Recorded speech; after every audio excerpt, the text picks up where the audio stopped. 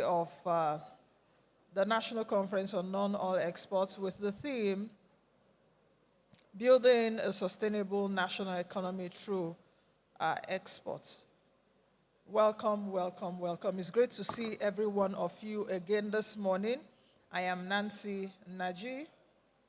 And I am Ben 200. Good morning and welcome. And our co-anchor Ama Igwilo will join us soon. She's helping put technicalities together. So, ladies and gentlemen, welcome again to the second day of this conference. Of course, we're still on the journey to shape our nation's economy, and we are gathering here once again. You will recall we were just here a few hours ago. The first day was led by, of course, visionary experts. We had the vice president here that was represented by the special advisor to the president on the ease of doing business, Dr. Jumoke Oduwole. We also had the Minister of Industry, Trade and Investment, Dr. Doris Anite.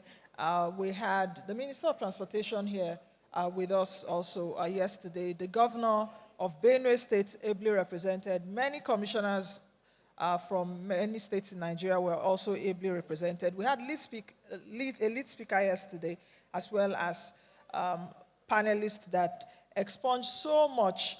We heard so much concerning the session today, and we're looking forward to yet another impactful day. Of course, the summary for yesterday was the need to do quality goods that will compete favorably on the global market.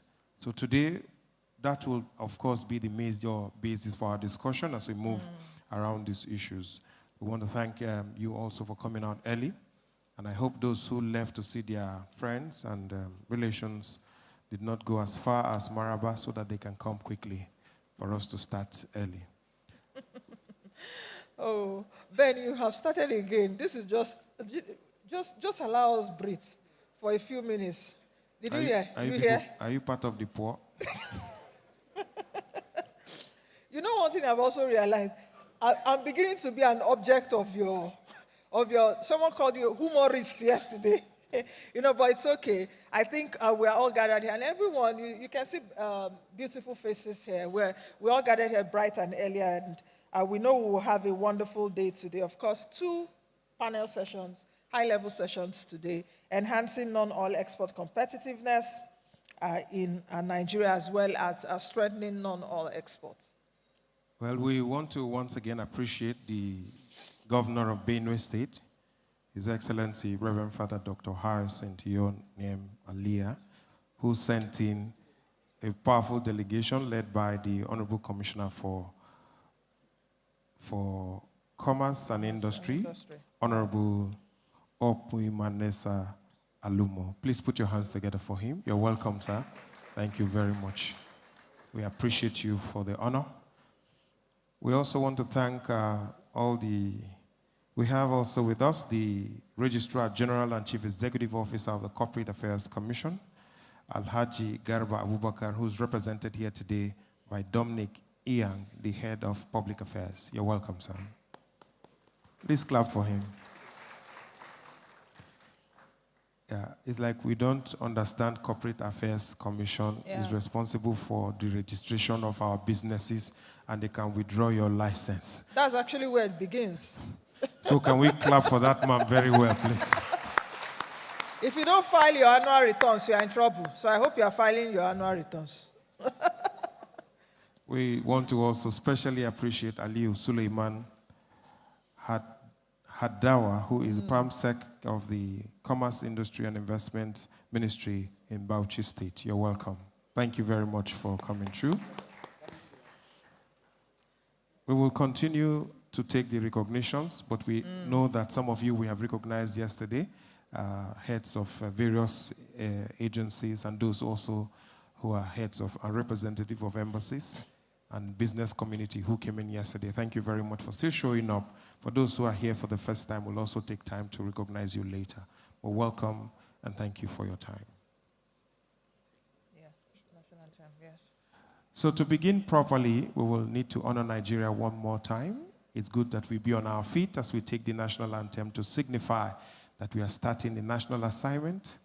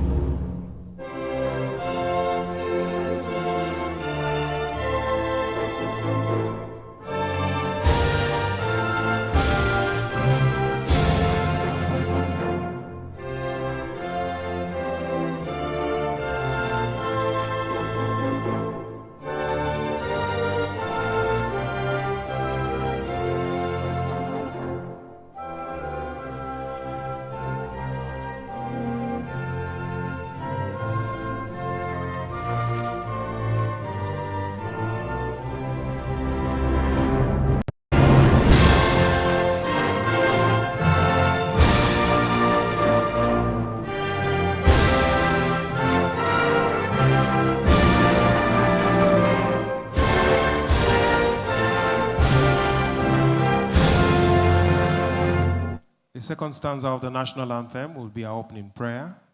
For those who have the program, is on page number 3, Yeah. so that you can pray appropriately. Can you check it now? We're saying it, we're not singing it. It's on the screen. It's on the screen, yes. Okay. If you have glasses like my own, you may not see what's on the screen. So let's go after 3. 1, 2, go. O God of creation, direct our noble cause, guide our leaders right, help our youth the truth to know, in love and honesty to grow, and living just and true, great lofty heights attain, to build a nation where peace and justice reign. Amen. You may take your seats, please.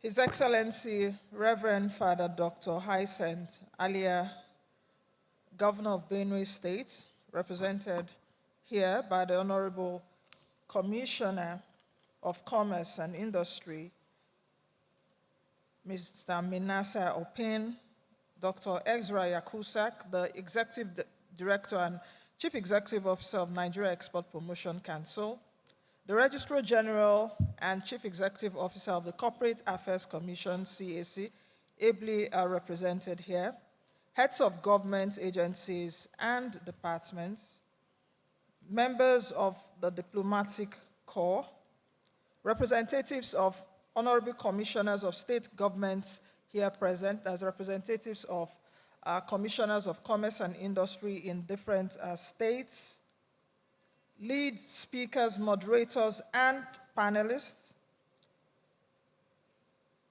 Honorable Uchenna Harris Okonkwo, Honorable of the Federal House of Representatives here with us also, National President, National Association of Nigerian Traders and leaders of other unions, presidents of chambers of commerce, chief executives of private sector organizations, esteemed participants and exhibitors, gentlemen of the press, ladies and gentlemen, welcome again to the second day of the National Conference on Non-Oil Export as we embark on another journey of transforming the country's economy.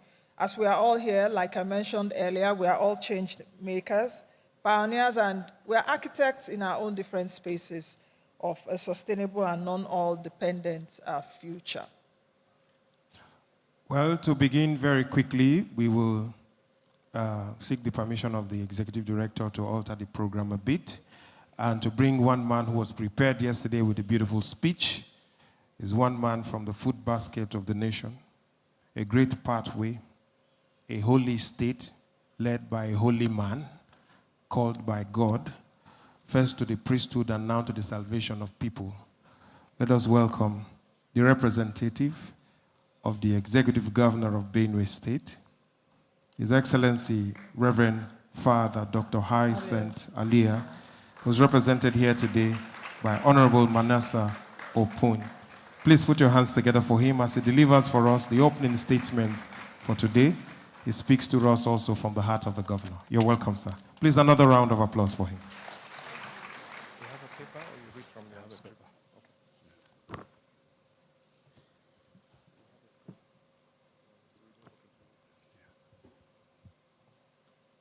the Executive Director, I wish to say that the MCs have just established protocol.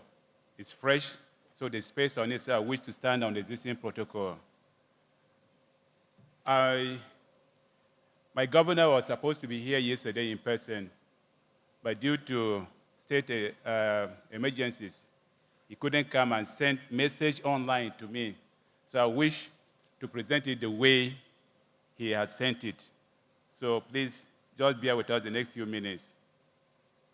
Special remarks delivered by His Excellency, Reverend Father Dr. Hyacinth Iomem Alia, the Governor of Benue State, at the second National Conference of Non-Oil Export, organized by the Nigerian Export Promotion Council, holding at Transcorp Hilton Hotel, Abuja, on 4th to 5th October 2023.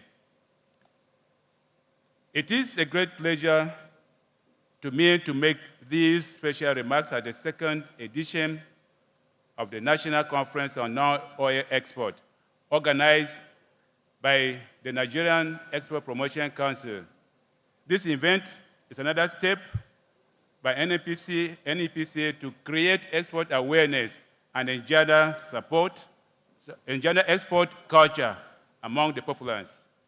Dear distinguished participants, please permit me to commend the management and staff of Nigeria Export Promotion Council for the choice of the theme of the event, which is carefully captioned, building a sustainable national economy through non-oil export.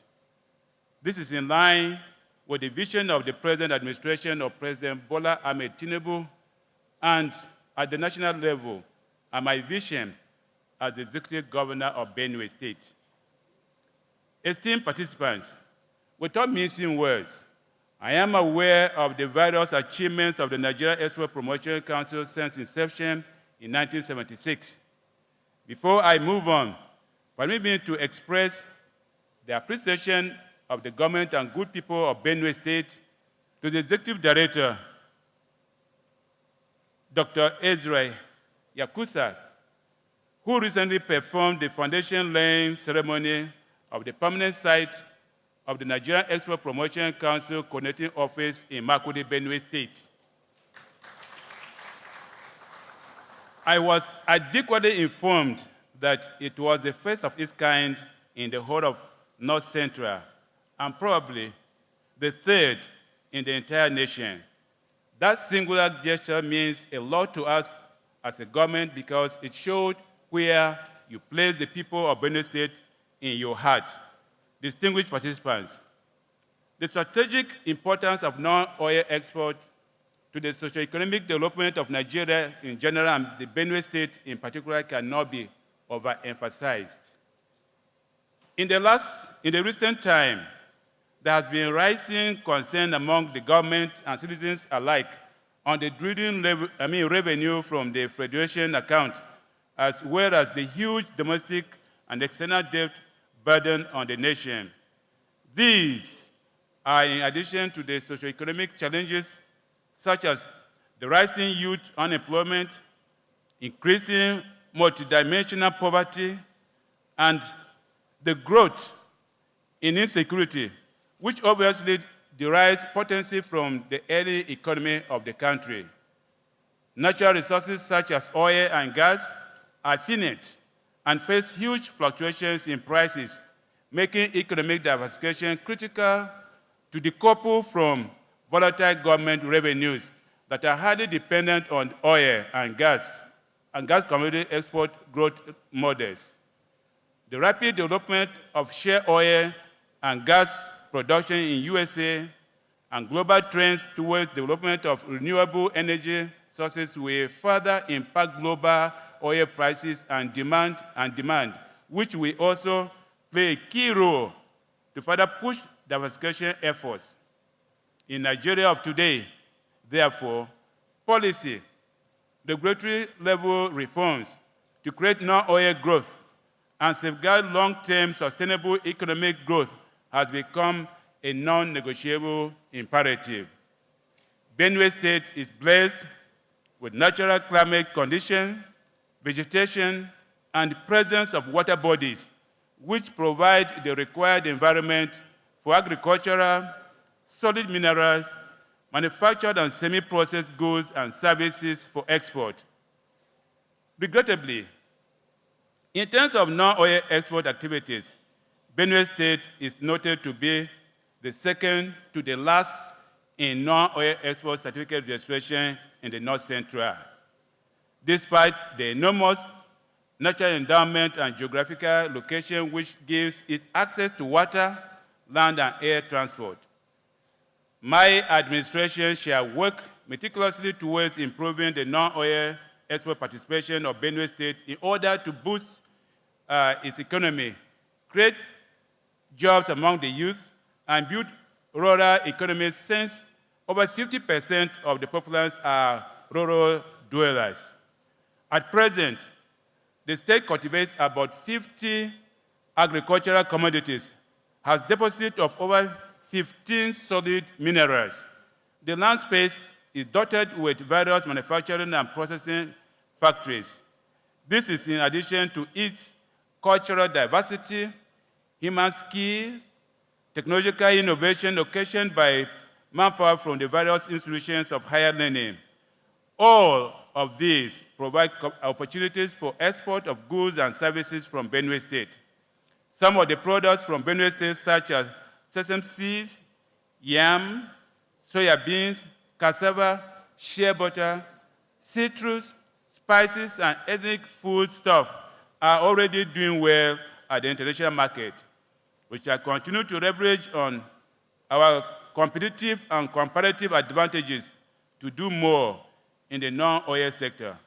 Our targets: Benue State non-oil development program aimed at earning at least $1 billion annually for the state in the next 4 years.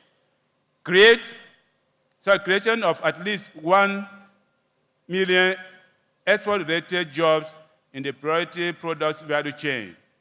Benue State to be in the forefront for services economy to complement our agriculture and mineral resources-led economy. Bring smallholder producers to benefit directly from the benefits of non-oil export, motivating all local government to benefit immensely from the non-oil sector economy. Strengthen partnership for non-oil export. We therefore call on Nigerian Export Promotion Council and the general public to join hands with us to ensure these targets are achieved. Distinguished participants, I am aware that the above targets place enormous responsibilities on my shoulder as the governor of the state. The business community should, however, be rest assured that under my watch as the governor, we would abide by the social contract with the people of Benue State.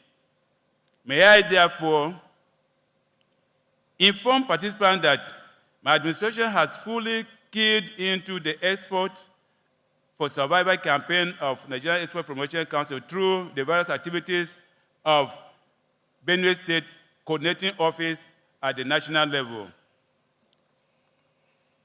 Ladies and gentlemen, just last week, 29 September 2023, I sent a high-level representation led by the Honorable Commissioner for Agriculture and Natural Resources to coordinate the debriefing of stakeholders and signing of memorandum of understanding between Sesame Seeds farmers and Wanfa Trading Nigeria Limited, an off-taker, as part of our Sesame Export Expansion Program, which is being promoted in partnership with Nigerian Export Promotion Council, Benue State. We are also partnering with the Nigerian Export Promotion Council, Benue State Coordinating Office to hold a week-long non-oil export awareness campaign tagged the Benue Export Week. We called on the Executive Director, Dr. Yakusak, as well as the entire management of Nigerian Export Promotion Council, in addition to reviving the activities of the National Committee on Export Promotion, to play strategic roles during the planning and execution of the Benue Export Week, as we may also be using the event to validate the draft strategic document for non-oil export in Benue State. In addition to the above, let me inform the Executive Director that we are fully aware of our responsibilities as a state in the implementation of your various programs, projects, and activities in Benue State, such as the One State, One Product, Export 774, Women in Export Program, Youth in Export Program, Export Trade House, Go Global, Gold Certification, and other flagship activities of our council, of your council. In response to the above, in the next annual budget, we shall fund the Benue State Committee on Export Promotion so that it will be able to stand up to its responsibilities in the years ahead. Let me assure the business world, diplomatic corps, and the international community that the present administration in Benue State is poised to partner with individuals and groups with initiatives that would make Benue State a better place. You are all invited to come do business in Benue State. Permit me to conclude by informing participants of this conference that our goal in Benue State is to build a state that is habitable for all. I therefore implore the Nigerian Export Promotion Council, individuals and groups to join hands with us to make this happen. Thank you and happy 63rd Independence Anniversary. Thank you.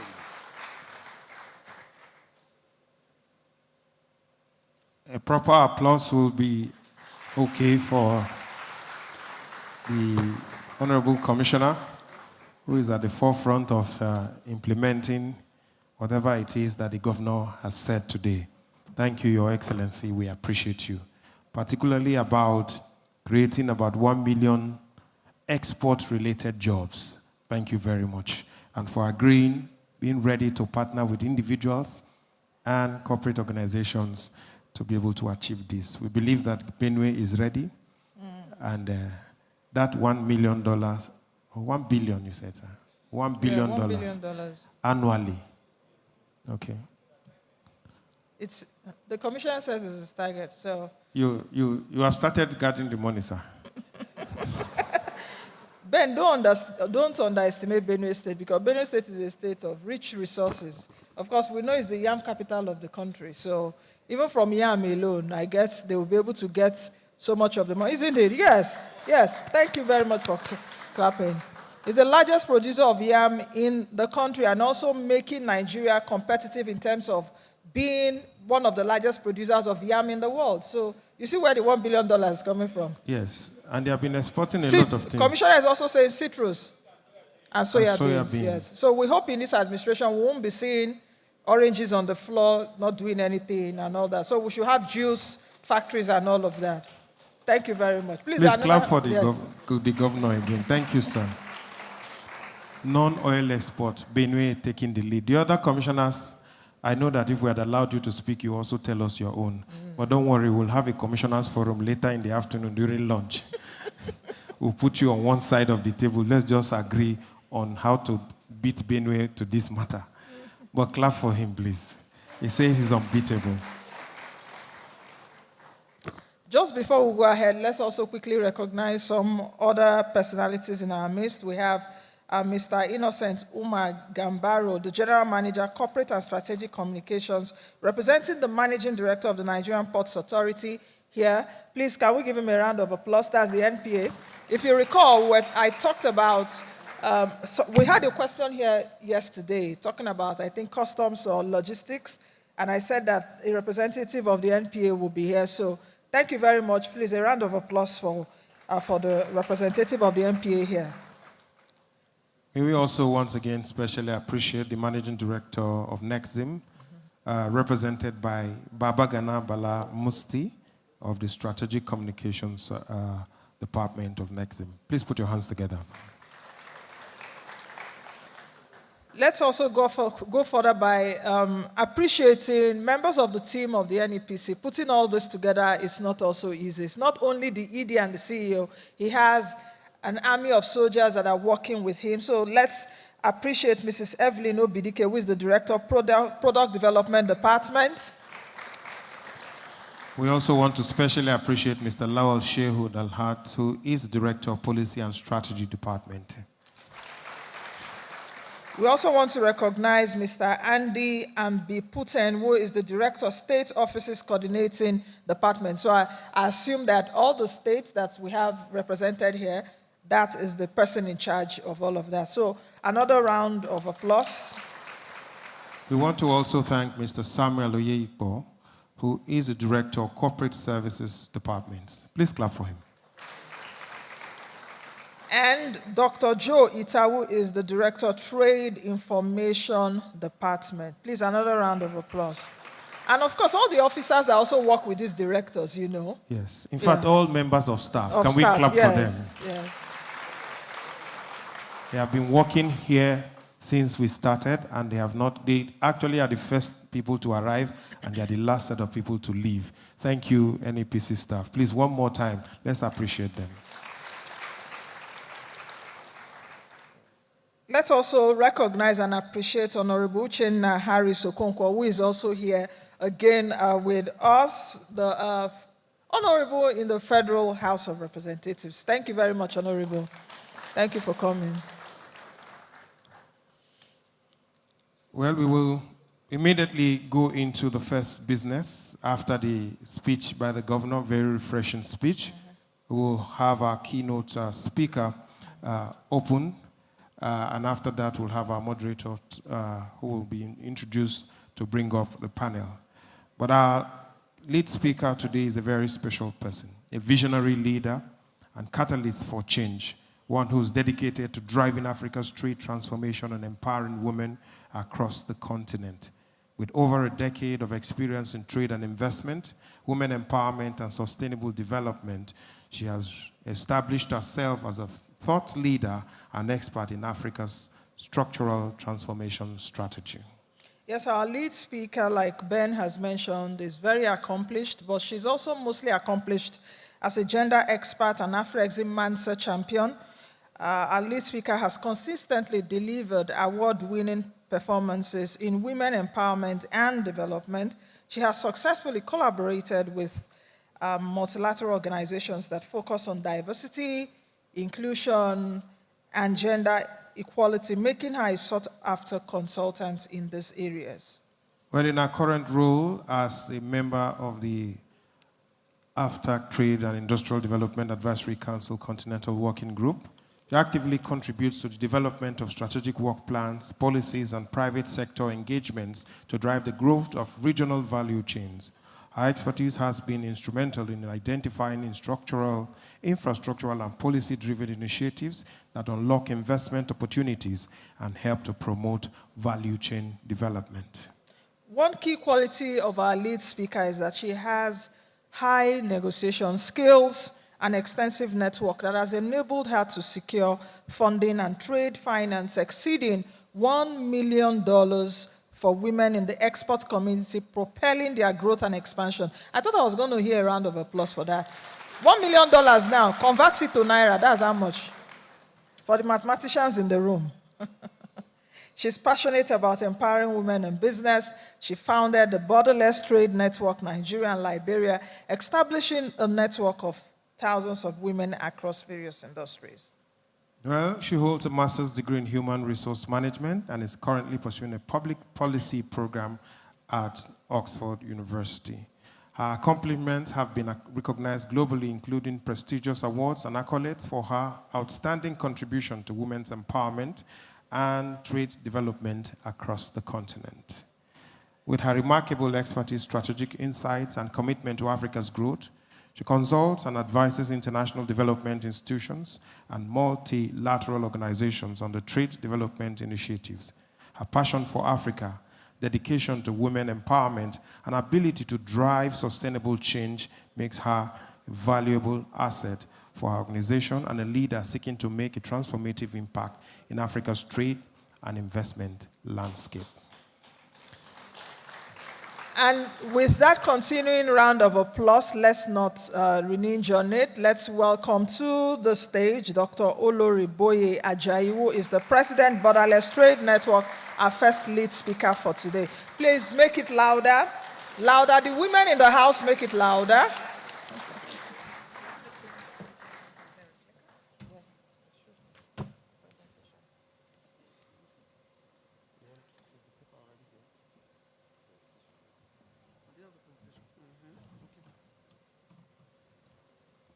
Please, let's clap for her. Let's clap for her.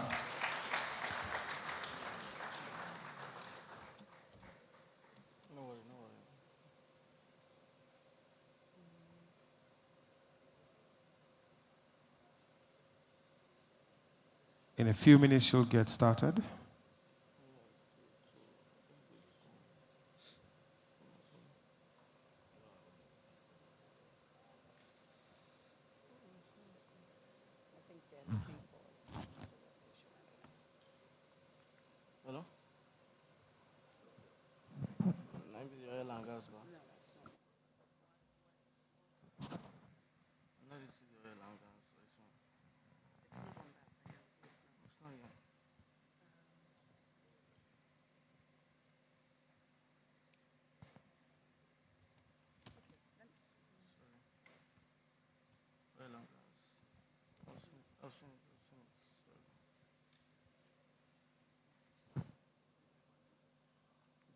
I'm sure in a few years we'll also be able to export technology from Nigeria to the rest of the world. Okay, fantastic. Please, another round of applause as she's set now to begin her presentation. Okay. Thank you for the introduction, Ben and Nancy. Thank you very much. Your Excellencies, Executive Director, CEO, Nigerian Export Promotion Council, heads of government agencies and departments, honorable commissioners, CEOs, and key stakeholders in the export industry. Distinguished ladies and gentlemen, good morning. Good morning. It's a privilege to stand before you this morning to explore the critical theme that we've been having discussions on since yesterday, on building a sustainable national economy through non-oil export at this very important meeting. But I want to start my presentation by honoring the indomitable spirit, the resilient spirit of the countless, indefatigable Nigerian women all over the country. I really have to do that. Times are very tough, but Nigerian women continue to prove they are tougher. That's a fact. And I truly salute your resilience, because one of the things I've always said jokingly is that Nigerian women entrepreneurs should be studied at Harvard. That's how much resilience that is inbuilt in us. So a round of applause for them, please. Today I've been tasked with talking about strengthening inclusiveness in non-oil export. But before I go on, I want to read a quote from a mentor of mine in the trade and industry space. She's a seasoned trailblazer, and for all her career, for well over 45 years, she's been a women's advocate, and she's given a voice to women like me in export. She's given us a chance to even discuss trade in general. That's Mrs. Shade Bemberton-Young. Almost 30 years ago, she wrote a paper for the United Nations Development Fund for Women titled Economic Empowerment for the West African Woman, the Need to Adopt a Multidisciplinary, Trade-Oriented, Practical Approach focusing on areas where women have comparative advantage. And I'd like to read a quote from her paper that she delivered 30 years ago. The quote says, "Gender-insensitive macro development policies and projects must be halted immediately." She said, it should be halted to give way to strategies which will enable women to literally put more food on the table. Because more and more African women are becoming the sole breadwinners and single-parent heads of their households and families. As their countries plunge into depths of depression, social chaos seems dangerously close. Women are direct and indirect victims of economic hardship, end quote. In my opinion, this economic hardship rings true today. And it is time for the non-oil export sector to deploy its secret development weapon, women. There is a need to empower and integrate women at all sectors, in all sectors, at different levels, and fast. And I'd like to start with the outline of my presentation as I breeze through very quickly because of time. I'll be just talking about Africa in the new global trade environment. It's very important that we have a deep dive a bit into that. Look at the gender export gaps, Africa's non-oil export progress. One of the things I found that has helped in my work is looking at success stories of other countries that are African nations. It helps. So we'll be looking a little bit on that and how they've used inclusiveness to drive economic growth. I'll be looking at the growing pains that women have right now.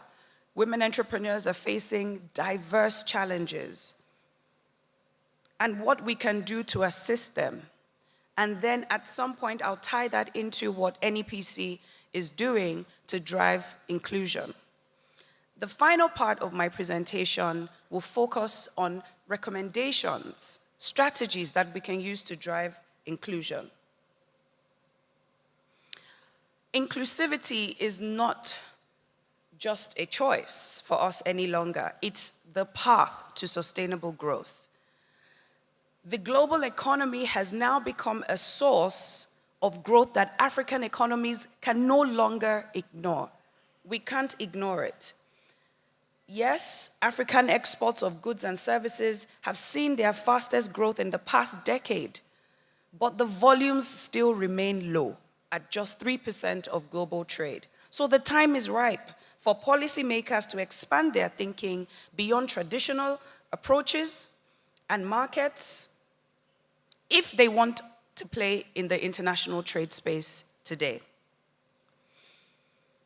At some point, I want us to look at how well we're doing with deepening our regional integration to scale up supply capacity.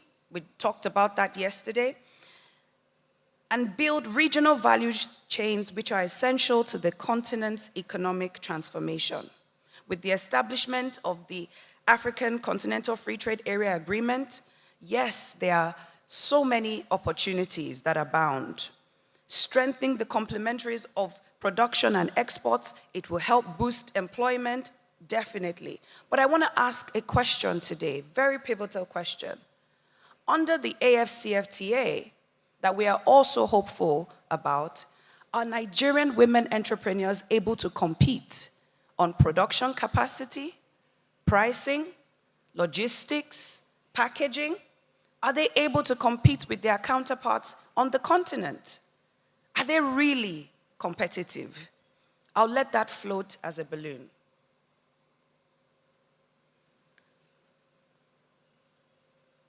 The real catalysts are women, if we are to look at the opportunities that abound in the non-oil export. But inclusiveness means involving all segments of society, including women and youth, SMEs, and other vulnerable groups in our export activities. I want us to quickly look at the export gender gaps, and these are very important for us to really look at how we're tackling these issues and these gaps. Women-led SMEs are substantially less likely to sell their products and services internationally than those led by men. This was a research conducted by ITC.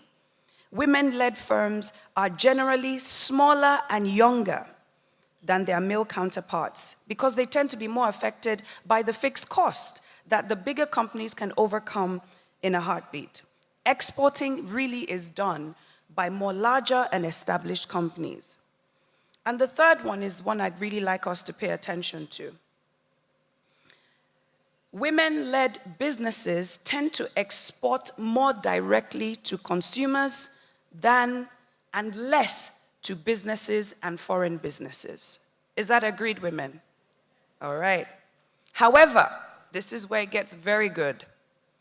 Once women got involved in export, women-led firms do so to a similar or larger number of countries than the men. So, what does that suggest?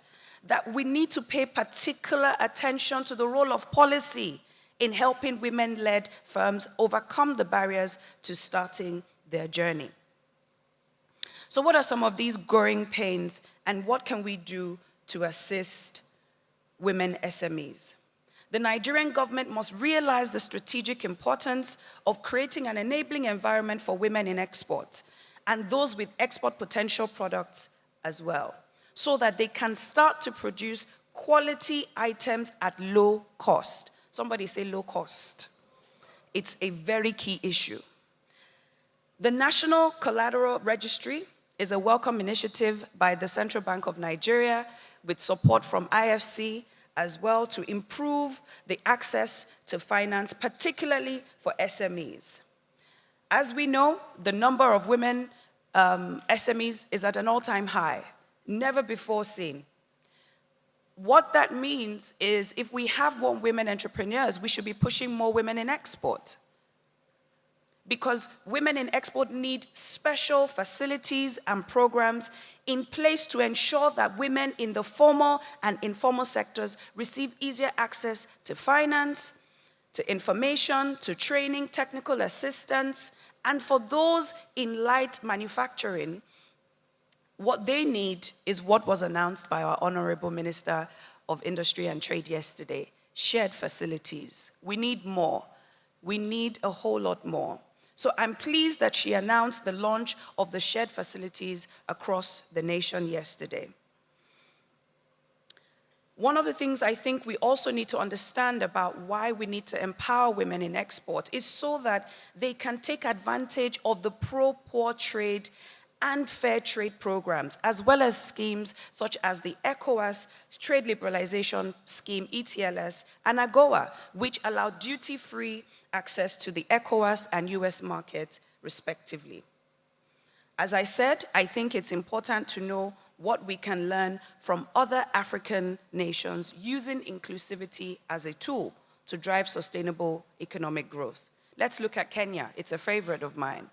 Kenya has initiatives like the National Horticulture Traceability Program to support smallholder farmers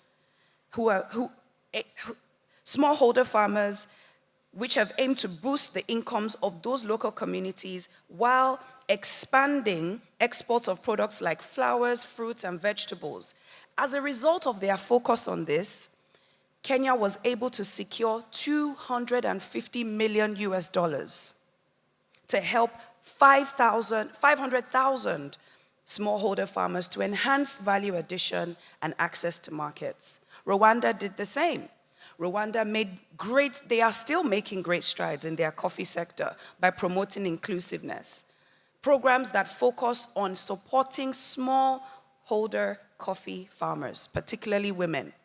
And this has contributed to the growth of the coffee industry while improving the livelihoods of those at grassroots level. Our neighbors here, Ghana.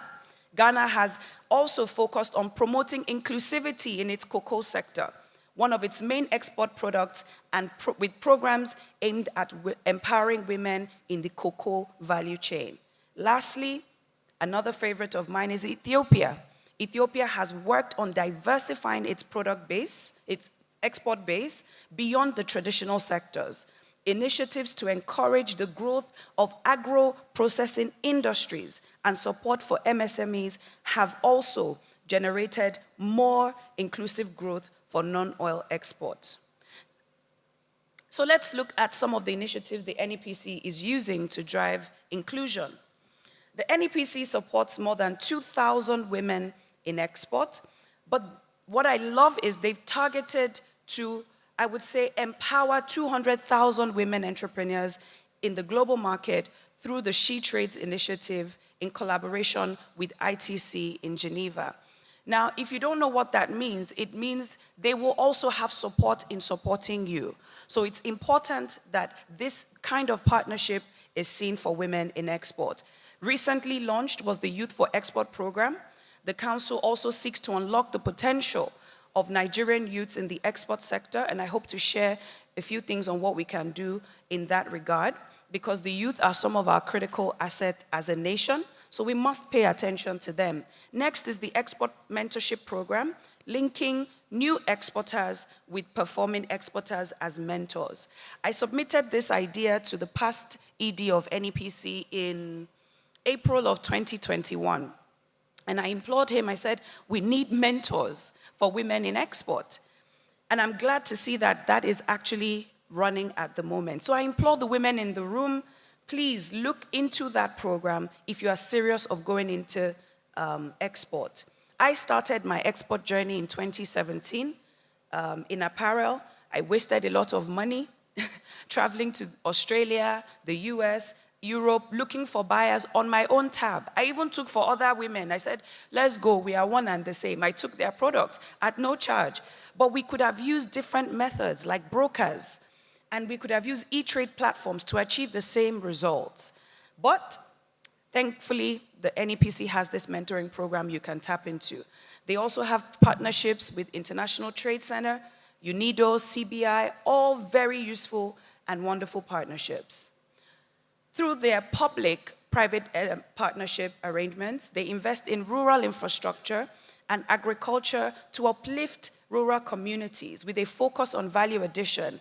I'm aware of the cashew processing plant in Ogbomoso in Oyo State, and you will understand why all these things are important.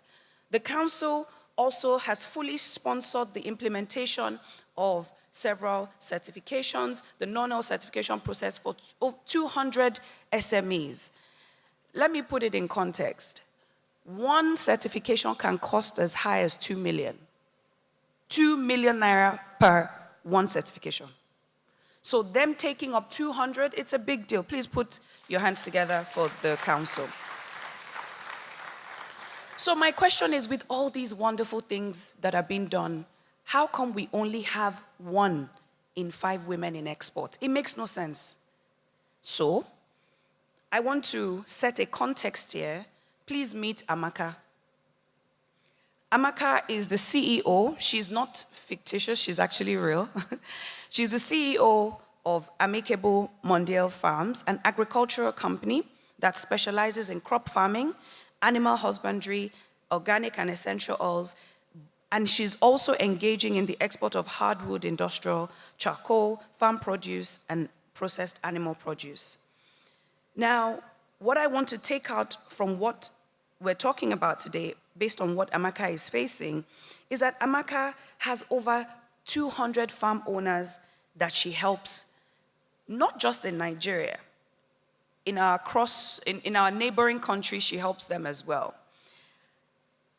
I remember a call she placed to me, and one day she said, on the farms that she had been helping with, I can't remember, I think it was Madam Ade that brought it up yesterday during the technical session about insecurity. That is one of her biggest issues. Imagine waking up one day and all your goats literally destroyed. It's a big issue, a very big one. She has pain points of access to markets, international markets, but people like her are not alone. Amaka is one of many women that are facing issues like this. She's into light manufacturing, but she recently considered closing that arm of her business due to high energy cost, high cost of logistics, and all this has made her less competitive in the export market. She has limited knowledge on how to e-trade and how it can benefit her cross-border business. Now, what I want to really drive into for the next few minutes that I have are my recommendations for inclusiveness in non-oil export.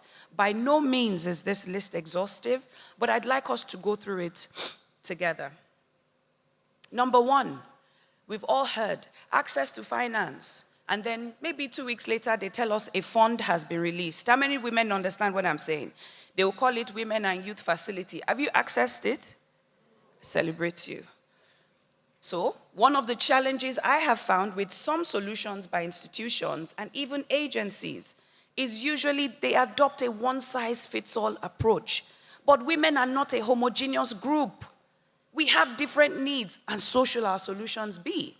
So, the different women, for example, who are going into export need a different type of fund. They may do with grants. There are women in export that want to expand. They will use the expansion fund. And there are women who want to literally, I would say, go even bigger and become multinationals. They need a different kind of fund. As we know, exporting is not cheap. Finance is needed for working capital and investment needs, but we need to find ways to eliminate traditional banking bureaucracies. I cannot emphasize this enough. And offer affordable loans and credit facilities in environments. That's my take home here. Environments that foster their business growth. And here are a few alternatives I want us to consider as we discuss today in providing access to finance. Please take a look at the women in the room. You will find out that the people wearing the same clothes are women. True or false? We like barakbo. Yeah, we do. And what it is that we like community. So, why not use accredited community-based lending platforms? Why must we walk into a bank? By conditioning, women don't operate like that. Ask any woman here who is in export or an entrepreneur, she will tell you, I don't remember the last time I visited my bank. And when I did to ask for a loan, I was rejected. So why not use the community she belongs to disburse the funds? Why must we go to those places? Now, I will say this, that there are different platforms that are licensed to do this. I'll mention a few. Harvest by Sholakwe Akinpelu is one of them. Harvest. Then Economy by Ifedurosimi Eti. And another one is Shicluded by Ifoma Udo. These guys have licenses. Put the fund there, let them use it, and help these women entrepreneurs. Now, there's one that I love and I practice, peer-to-peer lending. And I do it through networking. As an angel investor, an impact investor, I have been able to help different women in the beauty industry, in food and beverage. I still did some investing in some businesses last year in the beauty space. Those businesses, we organized them into an SPV, a special purpose vehicle, and we put the money behind them. Those women paid back every dime, on time, with the interest. So we can't just look at banks as the way forward. One of these women in the food and beverage, her story inspires me every time. This lady came to me and asked for 1 million naira. In 2021, she got that money. January, she started her business in food.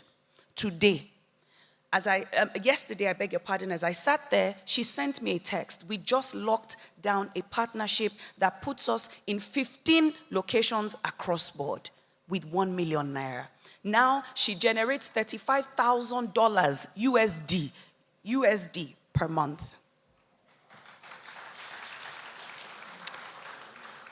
As I said, only bankable businesses should be invested in. So women, you also have your work cut out for you.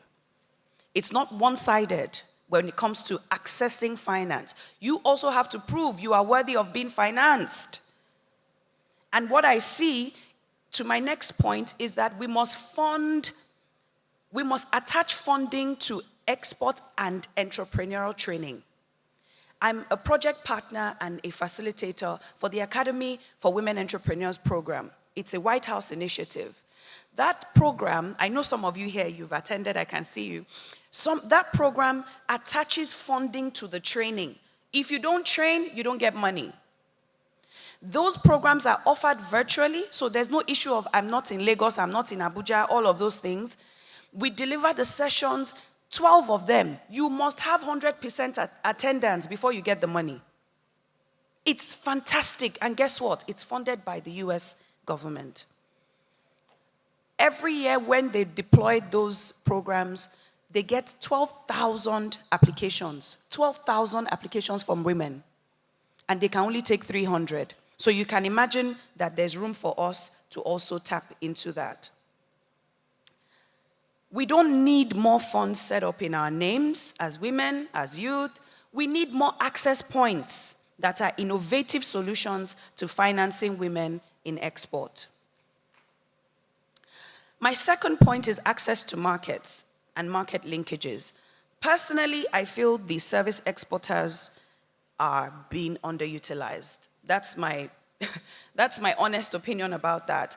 With the onset of e-trade possibilities, this offers increased opportunities for women to export their services. Why are we waiting? What are we waiting for?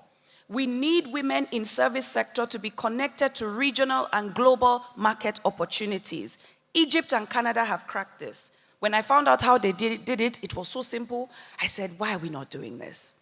Because of time, I can't go into it, but if you're in service, we can talk after. We've always talked about using trade fairs and exhibitions. They are fantastic. Afyong and I were talking about the effectiveness of them, though. It may give you exposure, but will it give you contracts? Excuse me? It depends. I don't think it's a yes or no. I think it depends. If you are not told what to do when you get there, what to talk about, how to negotiate, how to sell your market, sell your product, you can't, I've been to shows where, trade fairs where they want picture. Ma, can I take a selfie? Is that why we are here? You need to be selling to the buyers that come into the room. So, trade fairs and exhibitions are good. IATF is coming up. I know some of you are going. But a lot of women entrepreneurs ask, what am I to do when I return home? So we need women exporters to have access to business management and marketing skills. We talked about the export trade hubs yesterday, the houses. It's fantastic as a solution. But as I sat there, I was I'll say demoralized a bit. It was an all-men panel. Did you notice? So why didn't you speak? Don't worry, we're together. It was an all-men panel. My question is this: who is heading the women-owned business unit in those export trade houses? In my own opinion, diversity is being invited to the party. Inclusion is when you tell me to come and dance. So we must invite the women to come and head some of these export trade houses. As an aggregator of women SMEs myself, through the Borderless Trade Network, I constantly look for ways to integrate and help women participate in export. So I welcome the idea of the export houses, but women, speak up. Don't do it alone. We don't have power in your individual products. We have it in our numbers. I'll leave that for us. I want to highlight, and I'll take my seat as I talk about this next lady. Her name is Ehime Akindele. Ehime was in Nigeria. She started a frozen yogurt business in Lagos. She helped me at the time. We were collaborators on different areas. And Ehime could not take the high operating expenses. This was 2014 or so, by the way. So imagine what Ehime would do today. You know, she was complaining about the export, I beg your pardon, the harsh business conditions, and she left Nigeria. She went to the US. She struggled to get her business back together, and when she got there, please pay attention, she started to attend accelerator programs. Before you knew it, boom, she got one that backed her with funding. Before you know it, she got bigger investment. I'm telling you the story of a woman like you and I in export. And then the part that blew my mind, last year, she announced that they are now in almost 200 stores in Walmart. She's in Whole Foods, Kroger, but that's not where I'm going. She called me I was invited to speak at the WTO. And in that period, she called me, she said, Olori, I want to empower 6 to 10 women in export, in food and beverage. She said they must be medium-sized and they must be ready to scale. My question is, why can't she partner with NEPC? Because the truth is, she will teach the people how to get there faster than she did. True or false? She told me, she said categorically, Olori, I know where the money is in this export. That's what we need. All right. But my question is, how many people can go to the US like Ehime? Not a lot. So, how do we develop other Ehimes with great products? I said earlier that I would talk about our youth export program. Can I just say, that program is in competition with Big Brother Niger. Should I say it again? Our youth's attention is on the wrong things. So, if we must start an export program, we better start doing one that has media at the center, content. You will give it life that they'll be like, wow, is this an export program? It's not just about talking about, we'll come and do our artisans. By the time we create a TV show, everybody will be looking. It's 120 million they give people low. So we must incentivize our programs. Make the youth come on board by force. They like money, so use money to drag them. My 2 final points, I promise, mentoring on digital commerce. As I said, I can't go through all my recommendations, I don't need to. The scale and reach through digital technology is now invaluable, and we must have more women pushed into that digital space, enabling them to tap into e-commerce and online markets. I know we have tech phobia, all those things, but Next Hub was talked about yesterday. We now need to look at how we can begin to introduce more women into the digital wave. Please, if there's a woman next to you, help me tell her it's time to go digital. We don't have time for you to catch up anymore. All right. This one is a favorite of mine, cluster development. Equipment financing needs to be accessible but affordable. But we all know that modern equipments are what? Expensive. You want to buy one small cutter as an apparel and they'll say 3.5 million. You'll be looking, how much am I making? But what is interesting about clusters is that for women in export who are unable to import or obtain new equipment, like I said, why don't we encourage women SMEs to form clusters or cooperatives to pool their resources together? Pool resources together and enhance their competitiveness. That is what Mints Limited is doing. You know, I love Mints for what they stand for the beauty industry, which is just a starting. They are aggregating the production value chain and helping SMEs to drive down unit cost. I said this earlier. If we can't help our women exporters, it will not work. They will not be competitive.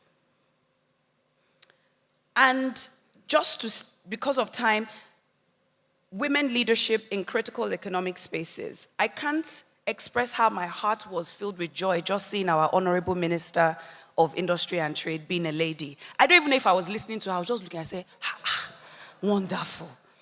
Women's influence and leadership can lead to more equitable policies, greater representation, like our Honorable Minister and Trade being a woman is a step in the right direction. We need to encourage the formation of advocacy groups and associations that represent the interest of women SMEs and exporters and women in export groups so that our voices are heard in policy-making processes, liberalization of loan schemes, issues of multiple taxation. My friend was telling me 3 days ago, Olori, I'm paying 15 different taxes. I said, only one you. 15. Yeah. We need more he for she heroes. Yes. I look at people like His Excellency Governor Abdurrahman Abdurazak of Kwara State. His cabinet contains 50% of each gender, the highest number of female commissioners in the country. Question, how many of how many women are involved in decision-making in your own organizations? In conclusion, we have to strengthen our international collaboration with our international community, not just with institutions. That's where I want us to shift focus. There are many Black communities that can help foster the kind of investment we need today. They don't need to be an institution. They just need to be people with vested interest in what we're doing. So I would strongly say that we should please look at that direction with the diasporan community. We need to drive the international community so that they can also help us with financial support, just like we saw with Kenya. The World Bank gave them that $250 million credit. We can look into how we can drive that as well. Partnerships are crucial to increasing the reach, quality, and sustainability of any initiative to ensure the participation of women in export. Only NEPC cannot do it. That's a fact. Though I'm the president of the Borderless Trade Network, my day-to-day job is facilitating global opportunities and in trade and investment for Africa. I started with agriculture, I moved to the creative economy. This year, I moved to mining, media, and energy. How? Partnerships. Partnerships, all right? Without local and international investment in this sector of trade, in export, we can't do any trade. We need investment. We need it. How do we deepen our US trade under AGOA? Ethiopia and Madagascar have made significant progress. I don't want to go over their figures because of time. We need digital and e-commerce partners, development finance institutions, more angel investors. We can knock on their door. But all of this with more women-focused development agencies, with monitoring and evaluation at the core. We must monitor what we are doing. If we don't monitor, we are just doing for doing's sake. In closing, at the World Economic Forum held this year, Dr. Okonjo-Iweala said something. She said, we say the future of trade is services, it's digital, it's green, and it should be inclusive. The recommendations I highlighted earlier consider some of the unique challenges faced by women, SMEs, and other vulnerable groups in Nigeria's non-oil sector. But in order to achieve them, we need development partners, the private sector, government agencies, all collaborating to create an inclusive and equitable economic environment for all segments of the population. To the women, I charge you, let us pull together our associations, our platforms, let us aggregate.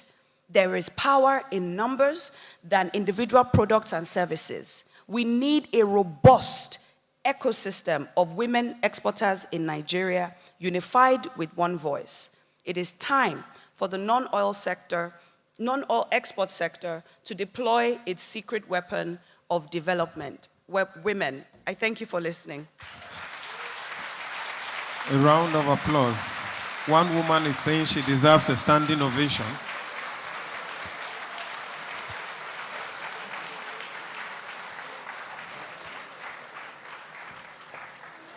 Let's clap for her. Please, clap for yes, her. let's clap for her.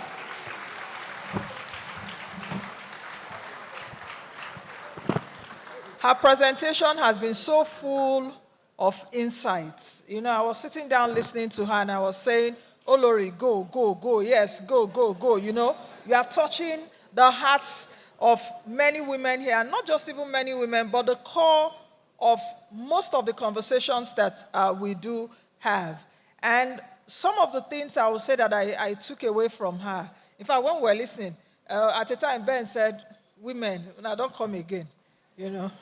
But, you know, one of the things I took away from her, and in fact, I was thinking about it, and she was very smart and she captured it. And she captured it towards the end, which is the inclusion that she has also diversified into other areas, talking about women in mining. And I don't know if some of you caught that, because we also have an association called Women in Mining. And I don't know, the last Miss Universe Nigeria, I guess, the crown that was won by the lady that won was done by women in mining. Women in Nigeria are doing gemstones, emeralds, and all of that, and that crown was there, and I was like, wow, Olori caught that fact. So what does it mean? That as women, and I'm sorry, Ben, that I'm taking over right now. No, it's okay. And it's you okay. need to be it's all right. at We attention. are all women right now. You know, that we have a lot to contribute when it comes to this sector. So thank you very much, Olori, for bringing that on.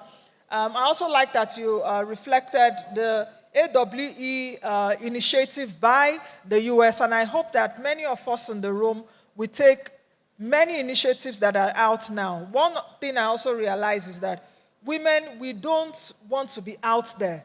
We feel we are not qualified. And sometimes we're even more qualified. You know, so, but we need to put ourselves out there. Even if you don't know it, be confident enough to show up.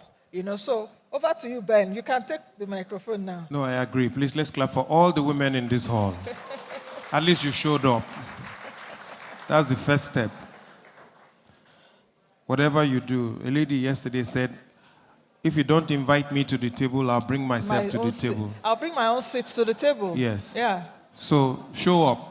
Just bring yourself to the table. And if they are not discussing what you like, sell the table and buy makeup. Well, distinguished guests, ladies and gentlemen, we will be taking it further. And we're moving into the discussion proper. The panel will be constituted in a bit, and we hope our panel, because we have two, will be able to walk along this time to just save us some more. In Nigeria, parents alternate, especially in Abuja, to take children to school. I had not done that in a long time until last week. And I dropped off my daughter, and she called me and said, sir, you have not given me the handwork material. I said, what is it? Their chemistry teacher actually told them to bring 4 liters of fuel. I don't know what they want to use fuel for in chemistry lab. So I went to Karmajiji, somewhere along Airport Road. They say they sell fairly used fuel there. They have used it in the cars from Lokoja to Kaduna and back to Abuja, but it's just that it has a little diesel and palm oil inside. So whatever the teacher will do with that is still fuel. If you cannot fuel this car, at least it will create fire.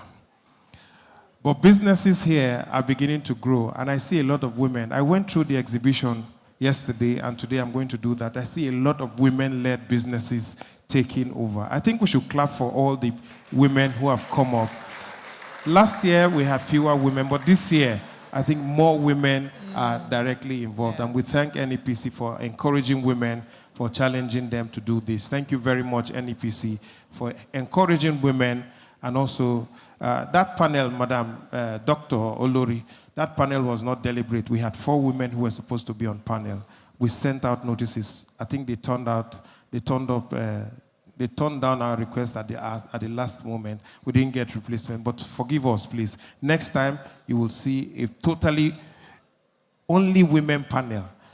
Only women panel. Balance. That is to balance it now. Since we have only men, you now have only women to balance it now. Please clap for her one more time. Our moderator for the next panel is a lawyer. He has an expertise in international economics and trade law, and he has a master's degree in general law, master's in international law and diplomacy, and master's in multilateral law and legal systems. He's a master's in business administration. He's an alumnus of the prestigious United Nations International Leadership Academy in Germany, courtesy of a meritorious scholarship. He has handled several bilateral, regional, and multilateral trade and economic negotiations for Nigeria and represented Africa on issues related to the world trade law and trade dispute settlements. Our moderator is a scholar and has written several analytical works on trade and economic law and agriculture, including books and journals on Trade and Economic Development Law. He is the chief editor and publisher of 3 key internationally recognized and award-winning journals, the ECOWAS Vanguard, Farm and Food, as well as the Trade Policy Monitor. He is the president of the National Association of Nigerian Traders and chair of the board of the West African Institute for Trade, Agriculture, and Economic Development. He's also the vice chair of the Africa, Caribbean, and Pacific Group of Countries Non-State Actors Committee. He has served in several federal government committees on trade and economic development, including the articulation of the National Economic Empowerment and Development Strategy, that's NEEDS. He's also a member of a team saddled with the articulation of the ECOWAS Community Development Program, CDP, as well as the technical experts team for the ongoing review and preparation for ECOWAS Vision 2050 Blueprint. He was a member of the 7-man Eminent Persons Task Force set up by the ECOWAS heads of states for the implementation of the trade liberalization scheme and the free movement protocols and the settlement of dispute resolution. He's a Nigerian champion of the African Continental Free Trade Agreement and a consultant with several international organizations, as we mentioned earlier, including ECOWAS, the African Union, United Nations, the German International Development Agency, and World Trade Organization, including the World Bank. He's also a chartered fellow of 5 different international institutes. Please, with a round of applause, a warm welcome to our moderator for this session, Dr. Ken Okoha, as he comes to the stage. Please, a round of applause for Dr. Ken Okoha. He will be introducing his panelists, and please let us also crave the indulgence of time. Let's adhere to the time. Thank you very much. Another round of applause to bring him to the podium. Thank you very much for making this. No, that's okay. I will move down there. For making this podium height-friendly. And I think that the communicators also deserve a round of applause. They've been doing very well. Distinguished ladies and gentlemen, during the first national conference on non-oil export, held particularly in this hall, I was the lead speaker, and I remember very vividly that after my presentation, I stepped down and was walking away. A young lady met me with 4 other people. Oh, thank you very much. And I'm happy you are a member of my association too. Thank you. So the young lady met me and said, "Sir, please, I would like you to mentor me." And I said, "In what direction?" She said, "I'm a graduate of economics. I'm a first-class student, but I want to be independent." And I said, "Why?" Just there at that door. And she said, "Please, can I talk to you outside?" And I said, "Okay." So the other 4 people waited. And she said, "My name is Ebere. I want to go into export." "You are a first-class student of economics, are you sure?" He said, "Yes." "And you want to go into export?" She said, "Yes." "What's your motivation?" She said, "I do not want to depend on salaries. And I also want to create jobs. This is my motivation." And I said, "You got me." I gave her my number and then started talking with the other people.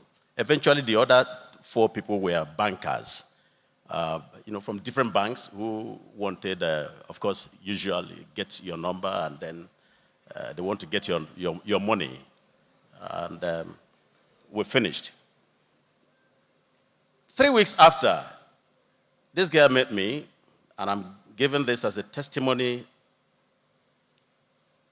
to align with what my very sister has just spoken about. And I want to cut the whole story short. And I took her through export paradigm and approach.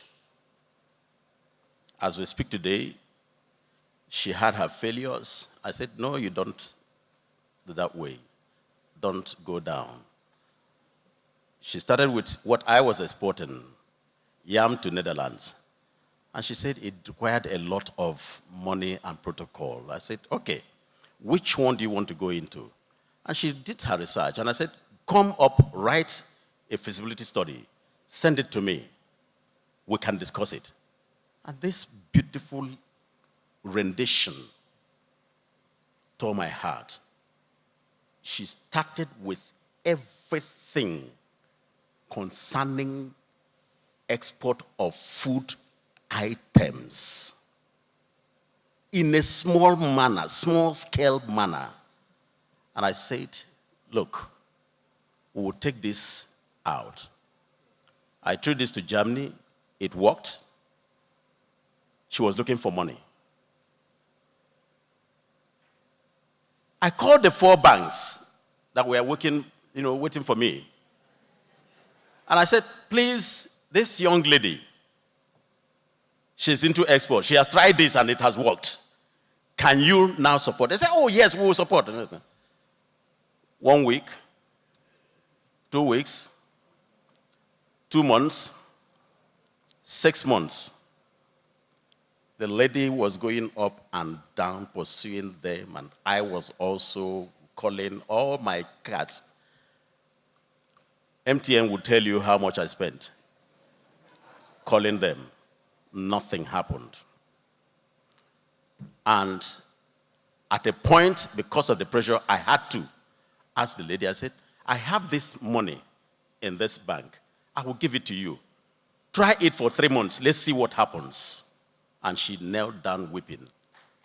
That money, today, in fact, the reason why she's not here now, Ebere is not here now, is because of the business. Ebere has grown, courtesy of NEPC. She's exporting to Germany now. Luckily for her, when she went to the airport one day to drop her goods to the freight forwarders, she met somebody, a Nigerian from Kogi State, who came in from Germany and was also exporting few things.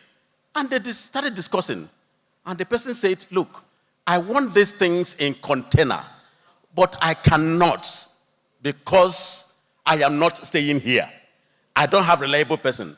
She said, this is what I've been doing. All of them came together, both of them came together to my office. And it was like a marriage. Today, these 2 people are doing business, exporting even groundnuts. They linked up with Suleiman from Kanu. They are exporting groundnuts.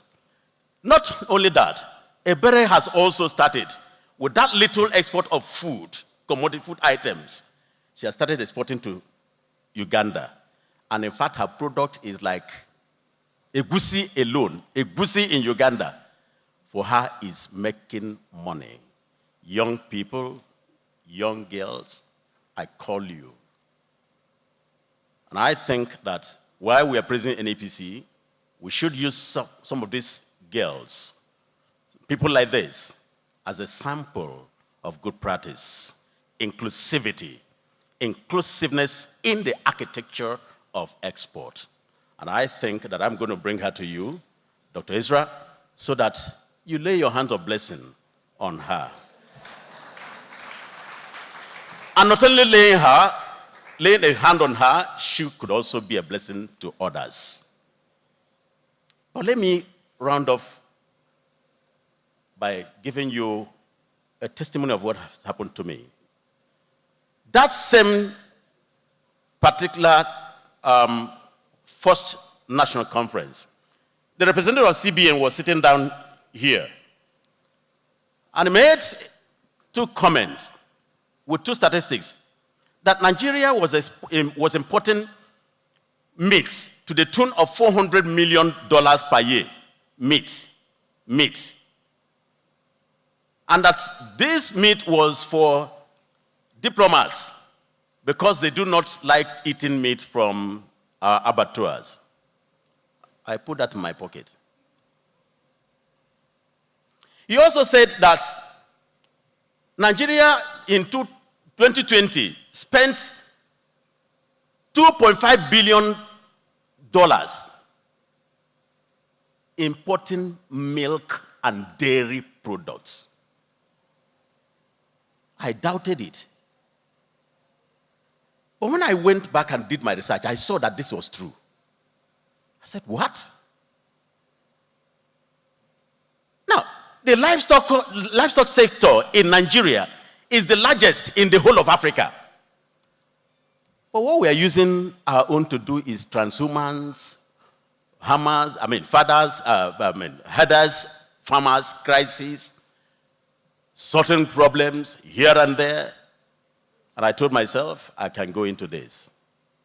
Today, as we speak, yours sincerely, I have built up the very first modern abattoir in Nigeria. An integrated meat factory, courtesy of what I got from NEPC. And just last week, we also did a groundbreaking ceremony of the first modern milk factory in Abuja here. And please, the reason why I'm saying this is that this conference is just not for nothing. This kind of conference is a place where we can grow. And the growth of Nigeria is not in producing oil. It is in diversifying our economy, in ensuring that export orientation is the key.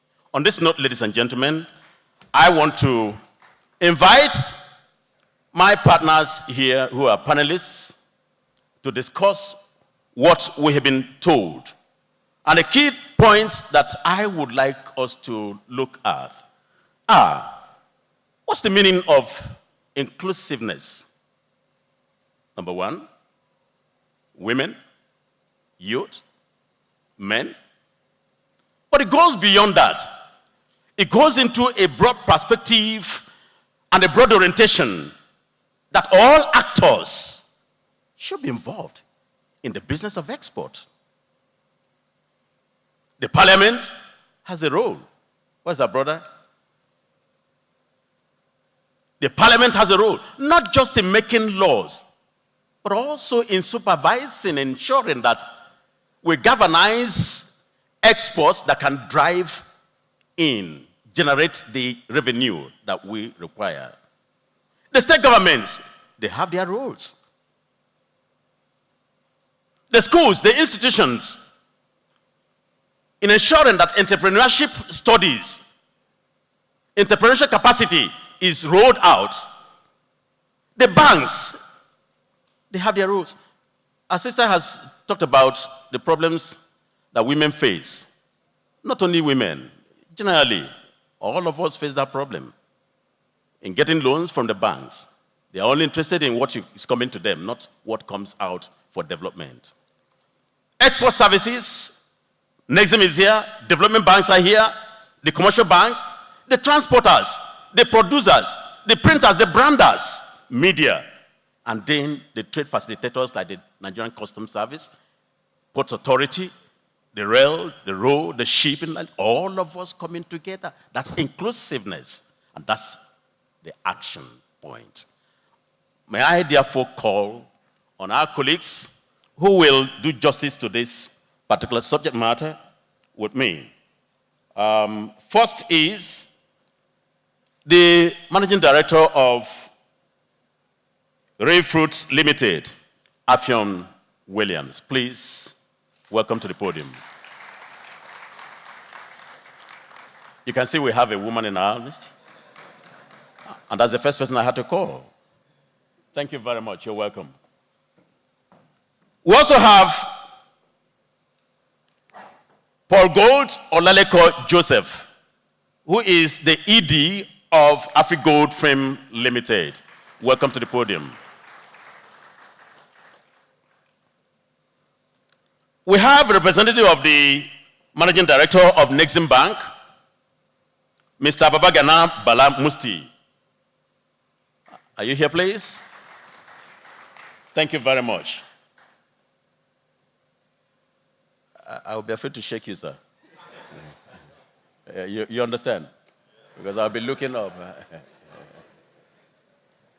You're a member of this panel? You can sit down, sir.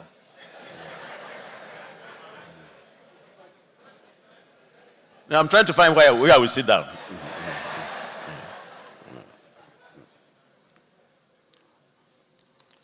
We also have representing the GIZ setting project, the head of the unit, Shino Leti Waziri. Please, can you please come? Thank you very much. That's another woman. Thank you very much.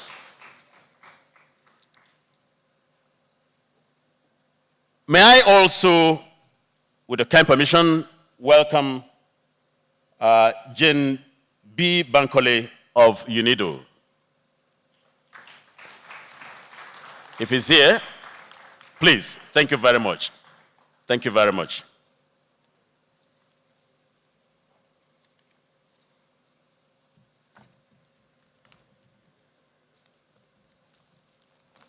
I will now leave this exalted podium and join them.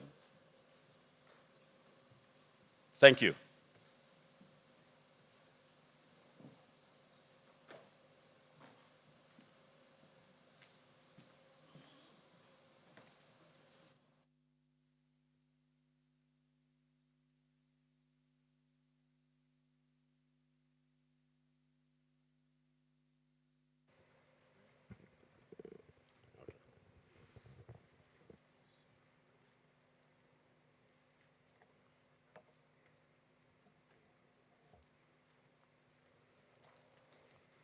Without much ado, I would like to move into the questions right away. And I'm starting with my very good sister, the MD of Real Fruits. Now, from the presentation and from what we know, women occupy a very large chunk in the population of production when it comes to agricultural commodities, agro production. But not much can be seen among them in agro export. What do you think is the problem? And what are the inhibiting factors? And how can these be addressed in an inclusive manner? Thank you. Thank you very much for that question. First, I'd like to stand on all existing protocols and greet everyone in the room. It's really a pleasure to be here. My name is Afyong Williams. I'm the founder and CEO of Real Fruit, and we are a dried fruit processing company that has been in existence for over a decade and have also been focused on manufacturing snacks, high-quality snacks in Nigeria that we want to sell into the world. And we've exported to several countries, also with the support of NEPC. So I'd also like to honor NEPC at this moment, and please, if we could all give them a round of applause for the trying work they do to support enterprise and export in Nigeria. So to your question, obviously that is very true in the sense of the dearth of women in export in general, but in agro-commodities. I think one of the biggest challenges around export is the risk. It's an extremely risky affair when you are sending products to another country, after which they leave your shores. You almost have very little recourse on what can be done in terms of, payments, any issues with standards, any issues with, delays. There's so many risks that make it a very, very trying business to engage in. And I think that that's one of the reasons why it's not that attractive for people, especially as they start with small-scale exports and then want to scale up, because your risks kind of expand. So And we have faced this as a business as well, where we have tried to export to certain countries, or we've exported pallets of our products, and we find out that, we have issues with the buyer accepting them, or, what we thought we could sell, we couldn't, and things like that. And the difficulty of what to do with our inventory becomes a big challenge that we cannot just, treat so easily from the shores of Nigeria. For me, the biggest solution is around a number of things. One is how do we reduce that risk for exporters? That's very important. And the biggest, I would say, arsenal in that is education. Export is a very technical affair. It is something that you need to cross your T's and dot your I's, and you need to learn as much as possible. And so I think guided mentorship, as our previous speakers have said, to really lead people to the right paths for export is imperative. When you're talking about agro commodities, there's obviously technical, biological kind of considerations to make, but also market, trade agreements and the like. And I think that this information is simply not out there enough. And I think that, while there has to be some more focus on actually leading people and training them on the way they should go. That would be, for me, one of the biggest ways to draw more people and reduce their risk in the business of export. Thank you very much. I'll come back to you in the course of our discussions. I would like to get to you now. Talking about inclusiveness in export drive, are there actions that UNIDO and other development partners could take in furthering this? Thank you. Yeah, thank you. UNIDO stands for United Nations Industrial Development Organization, and our major mandate is promotion of inclusive sustainable industrial development. So you see the word inclusive in it. UNIDO is a UN agency, actually, and our mandate, like I was saying, is to promote industrial development. In Nigeria, UNIDO and other UN agencies have been very active. The first entry point in supporting non-oil exports and the economy is supporting the country to develop industrial policy and investment policy. That's the roadmap. So with that, everything is spelled out. Those that are supposed to be take their major roles and responsibilities, and all agencies that are supposed to be part of it, they're all identified, and we support Nigeria and other countries to make sure that they have their trade, their investment, and their industrial policy. In working with Nigeria, UNIDO and other UN agencies, we also help in strengthening the capacity of various institutions. We have done our mapping, identified some relevant agencies, ministries, so work with them to strengthen their capacity based on best practices we have accumulated from other parts of the globe. And some of the areas we support the country that also help to promote the non-oil sector is through the agro-value chain development. We have supported some states to develop their integrated agro-industrial park, special economic zones. These are places you process large amount of goods and services for export. Having common facility centers in the rural areas and taking it to where you now add value to it. We insist on quality. We insist on standards, certification, traceability. These are things that will now make a country to be at top level in terms of international trade or regional trade. If you don't have quality goods, certified and quality goods, it's difficult to even participate in CFTA. So with ECOWAS and UNIDO, we have developed the ECO mark. These are all quality signs to show that these goods are certified. Also, we are into trade capacity development, strengthening of the trade capacity. There was a time Nigeria exported a lot of things to some countries that they were rejected. So just because of the quality and standard. The ISO certification, we insist on that. So these are some of the things we encourage NEPC and other agencies to make sure that they give out, especially to those that are interested in export. Having those marks will make it easier for your goods and services to go to regional and international markets. The other thing we go into is infrastructure. If you look at agro-processing, energy is very important. But because of lack of energy, it's difficult. The cost of production is so high. People are shying away from it.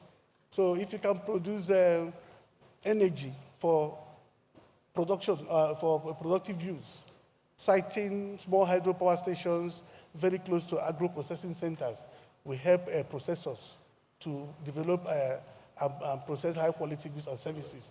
So these are some of the things we support the country to do to promote the non-oil export. Thank you very much. Is somebody clapping? All right, I'm coming to you, to Nexim Bank. Everybody is saying that the banks are not responding. And Nexim, I believe, was created as an anchor for export. Are you having any plans to improve the lots of women and youths to drive exports? Thank you. Thank you, Dr. Ken. I am Dr. Baba Gana Malamusti. I bring warm greetings from my MD, who is unavoidably absent here, and he asked me to stand in for him. Dr. Ken, as you rightly said, Nexim Bank, our mandate is to provide finance for export. In essence, we're an export credit agency, and in a way, we are a development financial institution. And we at Nexim deliberately, actually, focus on areas that the commercial banks don't usually like to go in. But as you said, the SMEs, which is predominantly women, most of the times have issues with accessing credit. And we rightly observed that at Nexim Bank. And we had some specific products that are specifically designed for women and youths and for SMEs. But notwithstanding still, as the presenter rightly said, even with those specialized products, still the access to those facilities are most at times a bit limited. And I myself actually sitting in on the bank's credit appraisal team, I usually see the problems that SMEs, and especially women SMEs, face when they bring in their applications, specifically when it comes to their financials. Of course, we're export credit agency, but we're a bank. We're operating as a bank, of course. We have to look at all those things. And most usually, you will find that information about the financials are lacking. And definitely, you have to base your appraisal on something to approve and recommend a credit.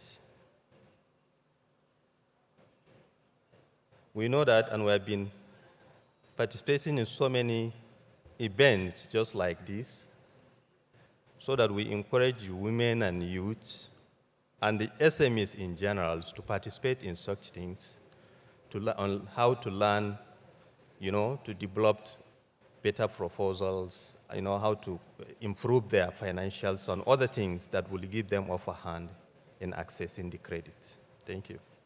Okay. Women, I hope we are listening. Your finances have to be, your financials, your records have to be cleaner and apt.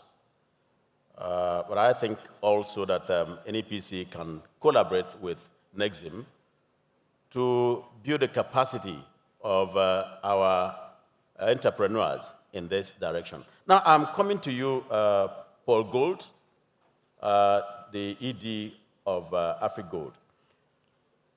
In our contemporary world, services sector has become a gold miner. And that's the sector where you find yourself. Are there some challenges that you find that are not allowing us to break the banks at this point? Thank you. All right, thank you very much, Doctor. And thank you, NEPC, for this platform. Services, the talk hearing since yesterday has been much central on products. And it's a good privilege to play the devil's advocate on the side of the services this time. I want to start from the closing remarks of our lead presenter, who quoted Dr. Okonjo-Iweala at the World Economic Forum, her closing statement that if we say the future is services, it is digital, it is global, and it has to be inclusive. The truth of the matter is that services can actually spend more money than products.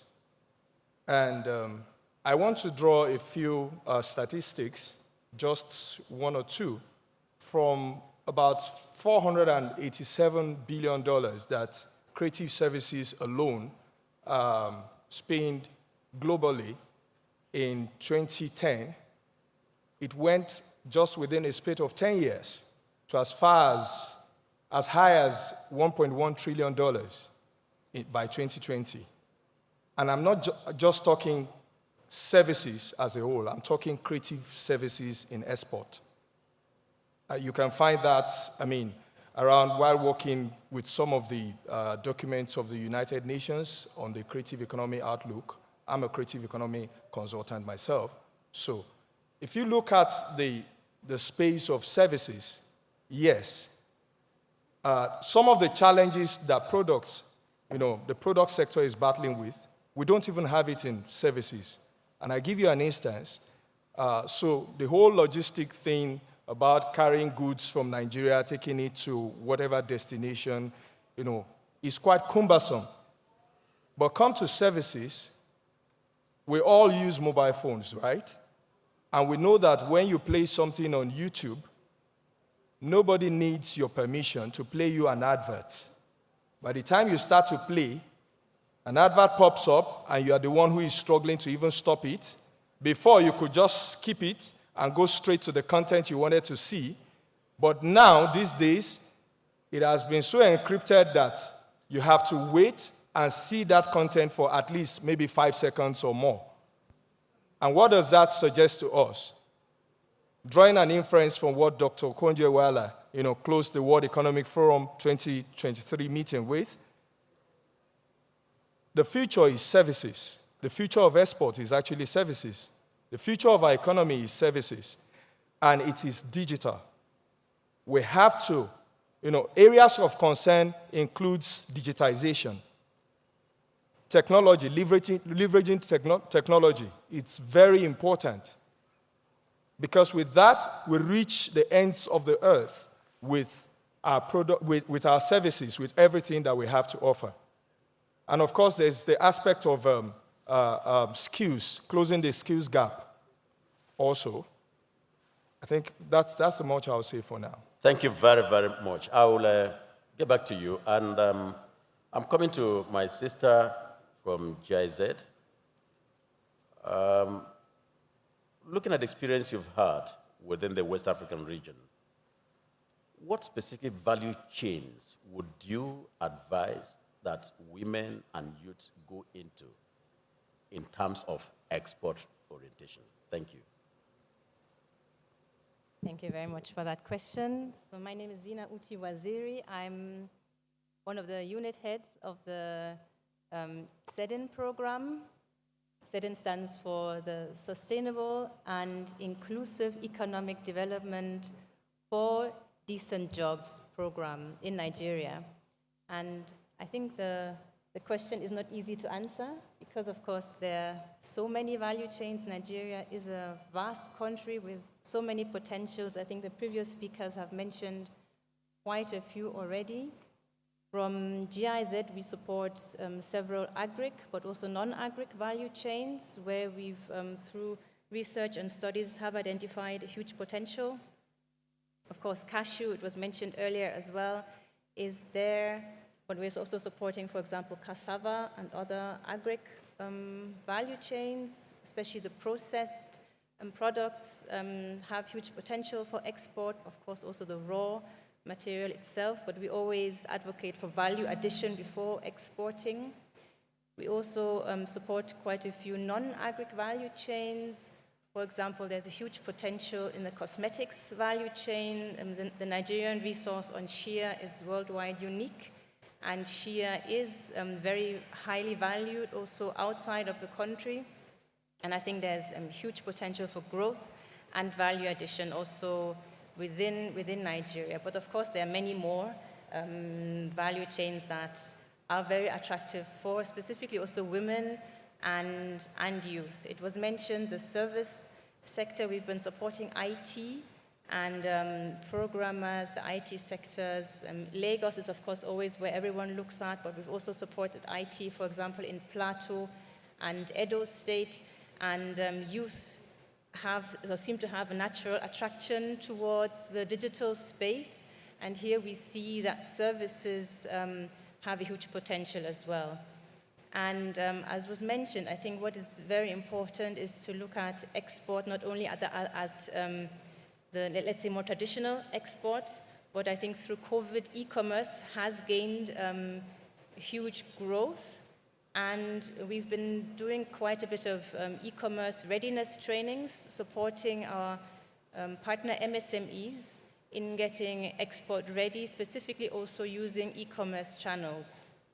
And here it was quite interesting, the experience also to train service providers from the IT sector in using e-commerce or general digital channels in exporting their services. And first, we were looked at, will that really match? Can that work? But of course, yes, we have seen that there is a huge potential to really offering services from the digital sector also outside of the country. What we've also seen that capacity is needed. There's a huge capacity gap. It spans from more the basics, information on what requirements exist to export. Just, I mean, on the one hand, of course, the more basic requirements to formalize, to adhere to specific also local standards, and then looking at what is required for the ECOWAS region, of course, also AFCFTA. So there are quite a few capacity gaps that we've seen that we also address in the trainings that we offer. And we also see a bit of a general information gap between the agencies responsible monitoring the standards and the SMEs in the country. They very often don't know who to ask, where to go to. So I think, of course, a conference like this is quite apt and helpful, where specific agencies are mentioned, it's clarified whom to address and whom to go to. So I think I would leave it at here for now. Thank you very much, Waziri. Distinguished ladies and gentlemen. I would turn to the audience for questions and comments.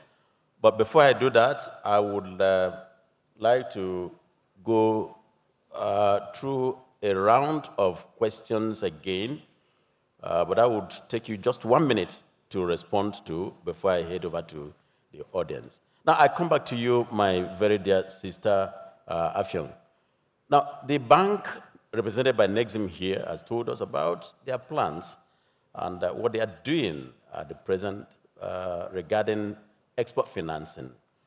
Now, as an operator, what's your own opinion? What's your experience and opinion regarding the expansion of the latitude of,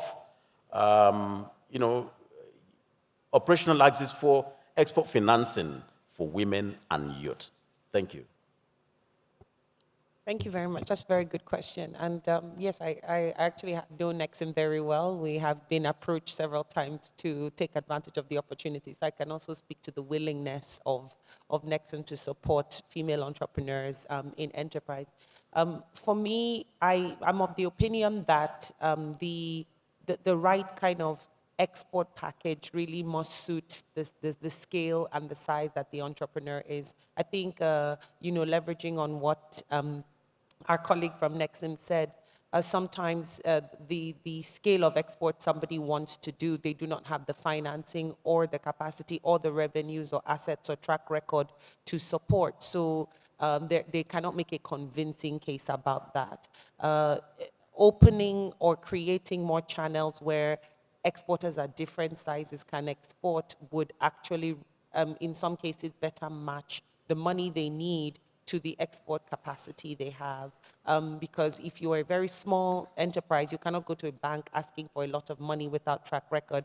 But at the same time, if there were opportunities or options for you to raise the small money you need to start your export journey, that would be much better to get you going. So for me, I actually think we need a more diversified suite of financing options for exporters, some of which actually I don't think the banks are suitable to give, but rather smaller organizations or, like our previous speaker said, peer lending that allow people at different stages to be able to get the right finance they need to export. That's how I would see growth of exporters in the sector vis-a-vis finance. Thank you so much. Thank you so much.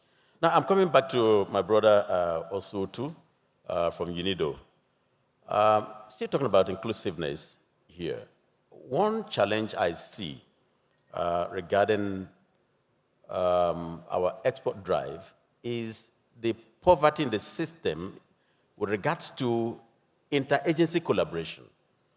Now, from an international organization perspective, what do you think could be the panacea for this? Sorry.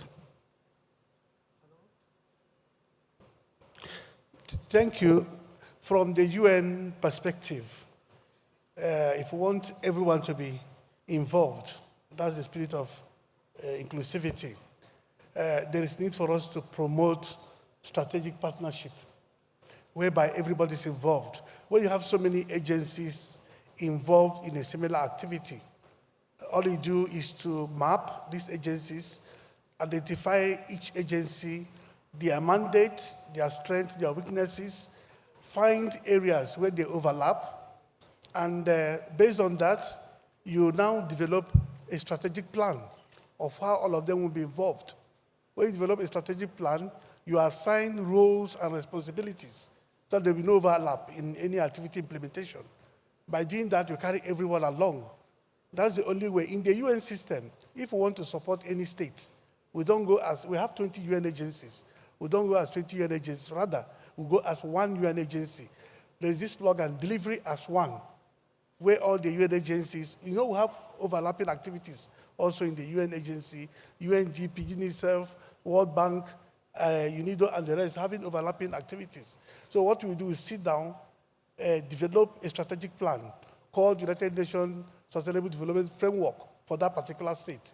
where all the activities that will be done in the state are streamlined, and roles and responsibilities are assigned to various agencies. When we go there, we go as one UN agency to deliver as one.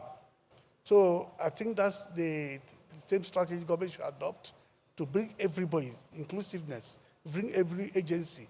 NEPC is part of Federal Ministry of, I think, Trade and Investment. There's other ministries, agencies having similar activities on non-oil or non-export too. So they should come together, have a strategic plan. Roles and responsibilities should be assigned, and they should work as one, not as various agencies. But by so doing, you bring everybody together under the spirit of inclusiveness, but they deliver as one. And by so doing, everybody will now, I think we'll have a better sector if it's done that way. Thank you. Thank you very much. Talking about synergy, and NEPC has already, I'm sure, gotten exactly what you said. My sister Waziri from GIZ. Charity, they say, begins at home. And ECOWAS is our own home here. We have 15 member countries around us, neighboring us. And we can conquer that market. What do you think, in the spirit of inclusiveness, should be done for us to conquer the ECOWAS market? Yeah, thank you very much.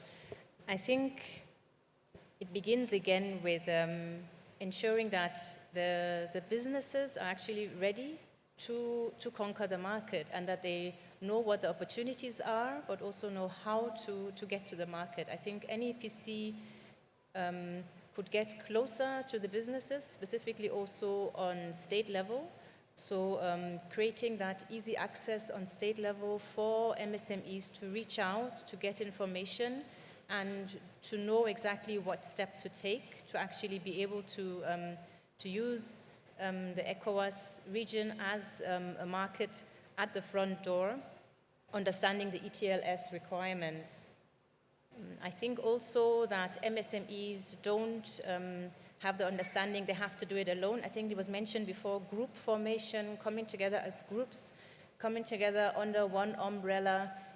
For example, when one company can't supply the demands for others to come under that, partly they might not be able to use their own branding, but understanding that they can still be part of that growth if they export together. And I think that's something that is not really done at the moment. There's a lot of struggling on our own, everyone trying to do it themselves. So I think coming together in groups will definitely also help the businesses in also creating the demand.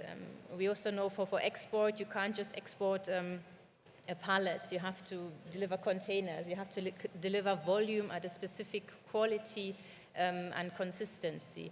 And that's something that we believe groups could definitely do better. And maybe one additional aspect, I also believe it was mentioned also from the speech of Ngozi Konji-Iweala, the green is the future. I also believe that, and I think if Nigerian SMEs can also see green as a niche and really look at organic, look at circular products, look at really green products, I think that would be a real niche to put out there as the Nigerian brand. Thank you. Thank you so much. Thank you very, very much. Paul Gold, I'm coming back to you on the services sector. Are there low-hanging fruits that you think that NEPC can pluck, even as we speak, within the context of export of services? Thank you very much for that question. I will respond to that with particular attention to the creative industry, which is my primary constituency. I mean, the film industry, to be more precise. Yes, there are. There's a whole lot of titles, a whole lot of productions coming out of Nollywood, for instance. And these productions are being streamed directly or indirectly. We are exporting services without even knowing it. A lot of our startup superheroes within the creative sector, within the service sector, are exporting, their services without even knowing it. And sad to say that majority without even getting proper reward for the exportation. Just in Ghana here, some of the new movies that were recently released in Nigeria, our friends called and said, your films that are not public on your own TV stations, we are watching it for free here, and nobody is collecting anything on your head. I mean, that's some form of exploitation of our services. So, therefore, going forward, I think NEPC can galvanize this sector because if you talk about creative service exploitation, you're talking about tech, you're talking about software, you're talking about film, you're talking about fashion, you're talking about music. And all over the world, Nigerian films and music, we know that they are being consumed on a daily basis and in very, very large sum. So, therefore, what I am suggesting is that this requires for interagency collaboration.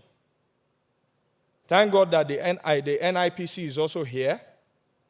If the NIPC and the NEPC is going to come together with other relevant agencies, the tourism is not left out because these elements of services that I have mentioned are actually responsible for connecting back to our culture.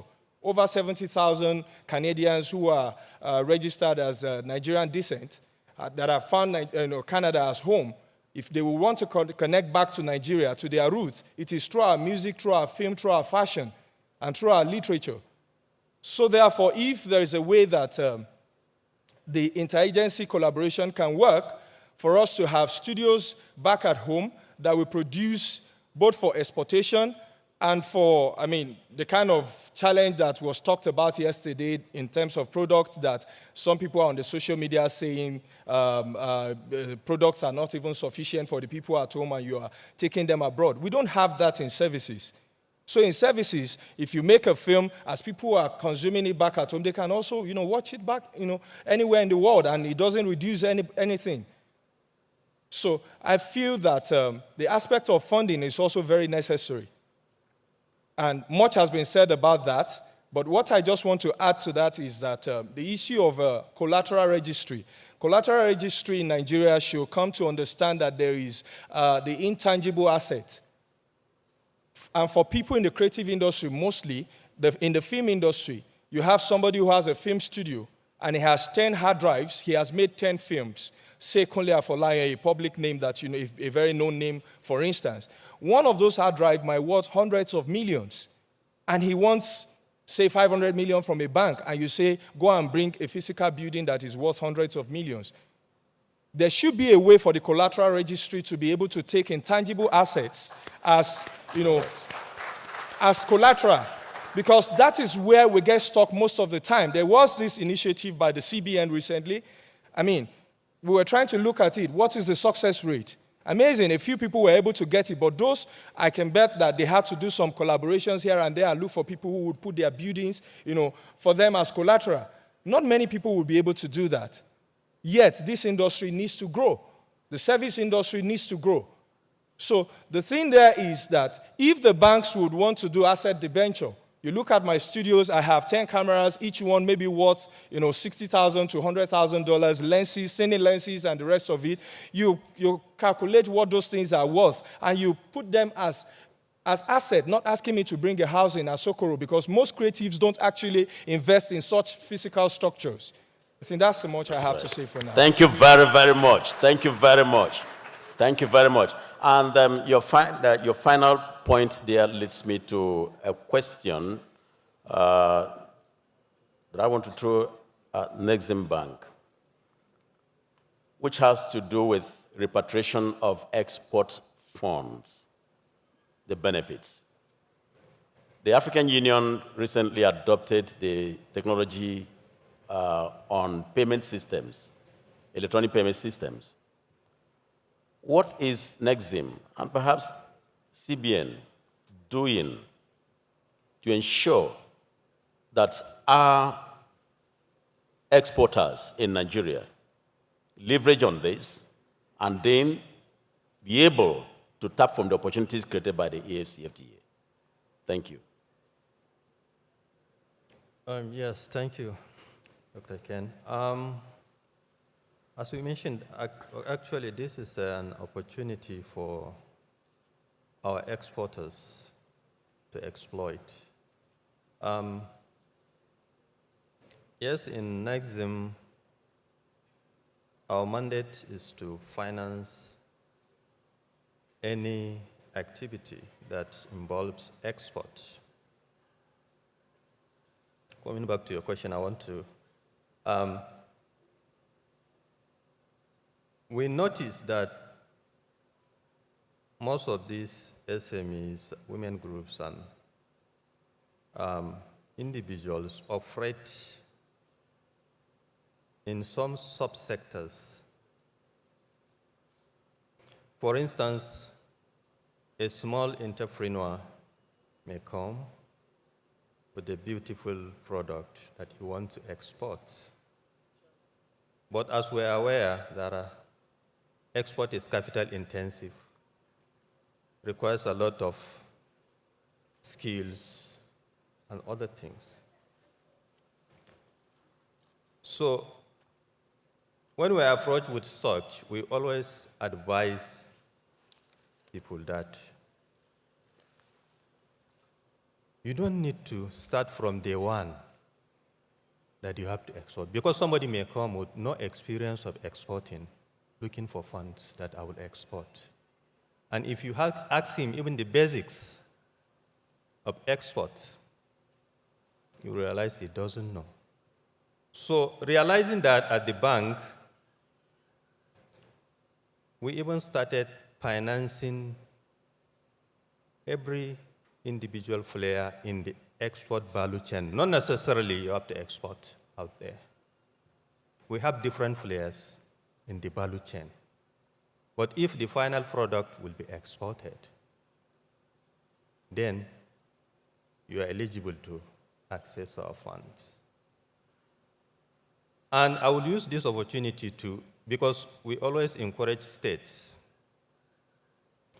to establish clusters. That's why we came up with one product we call the Regional Export Development Fund, that we ask at least every state to identify one product that they have comparative advantage and develop a cluster that you will have all these, different players in the value chain. So that, and that will help even the banks, not just our bank, even the commercial banks. If all these different players are in one cluster, they will be easily identified, maybe in collaboration with associations. And we provided facilities like the stocking facilities for for agro products that are seasonal. So if we have such facilities in one place, in every state, for instance, every state identify one particular product that they have a comparative advantage and establish a cluster. All these different players are there. It will be easy for the banks, to see what those individuals are doing, and even the associations can be readily available to, support them. Okay, I'm sure you're going to have more time. I'm just going to the state to take advantage of. Then I'm coming back to that, your question. Yes, I'm sure you are going to Thank you. Get more questions from the audience. Because of our time, I want to lift this ban on the audience. I want to take the first three questions. Yes, Mr. Abubakar, number one. Number two, I'm not seeing a lady's hand. Oh, yes, please. Number three. 1, 2, 3. That's three questions now. Please, can we have a microphone given to them? Quickly. Thank you very much. Go ahead. Thank you. Straight to question. Thank you.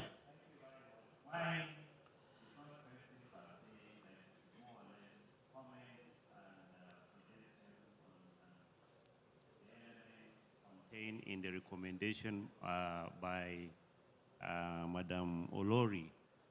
I'm not here my name is Ali Abubakar. I'm Director Trade Emeritus, and I'm here to make some comments and maybe give some ideas and suggestions on some of the elements in our presentation. So I start with the first element, access to finance in our presentation. This is very critical, and for me, when you talk of access to finance, in Nigeria we have two main issues, or challenges when it comes to access to finance. One, how do you access it? And two, even if you access it, it's very, very expensive. And that is making our products and service very, very uncompetitive. I'm not criticizing anybody, and I'm just here to make some suggestions. So what can we do to change the narrative? And how can we find options or creative solutions to that particular challenge, which is a big problem when it comes to exports in Nigeria? Agreed. Right now, the interest rates, the lender rate is a bit high, but government is doing a lot to change that, and that will bring the cost of finance down. So we can play advocacy role in terms of making sure that that thing happens, so that the cost of finance will be less. But we have to look at other options as well. She made mention of some of them. I don't have to repeat them, but we can look deep and see how we can make them work. That will bring the cost of financing, exports, business generally in Nigeria more affordable, and that will make our products competitive. Two, the issue of access to markets. We have some platforms, we have some avenues, or we have some means through which we access markets, whether it is the trade agreements and other things that we have done. But I think one thing we have not done is some of the audience or some of the people in the audience here, they are not even aware about those agreements and how they can go about taking advantage of them to export more. So I think what we need to do is to come up with a robust program, for advocacy and making sure that they are aware about those platforms through which they can increase their export. Mentoring, evaluation, and we can talk, I know I have to be very brief, but we have to put our heads together to ensure that all the things that needs to be done are done so that some of those elements can fly and will be able to increase exports. Thank you very much. Thank you very much. Thank you. Number two, quickly, please. Yes. Thank you. Just 1 minute. Thank you.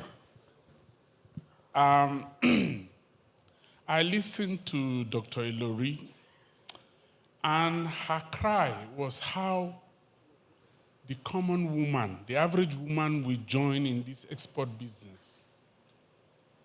And it is the basis of which the panelists stood up to make their comments. But after listening to the panelists rolling out the roles of their own organization, it is even more frightening for the average woman to start export business. So I want us, it is not your fault. You are working in organizations that have been created by legislations. So it is difficult for you to come and say otherwise in public. But we need to go back home. Keep this grammar aside. Let us begin to talk how we men can enter this thing. Thank you. Thank you very, very much. I think he deserves a better round of applause. Thank you. Yes. Thank you very much, sir. Yes. In the spirit of that 1 minute. Yes. I'm Mrs. Tutu Oshosoya, PAMSEC, Lagos State Ministry of Commerce. Thank you. I want to direct my question to the representative of MD Nexim Bank. And I think I'm also standing in line with what the last speaker mentioned. In terms of accessing fund, I believe the bank can assist the women in the area of CSR. If you see a potential, someone that has prospects, and you think the financials are not in good tune, I believe you can do development capacity to train them on how to pep up on their record keeping, because a lot of these women don't even know they're supposed to either put themselves on salary or not even take anything out of their business working capital. So I believe capacity development in the area of record keeping will be a good one from the banks, rather than just saying, you're not qualified, I can't give you this loan. And secondly, sir, from UNIDO, sir, I want to also let you be aware that Lagos State government has 3 small-scale industrial hubs. So I want to crave that in the area of capacity development, energy, you can also look into that and partner with Lagos State to support the industrial clusters so that the MSMEs can have access to energy, which is a big challenge also to the manufacturers. Thank you very much. Thank you so much. Thank you so much. I'm opening for the next 3. A brother there with a paper. Then a lady waving in a black T-shirt. And another lady at the extreme, at my left extreme there. Yes. That's right for now. 3. All right, I'll stand on existing protocols. Yes. My name is Emmanuel. We are reducing the time now to 30 seconds. All right, thank you. All right, I'm responding with respect to the 2 reports, one made by the World Bank and the other one by the Development Bank of Nigeria. That SMEs contribute about 80% to the jobs in the country, and they also contribute about 50% to the Nigerian GDP. And that means that they are very critical. And the Development Bank of Nigeria said that 90% of manufacturing activities in Nigeria are controlled by the SMEs. So what it means is, and Madam Olori said something about productivity, or rather export, goes with large-scale production. So what it means is we need to now begin to take these SMEs from small-scale production into large-scale production. And there's a very huge component in the system already that helps to do this. So the MD of NEPC, he said that Nigeria has about 49 free trade zones and only 18 are functional. So the question is, what is NEPC or what is NEPC doing to move these SMEs into the free trade zones? Because the benefits of these free trade zones are very enormous, and they can assist in helping these SMEs to grow their businesses because of the benefits that come with them. Then also, foreign investors, they can also utilize the benefits to assist them. Now, in the area of finance, I would make a comment. The Ministry of Industry, Trade and Investment, in collaboration with the Funding Forum and also the Abuja Chamber of Commerce, is holding a meeting on the 26th of this month to seal a $2 million deals for SMEs, actually. And the reason for this is because of the report done by IMF that says that $158.1 billion is what is required to bridge the funding gap for SMEs in the country. So we are kicking off that conversation, and by the 26th of this month, at the Abuja Chamber of Abuja Trade and Convention Center, we're going to be having finance houses coming to assist SMEs, both those who are exporting and also those who are into small-scale production and others. You can also go to the website. TFL. Thank you very much. Thank you. Thank you. Number two. Sorry, sir. Please, every other person has been sidelined too. Good afternoon, Thank everyone. you. God bless you. Good afternoon, everyone. My Thank name you. is Shola Babatunde. I'm the Managing Director of OSC, One Stop Celebration Garment Factory. We are a 5,000 per day garment factory. We started with one single sewing machine, And now we have thousands of machines in our new factory. So I want to say that every time I come to this event, last year I raised the same issues, and I'm still seeing that it's missing as well. When you mention the creative sector, you only focus on films and Nollywood, which is fantastic. However, you are missing on the potential of what the garment or fashion making industry can do for Nigeria. My factory alone, we've hired at the end of the full capacity, we will end up hiring over 1,000 Nigerians. Presently, as we speak, we have 200 youths working in one location, and we have 5 locations. And the capacity I mentioned is just for one location. We do 5,000 t-shirts a day. Whenever people like me need funds and we go to the banks, the first thing is they don't understand the business. They group everybody together. They think, oh, you're a tailor, you're a fashion designer. I'm not a fashion designer. I'm a garment manufacturer. So whenever I go for export exhibitions, I am at the same stand with those from China, those from India, those from Bangladesh. And when I engage with them, I find out that their government and several agencies have backed them up. They have 0 interest loans just because you want to be an exporter in the garment industry. The women have longer, 10 years. In Japan, they have 10 years moratorium just because you are a woman and you want to be in the garment industry. In India, you know, I was privileged to be part of those who represented Nigeria on a trip to India. And we went around the whole value chain, from the farm to the spinning, to textile companies, to the ginneries, and of course to the garment factories. And we saw the support and collaboration of every single industry player, the agencies. But in Nigeria, I find out that I have to go from one agency to the other, and they are not linked. Secondly, when I tell them about my machinery, one type of machinery alone, I need 400 million to buy one. And you tell me that, oh, go and bring collateral before I can give you half of it. Why can't you collateralize my factory, my machine? Why can't you even collateralize the fact that, like the man from the film sector was saying, that the potential, this design, Zara is going to order 100,000 pieces of it. Can't that also be put into consideration? I'm lucky. I left bank and government and I said, let me just go and look for equity investors, which I got. But it's not everyone that's lucky to do that.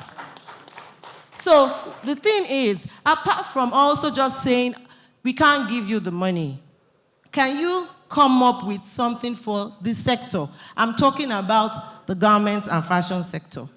Thank you. Than leaving it and ignoring the money. Thank you. Sorry, sir. Thank you. I just want to say how much is generated from that industry in India. It is a $300 million generating industry for India.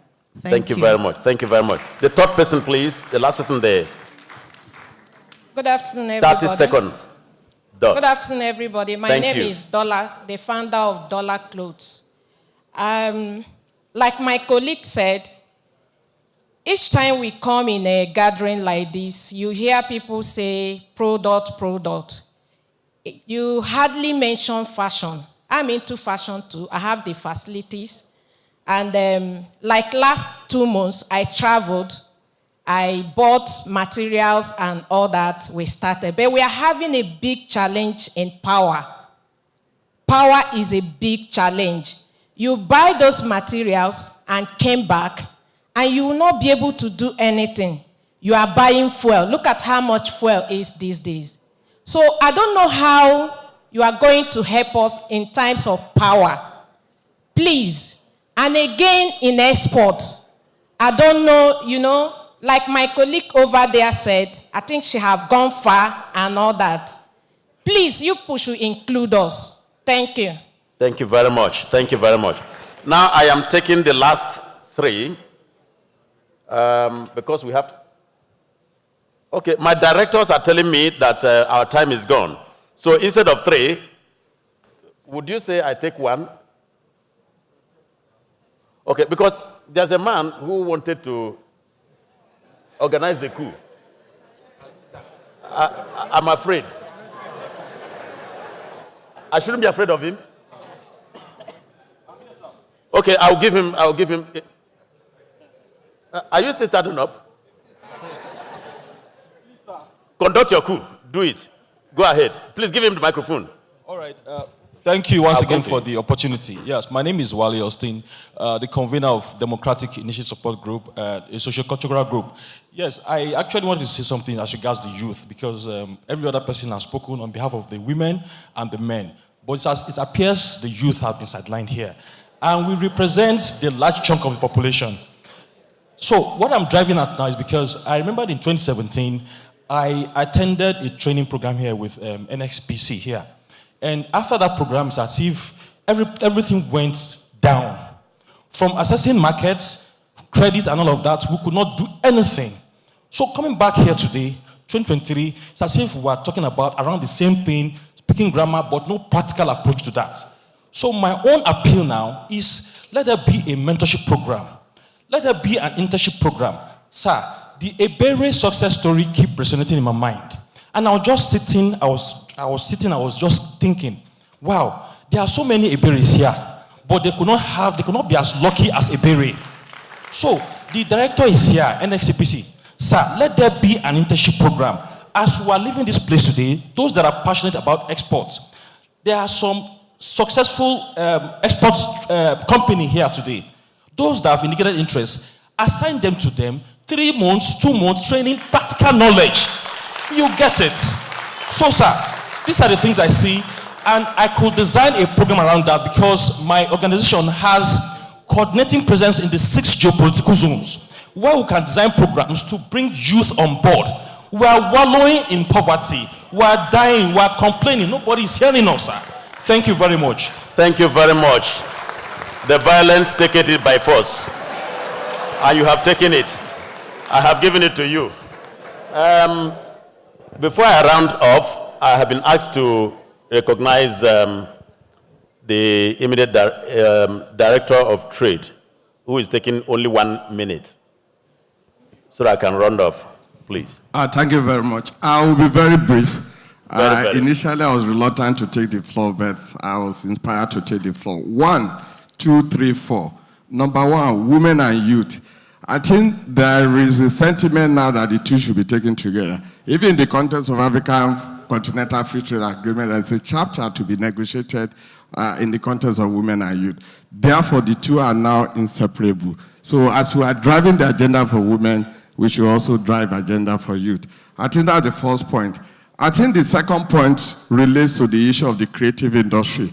I'm happy one intervention made reference to the fact that creative industry is not just about film industry, so it's beyond that. Therefore, we need to expand the scope and to ensure that we leverage on that particular industry that has potential for economic growth and development. That's number 2. Number 3, when we are talking of inclusiveness, we are talking of equal access in terms of opportunity, in terms of resources, particularly for people that are disadvantaged or marginalized. I think we need to pay attention to that in terms of what opportunities are available for this kind of marginalized or vulnerable group, in terms of need assessment, in terms of responding to the specific challenges. Finally, the issue of framework and platform that will enable us to have an inclusive trade agenda that benefits us, particularly for women. And I will refer to Buenos Aires Declaration of Women Economic Empowerment and Trade that offer tremendous opportunity for women to be able to take advantage of market access opportunity. I think this conversation should continue, but because of time constraint, we can't conclude now. But I will be interested in having a dialogue, a roundtable dialogue that will continue to advance this particular agenda, and kudos to NEPC for providing this platform. Thank you very much. Thank you very, very much. I would give the Executive Director of NEPC, who is itching to say something. Can please get a microphone? Hello. Okay. Thank you very much. The gentleman that asked about youth, where are you? Okay, okay. You know, he spoke so passionately about youths and as if youths have been left behind and they need mentorship program. What you are saying is being done by NEPC. In August this year, we launched a Youth for Export program. And the essence of that program is to train youths, empower them, mentor them, and handhold them and send them to experienced exporters for export. As a matter of fact, we are doing this in partnership with Zinap Food Limited. The gentleman is sitting right here. Right here. Okay, the second issue he raised was the issue of mentorship. I want to tell you that we have a mentorship program. As a matter of fact, the first set of those, of the participants have graduated. We want to conduct the ceremony maybe in 2 weeks' time. To be specific, we identified, we invited, we advertised, and some Nigerians applied, young youths applied, and we approached key exporters that we know that are real key exporters. We invited them, organized a program in Lagos, and we brought them together, and I literally begged them that day. I had a dinner with them, begged them to key into our mentorship program. 6 different companies agreed, and so we sent those youths, we sent those brand new or prospective exporters to those 6 companies. NEPC, we don't talk political. Our own is action. Yes. The names of the companies are Sterling Global and Ideal, is one of the biggest exporters. Wakot Limited, Agro Traders Limited, Valency Agro Nigeria Limited, and Alpha Systems Limited. You can go and verify. These young gentlemen, they went there. They spent 3 months, by the way. 3 months of intensive mentorship program. 3 months. They've graduated. What we wanted to do is to try. If it works, we'll recruit the next one. I mean, in that order, with time, we can get a lot of young people into the export space. Are you okay? Thank you. Very much. Thank you, thank you, thank you, thank you, thank you. I will give this microphone to our brother from the textiles sector. Please, 1 minute. Thank you. Thank you very much, Mr. Okoha. We are happy you are coming into manufacturing also. Thank you. So that you share the problem with us and see how Bangladesh generates its IGR, a whole country generates its IGR from textile and garment. What's stopping Nigeria having that? 100 textile mills closed down from 1980 to date, and nobody has blinked an eyelid. It's not about bringing FDI. What's happening to the FDI here? Why can't you make them to export? What is their problem? Why don't you ask them? The man from UNIDO there knows that they have done a lot of study on textile and garments. I don't know what you have done with that report. Have you sent it to NEPC?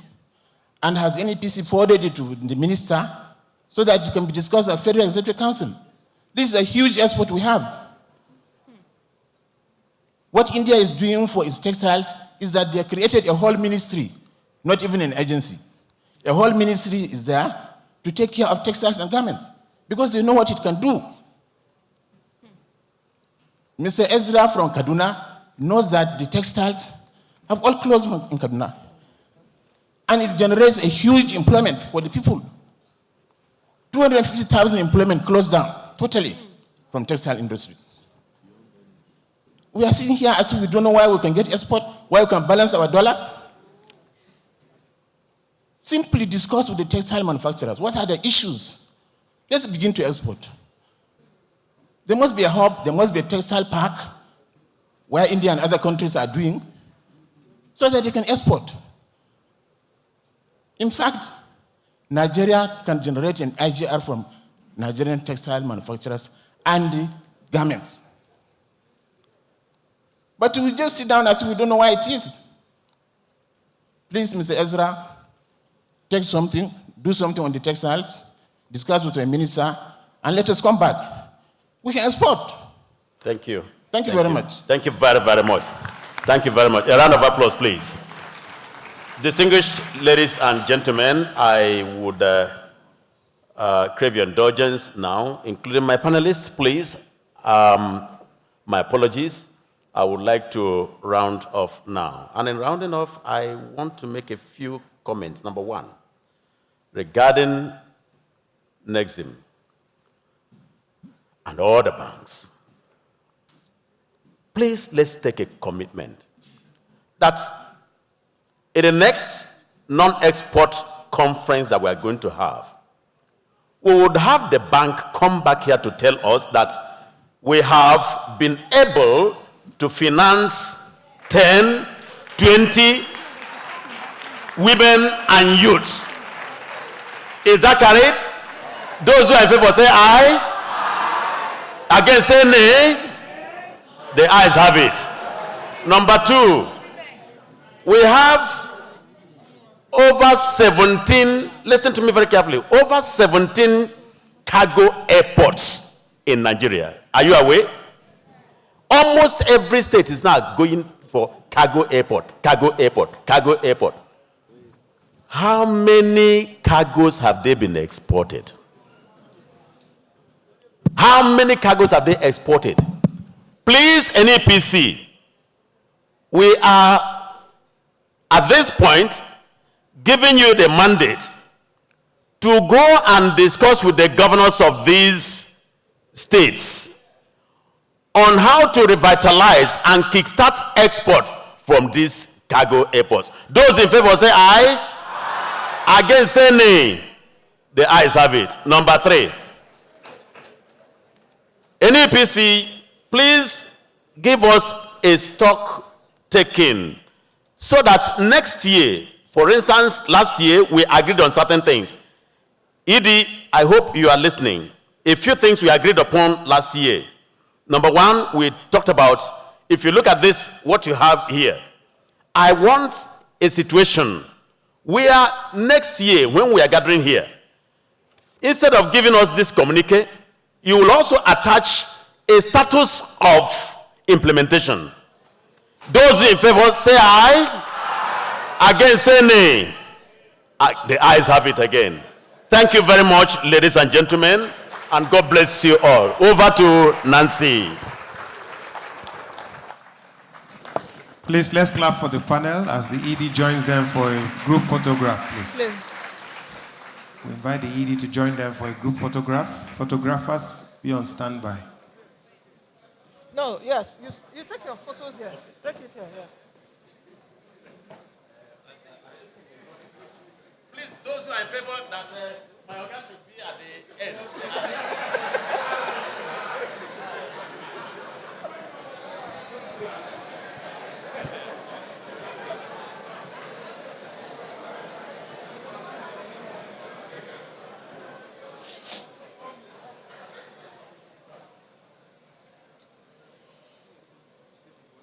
Yeah, for recognitions.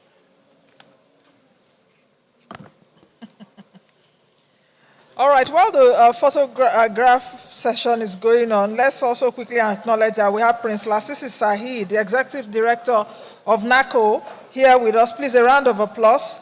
Mrs. Noye Ayani, MD CEO, Signature Bank, is also here with us. Thank you very much. Dr. Bumi Babalola, Honorable Commissioner, Ministry of Trade, Oyo State, is also here with us. Please, a round of applause.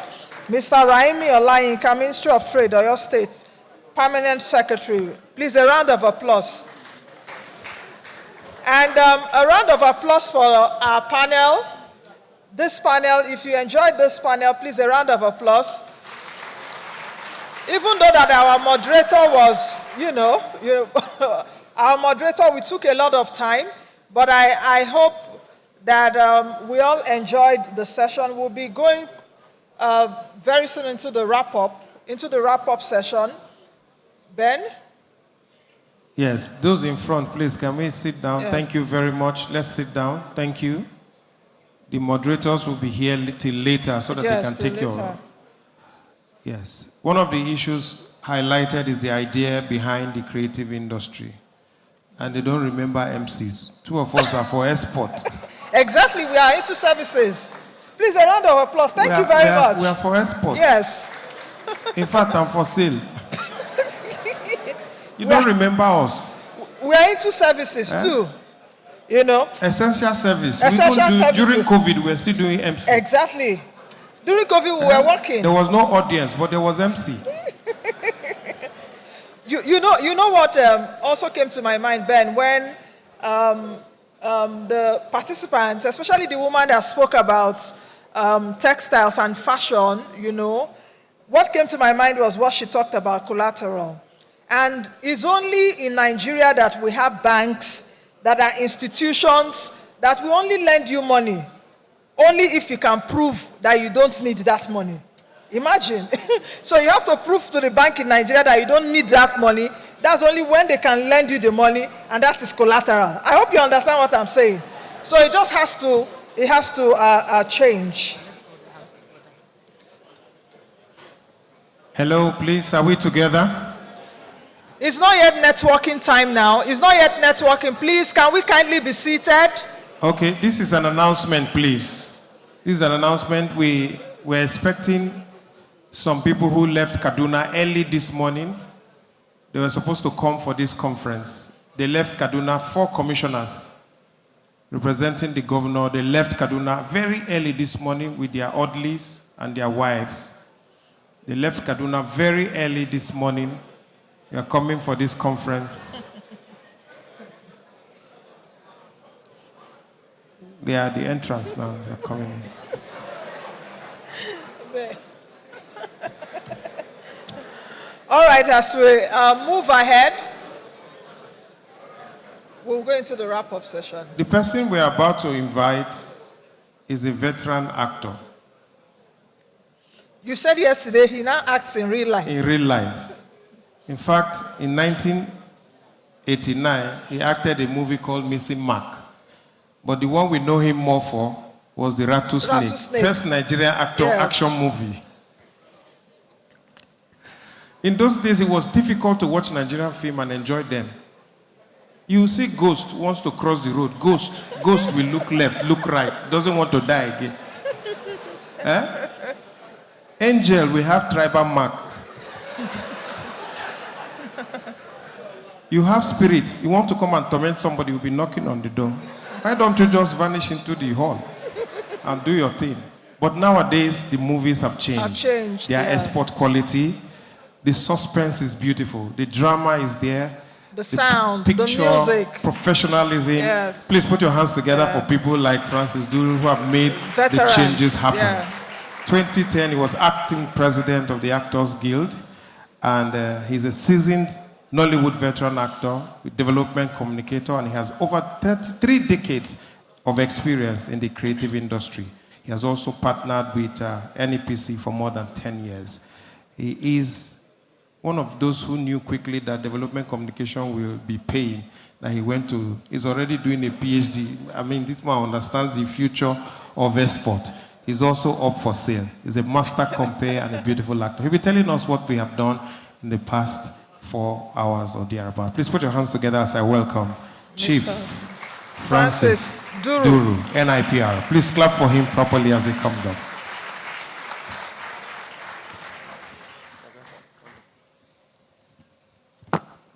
Your Excellencies, may I indulge you to permit me to respect every protocol in the House. You overheard the half amazing, half human, all the things he said. It's good. Spirit having tribal mark is simply because the whole threshold is called African magic. So what do you expect for the magic? Thank you so much. It's a beautiful opportunity, but I've been asking myself this question: how did I find myself here to do this assignment? An actor, yes, you know. But when you see all the persons who have spoken from this podium, it's a big problem for me. How do I find myself or say everything they've done in just 3 or 4 minutes? It's beautiful. But you see, As the actor, they say the actor prepares. If I can't do justice to that, I just act myself out and into it. So once more, put your hands together for yourself and let's appreciate them. The concept of inclusiveness is deep and they really need a thorough definition. And for me, it's a vast and multidimensional in nature. It speaks to equal opportunities for all who have the required potentials to push the non-oil export agenda. It begs the question, who has been left out or left behind, and why they have been left behind? What benefits, potentials do they have when added to the entire ecosystem of non-oil export? This is to say, kudos to the NEPC for nursing these thoughts, which has gradually grown into a worthwhile, sustainable, impactful work that could provide lasting solutions towards forex deficit in the nation, looking beyond the oil. This concept of inclusiveness has received tremendous attention, care, concern from different stakeholders, but one which speaks to the immediacy of today and the one that greets with great potentials for tomorrow, with women at the center, is the one that has greeted us today in this hall, Transcorp, anchored by the lead presenter, the author, the auteur, the erudite, amazing Amazon, the trained gender development leader in Africa, whose leadership qualities focuses on championing economic empowerment and the development opportunities for women in Africa and beyond. I pause to say, when God created the African woman, he was showing off intellect, intelligence, and excellence.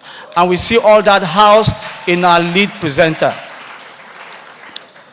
I mean, the president, Borderless Trade Network, Dr. Olori Boye Ajayi. May I ask that we give her another resounding applause for that job well done. Encapsulated in that little but detailed strand of thought, the strength of capturing the essence of inclusiveness is fostered in just this nugget of hers. Inclusivity is not just a choice, it's the path to sustainable growth. May we please put our hands together again for her. Pushing further down the conference of her presentation are these thoughts, perspectives, parameters towards strengthening inclusiveness in non-oil export. They are as follows. Continental economic transformation is key and it is dependent on in-depth regional integration. Impactful regional integration remains a fulcrum to amplify supply capacity. The above reflects the essence of the AFCTA with a multidimensional imperative and niceties that pinpoints the vast economic and socioeconomic potentials of the AFCTA within the realms of production, exports, job creation, etc. Certain facts, findings become absolutely obvious, as our erudite presenter states the obvious in these dimensions. 1. Non-oil exports solve the challenge of diversification of Nigeria's export ecosystem or climb. It has the potential to inspire and encourage job creation and sustainable economic growth. The most cardinal of all the points made dwells in the fact that women remain the catalyst of non-oil exports and should be given visibility and the necessary enabling environment needed to thrive. A sincere picture of despair is, however, painted as men have greater advantage over the women and women find lesser patronage of their products and services on an international trade podium. This furtherly emphasized as women-led businesses tend to export directly more to consumers than to other business or foreign businesses. On how now the need to assist WSMEs becomes very, very fundamental as she advocates thus. The need to create an enabling environment to assist women produce top quality produces and products at low unit cost. Easy access to finance for women and WSMEs, which are forever not just finance, but information, training, technology, and other technical assistance with emphasis on pro-poor trade and fair trade. The need for women to take advantage of the AGOA ECOWAS trade liberalization scheme and other available schemes within international corridors from trade. She recommended and has so much respect for Kenya, Rwanda, even Ghana, as they have used inclusiveness as a tool to boost their export prowess and their impactful economic drive, and the ability of these governments to attract financial incentives for small farmers, close to 500,000 small farmers, farm holders, and has boosted their sales. On a brighter note, she highlights the mileage accrued by the NEPC in driving inclusiveness through the following: support advocacy for 2,000 women, Youth for Export program launched August 23, export mentorship program, non-oil certification process for 200 MSCs with women occupying a big chunk, partnership with ITC, UNIDO, CBI, uplifting rural communities through the focus on value addition. She provided a 9-point agenda as strategies for inclusiveness in non-oil export, pointing towards areas of vast international and institutional partnership. Her quest on how to deepen the relationship exists in the following institutions, like AGUA, USAID, helping women business in several ECOWAS countries, Afrexim Bank, ATG, UKAID, JIZ, URS, speaks to the fact that those institutions may have the magic wand to help NEPC achieve more in this area of strengthening inclusiveness in the non-oil export.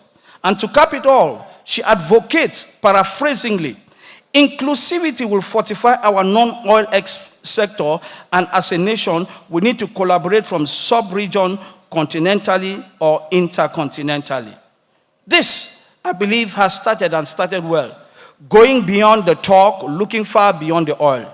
In all of this, she has provided hindsight, foresight, and tremendous insight, and I believe for a job well done, she needs a resounding applause to say, thank you for a job well done.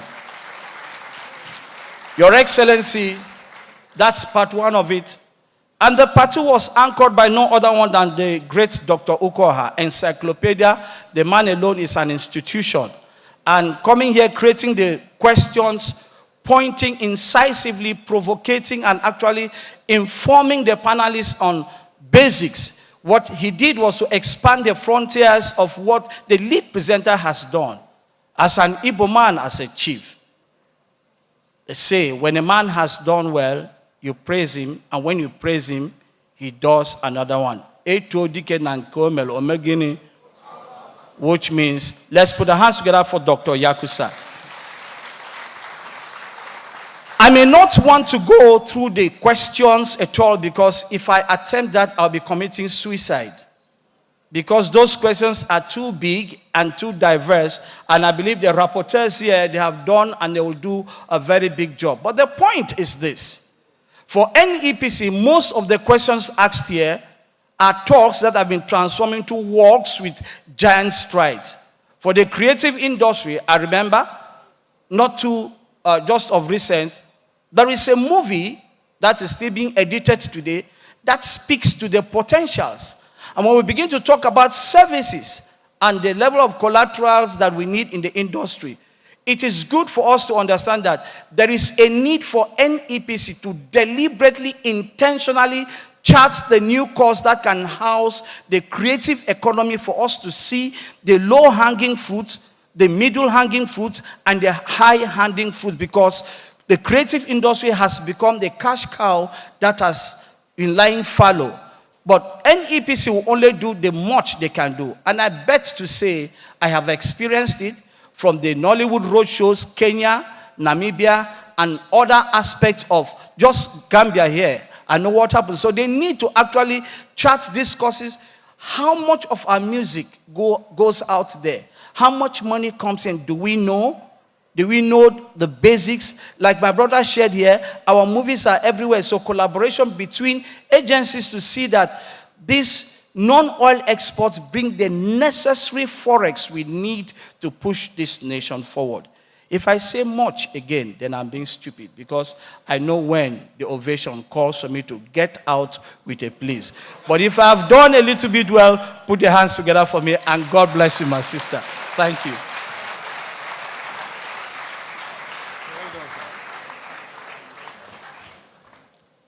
Please, let's clap some more for him.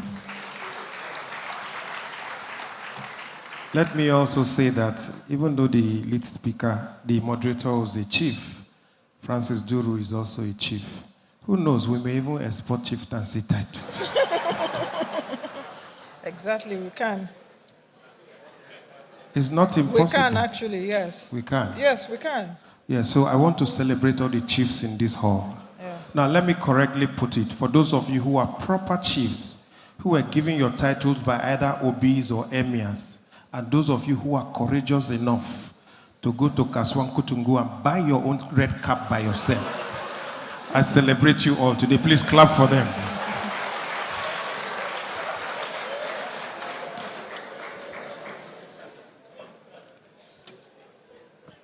It takes courage to name yourself a chief. Well, Nancy, we will need to move very quickly for the next phase of this. Exactly. I want to inform you that later on in the day, we have another very interesting panel that will sit. So we will do that quickly. And the panel members are already seated and ready to go. But what do? There is something that we want to serve.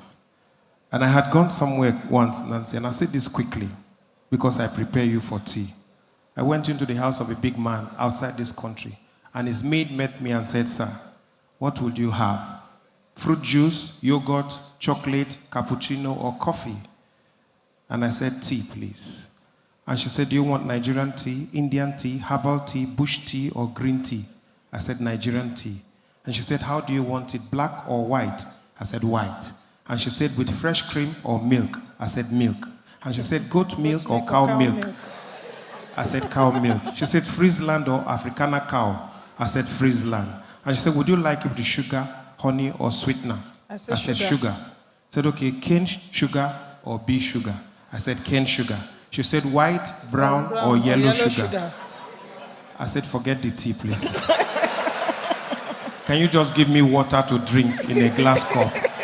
And she looked at me and said, "Sir, mineral water, tap water, or distilled water?" I said, "Mineral water." She said, "Flavored or non-flavored?" I said, "Please, I don't want water. Just give me empty glass cup." And she looked at me and said, "Sir, do you want tumbler, wine glass, Or champagne flute, glass? or beer mug?" I said, "Don't worry, I'll just swallow my saliva." It takes a lot to just survive outside this country. I'm telling you. But the next item is tea. You will pick your own tea by yourself. The only difference is that for those of us who have red tags, we will be led by the usher there. Is she around? The usher that will lead us? Usher, she will lead you. Those with red tie, there's a holding area just outside. That's where you'll have your tea. The red tags with the panelists, Yes, the guests. and the speakers, Yes. please. With the ED and the guests in Yes, in those front. in front, Yeah. please. It's the same tea, I promise you. It's the same tea. The rest of us will just take our own outside here, where we have free air. Please, immediately after tea, we are coming back for the next panel. And we'll have about 20 minutes to do that. After 20 minutes, please, we'll come into the hall to take the last and the final session for the day. Thank you. All right, thank you. Enjoy your tea. In whatever form. Without goat's milk. Thank you very much. Please, let's enjoy tea and be back here in 20 minutes. Thank you. Please, let's take our bags with us. I don't like announcing missing items, please. Just carry your bags, carry whatever it is that you came with. It's only tea. Please, let's take our bags, your valuables. Just carry everything with you. Thank you, sir. Sir, is that your bag? Please carry all your bags. I can still see some laptop bags on the chairs. Please carry your personal belongings, please. Thank you. There's nothing there. I'm not sure they have anything in those bags.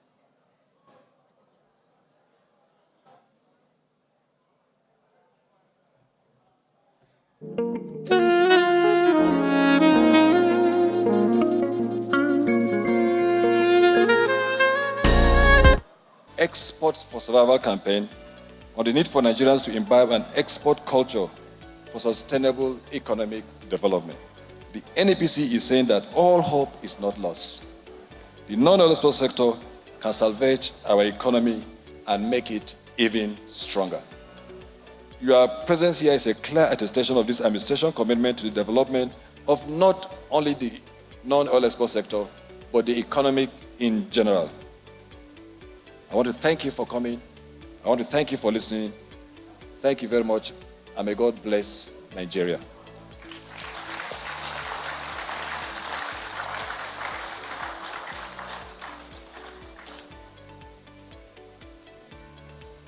What we have done by the last statistics is to make sure that we bring them into the net so that we won't just be looking at formal businesses. We also need to look at the nano businesses, the largely informal ones, because they are the ones that need a lot of hand-holding. So we will continue to work together with relevant agencies so that we can let our MSMEs not only satisfy the internal market, but also satisfy the external market. The 10th Assembly is committed to ensuring efficient legislative framework that will drive a robust, climate-resilient commerce and sustainably develop Nigerian economy through improved digitization, transparency, and effective data gathering in a bid to drive robust innovation in this sector. I commend the NEPC for organizing the conference, a platform that underscores the paramount importance of diversifying our nation's economy beyond oil. At the Nigerian Shippers Council, our mandate strongly and firmly aligns with the objectives of this conference. We are dedicated to promoting and facilitating a vibrant, efficient, and globally competitive shipping sector in Nigeria. Exportation is a topic close to my heart and to this administration. And this is one thing that the President Bola Ahmed Tinubu has kept on emphasizing. The conference serves as a dynamic platform for stakeholder engagement to explore innovative strategies to bolster our nation's economic sustainability. We all know the importance of exports to every economy. And so when we talk about non-oil exports, it's just us saying what we all know. For enterprises and for entrepreneurs who actually go in to take business risk, one of the things that you really want to do is to increase your return on investment. And one way you can do that is through export. May I inform you that one of the key responsibilities of my ministry is to promote made in Nigeria products, both for domestic consumption and for international markets. In this regard, we are making necessary efforts to ensure increased productivity with a view of turning the country into an industrial hub and a destination for foreign direct investment. I am hopeful that your contributions here will indeed shape the future of Nigeria's non-oil export sector. We will continue to encourage more business owners to explore exports, even in very small ways. There cannot be a better time to reassure the nation of our promise to create and deliver vast channels of opportunities. We are brought here together today to reflect on our non-oil exports, and I'm delighted to stand among those who have shared our fervor for constructing a more diverse economy.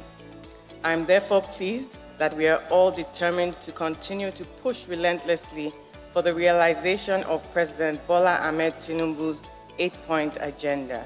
It is clear that as a nation, we can no longer afford to walk this uncertain path.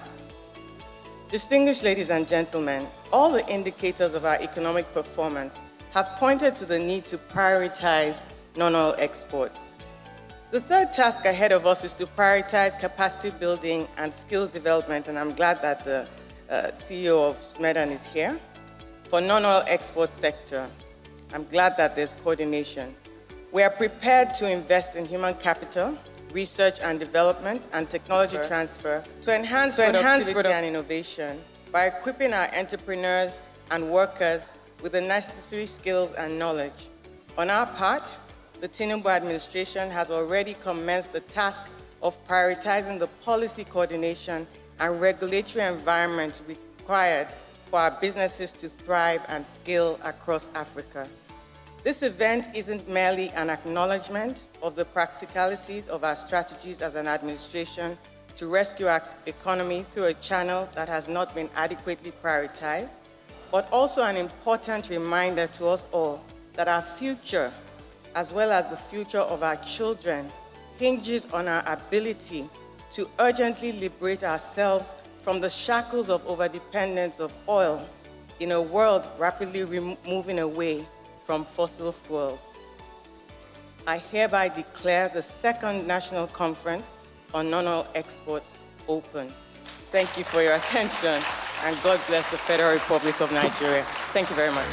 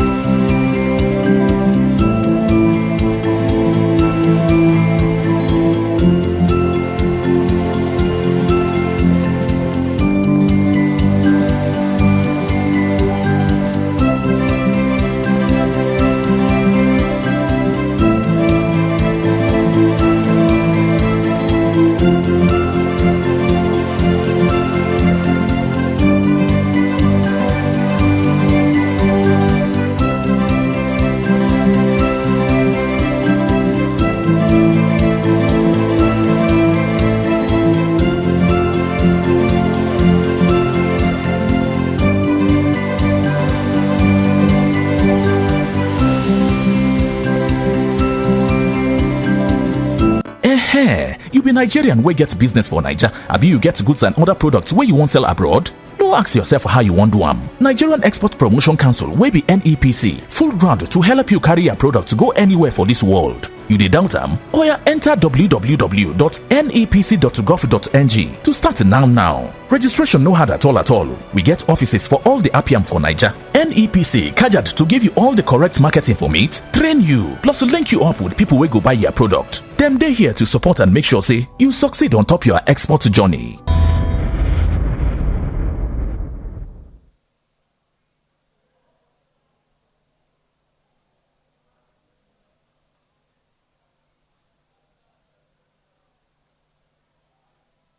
Are you a Nigerian business owner or individual wishing to export your goods, products and services from Nigeria?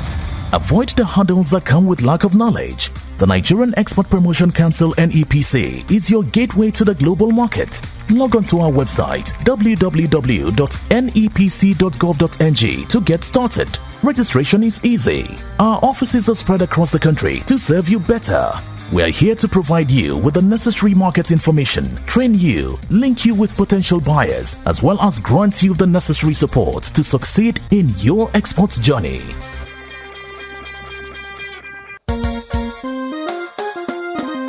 Shin kai ɗan Najeriya ne mai kamfani ko harkokin kasuwanci wanda ke sha'awar fitar da kayayyakin da kake samarwa don sayarwa a ƙasashen ƙetare? To ka yi wa kanka ƙiyamun laili, ka kauce wa faɗawa cikin rudani ta dalilin rashin sanin hanyar da zaka bi don cimma burinka. Tuntuɓi hukumar bunƙasa fitar da kayayyaki ƙasashen ƙetare ta ƙasa, wato Nigerian Export Promotion Council, domin samun sahihan bayanai da matakan da zaka bi don fitar da kayayyakinka zuwa ƙasashen ƙetare. Ziyarci shafinmu na yanar gizo wato www.nepc.gov.ng. Yin rajista tare da mu abu ne mai sauki sosai. Muna da ofisoshi a duk faɗin ƙasar nan domin sauƙaƙa maka hulɗa da mu. A shirye muke don baka bayanai da horo ta yadda za ka bi kuma mu haɗa ka da abokan cinikayya da kuma baka duk wani taimako da kake bukata don haƙanka ta cimma ruwa.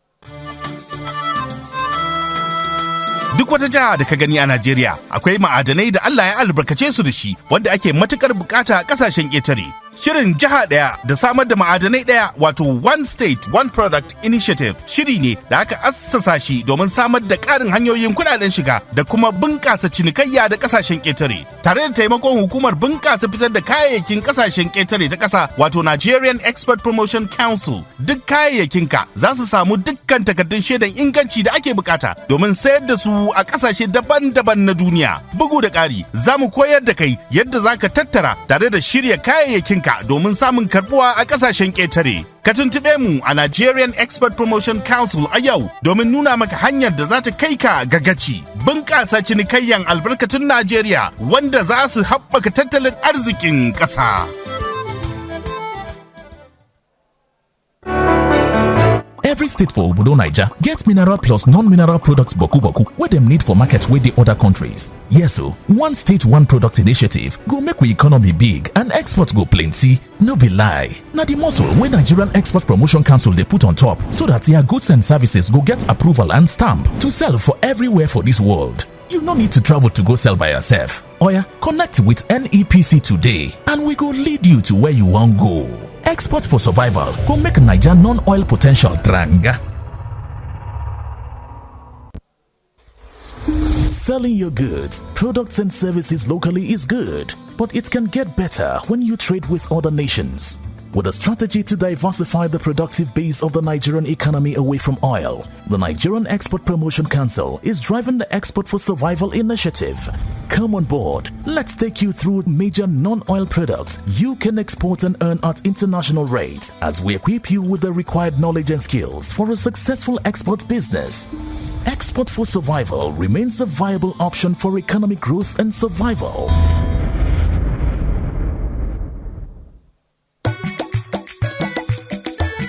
Yin harkan sayar da kayayyakin da kake sarrafawa a cikin gida Najeriya yana da kyau, amma harkokinka za su fi bunƙasa idan ka samu yin cinikayya da ƙasashen ƙetare. Hukumar bunƙasa fitar da kayayyaki zuwa ƙasashen ƙetare ta ƙasa, wato Nigerian Export Promotion Council, ta fito da sabbin dabaru domin bunƙasa tattalin arzikin ƙasa da kuma rage dogaro akan albarkatun man fetur da samar mu ƙasa kuɗaɗen shiga. Hukumar ta dukufa wajen haɓaka yadda za a gudanar da harkokin cinikayya. Ka tuntuɓe mu domin mu nuna maka wasu manyan ma'adanai da ba su da dangantaka da albarkatun man fetur da za ka iya safarar su zuwa ƙasashen ƙetare domin samun kuɗaɗen shiga. Tabbas, yunkurin samar da ingantacciyar hanyar fitar da kayayyakinmu zuwa ƙasashen waje ita ce tabbatacciyar yadda za mu samu bunƙasa tattalin arzikin ƙasarmu.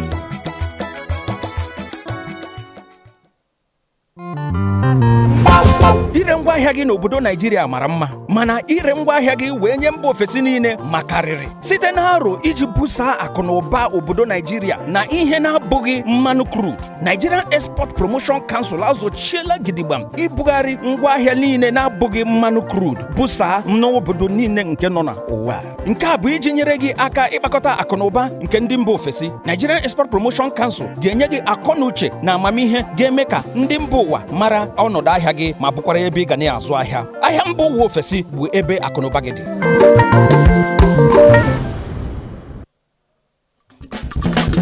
Títa ọjà rẹ àti fífi iṣẹ́ rẹ hàn ní agbègbè rẹ dára, ṣùgbọ́n o báwo ni ò bá ṣe dára jù tí o bá lè dá òwò pọ̀ pẹ̀lú àwọn orílẹ̀-èdè mìíràn láti lè lo ọ̀nà tó dára mìíràn láti darí ètò ọrọ̀ ajé Nàìjíríà kúrò lórí epo rọ̀bì nìkan. Nigerian Export Promotion Council ti ṣetán láti fi ọ̀nà àbáyọ hàn ọ́ nípa ọ̀nà tí o lè darapọ̀ mọ́ àwọn olókoòwò àgbáyé. Bẹ́ẹ̀ sì ni fi ọ̀nà mìíràn hàn tí o lè gbà láti darapọ̀ mọ́ àwọn olókoòwò lágbàáyé yàtọ̀ sí epo rọ̀bì tí a gbójúlé. A lè ràn ọ́ lọ́wọ́ láti fi ọjà rẹ ránṣẹ́ sí ìlú òkèrè tí ìwọ yóò sì ní àǹfààní láti lè gba owó pàṣípàrọ̀ ìlú òkèrè lẹ́yìn ìgbà tí o bá ti ní ẹ̀kọ́ tó yè kooro àti ìmọ̀ ọ̀nà tí o fi lè sanwó ní ìlú òkèrè. Ìṣòwò ìlú òkèrè ó ní ọ̀nà tó lè mú ọrọ̀ ajé wa gbèrú ní gbogbo ìpínlẹ̀ àti ní orílẹ̀-èdè Nàìjíríà lápapọ̀.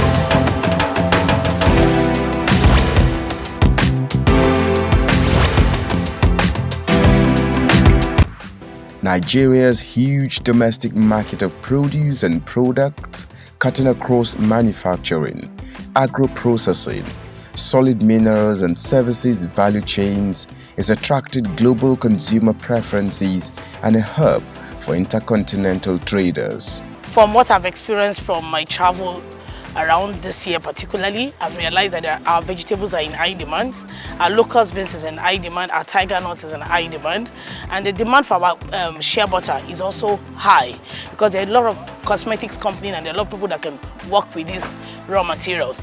I'm not talking about just fresh vegetables, I'm talking about being processed in Nigeria, dehydrated, coming out with the same look as fresh. The difference is it is dry. We have the red sesame, and also we have the white one, we have the black one too, all in the same country. We have sorghum, white one, yellow one, red one. Like our sesame is no more a competition. They grow sesame in some African countries, Sudan, Pakistan. They realize that ours has more content of oil and the fiber is much stronger. So entirely our produce are really, really great. While rising inflation and limited access to investment instruments affect the world, especially developing countries, dwindling oil revenues with attendant economic shocks also have fiscal impact on global economies. The war between Russia and Ukraine is particularly taking its toll on countries of the world. Despite these shocks, Nigeria's trade sector recorded a significant growth in the non-oil export sector as between January to June 2022, various Nigerian products were exported to 112 countries. Among the top 15 exported products in the first half year of 2022 were cocoa beans, sesame seed, urea fertilizer, and aluminium ingots. The manufacturing sector accounted for 36.28% of non-oil export. Raw agriculture products recorded 33.35%, while precious stones amounted to 13.22%. Mahmouda is doing almost $70 to $80 million a year in export. And now hopefully with the Nigerian Export Promotion Council, if we work hard, we can still push it out because even our products that we are doing from biscuits to CSD to this can all be exportable. Entrepreneurs are taking advantage of the linkage created by the establishment of Nigeria Export Trade Houses by the Nigerian Export Promotion Council across Cairo, Lome, and Kenya. For example, I wasn't in Kenya, but when the trade house was launched in Kenya, my products went to Kenya and I have seen results. In fact, the first time I received the call, I was shocked. Someone calling me from Kenya telling me, oh, we saw your fabric at the Kenya Trade House and I would want you to produce my fabrics for me for my next collection. We've been in talks, we've done our illustrations, our design development, we have sent out samples. And for a start, she wants to produce fabrics worth about $3,000. And not just her, somebody else has reached out as well, in Kenya as well, and we're already in talks with them. So I think it's a very laudable idea. Nigeria Trade House in Cairo is to allow both Egyptians and Nigerians to interact in a way where both of them are confident and safe, that they know that the quality will be supplied correctly, and at the same time the Nigerians will know that they will be getting paid. So our interaction between the markets of Egypt is starting from our processing in Nigeria, and my partners in the farms and my partners as suppliers that want to sell to Egypt. They have an option to sell direct to their client and request the trade house to collect funds. Or they can ask the Nigerian trade house, please receive my goods, stock it, and once I tell you it is okay to deliver, deliver. Or once you get paid X money, please receive the money, wire it, and deliver. We believe that in the next 5 years, Nigerian products will be well sought after with the campaign we are going on. Not only in the West African sub-region of Africa, but all over the world. Our work here is to ensure that we create more jobs, more employment, lift people out above the poverty line, ensure that small businesses, micro businesses, medium enterprises grow, ensure that even industries that are already existing profit better. This is not the era for borrowing money alone. This is the era for investments. This is the era to open your doors, to attract investors. And a lot of people are out there looking for how to come into the country. It's our opportunity, it's our time to make that happen. We have one of the highest return on investment. We have large market. You know, it comes with its own risk, all right? So I look at companies, I have examples of companies that have done well in Nigeria. Those success stories, what it is that they do, what it is that they have been doing that they are succeeding. So these are the kind of things we try to propagate so that people will see that, I mean, it's not safe everywhere in the world. I mean, you can still do business in Nigeria and succeed and make up with the high profits that is, you know, that is inherent in doing business in Nigeria. With a population of more than 200 million resourceful people, a robust ease of doing business framework, and abundant raw material deposits sprawling over an intimidating landmass, Nigeria is a ready market for global business.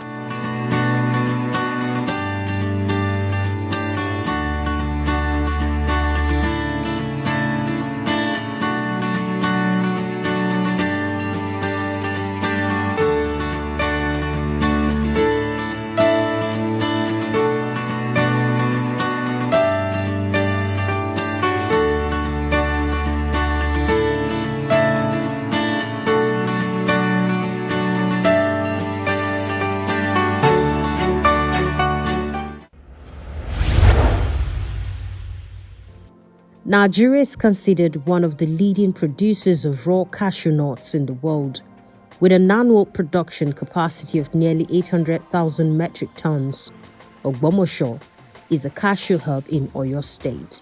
Some of the best quality of the cash crop in Africa are produced here. However, lack of processing machinery is a challenge for more than 2,000 cashew farmers here. Although cashew tops the charts of non-oil exportable products in international markets, value addition is lacking in Nigeria. The Nigerian Export Promotion Council, NEPC, is about to change the narrative with the establishment of modern processing plants. We are here in Ogbomosho to see the farmers, interact with them, and to arrange a PPP arrangement, a public-private partnership arrangement, to set up a cashew processing plant here in Ogbomosho along with the farmers. It's not going to be 100% government.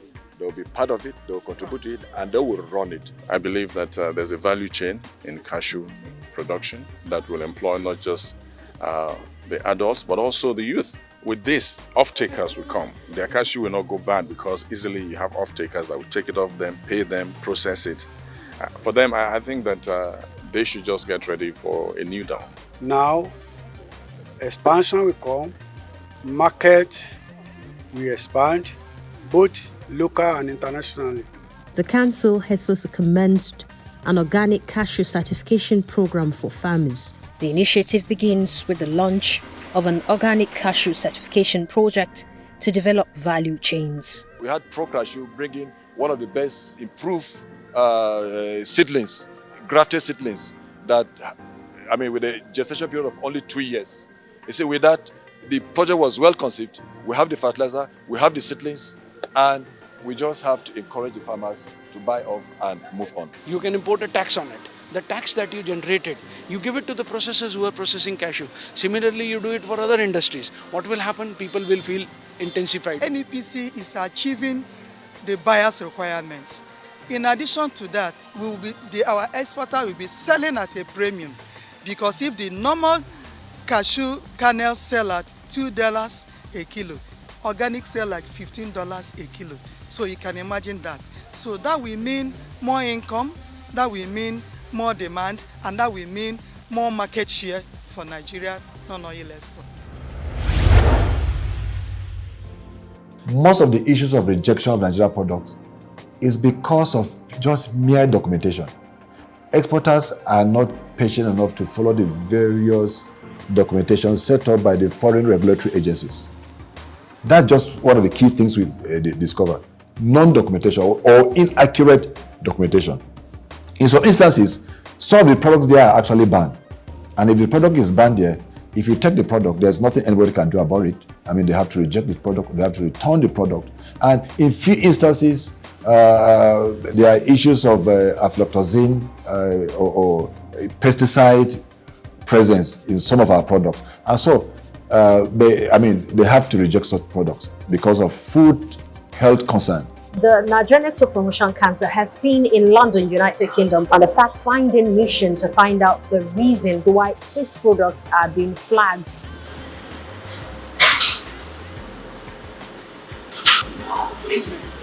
We've got, hopefully, country of origin, product US, and the establishment number to test the freshness of the fish. If you were bringing in frozen fish, okay? But no, unless we have been told that there's an order notification, if there's any abnormalities, any discrepancies there, then we will contact the agent, and this can all be done prior to the vessel actually arriving, hence, send it across as soon as you can. If it's up for inspection, we would have already called it for exam, and it takes approximately, we give a key performance indicator that if we put an item on hold for exam, it takes no more than 48 hours to call that box for exam. Obviously, there are some products from Nigeria which require additional controls, which we've talked about this morning. Again, though, if that information can be provided as soon as possible, we will try and clear without delay. This meeting in London is focused on creating market access for the Nigerian business community in that country. I think if some of our exporters do have that information, nobody would know that these goods are banned, and they will take the pain of going into purchase, investment, logistics, and selling those goods down to the UK, only for those goods to be either returned, destroyed. As a matter of fact, the Food Standard Agency told us that in UK, that goods, the total number of goods rejected, the total percentage of goods rejected last year alone, 48% came from Nigeria. Of course, it's down presumably to our friends in Nigeria, the relevant agency, to ensure that the farmers and the various quarantine agencies and everything else are aware and pass on the information to around the country, around Nigeria. Government will continue to help businesses to be able to comply with the standards, pay for certification like they've been doing. NEPC has been doing a lot right now. Initially, there were no companies that had food safety certifications, but today you have 50, 70 companies that have food safety certification. People are also exporting hibiscus into Europe and the EU, especially into the EU and the US, especially those who are complying with some international standards and have certification. So there is tiger nut, there is moringa. Even though they are superfood, the markets are not that large, but there are markets also that are emerging markets. So for export, of course, you'll be looking at the already existing markets, the emerging markets, and markets that are developing. Nigeria has renewed its strategies and efforts to increase the quality and volume of export of indigenous products and produce to global markets to boost its GDP and foreign exchange earnings.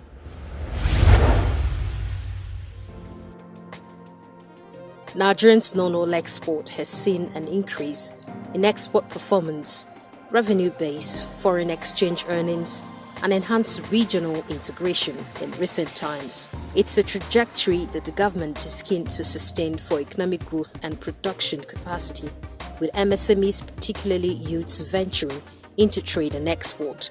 However, the bureaucracy of business documentation and procedures, lack of funding and limited access to market has often proved to be a challenge for youths in business. This explains launch of the Youth for Export program, YEP, by the Nigerian Export Promotion Council, NEPC, to turn the situation around through the Nigerian Exporters Hub, Next Hub.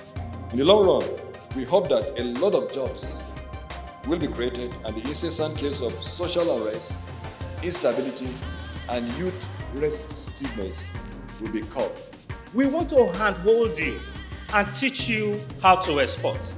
What to export, how to export, where to export, and we will give you off-takers. The NEPC is also working with the National Youth Service Corps and other implementing partners to deepen the impact of YEP, designed to empower youths and bridge the knowledge gap of youths in export business.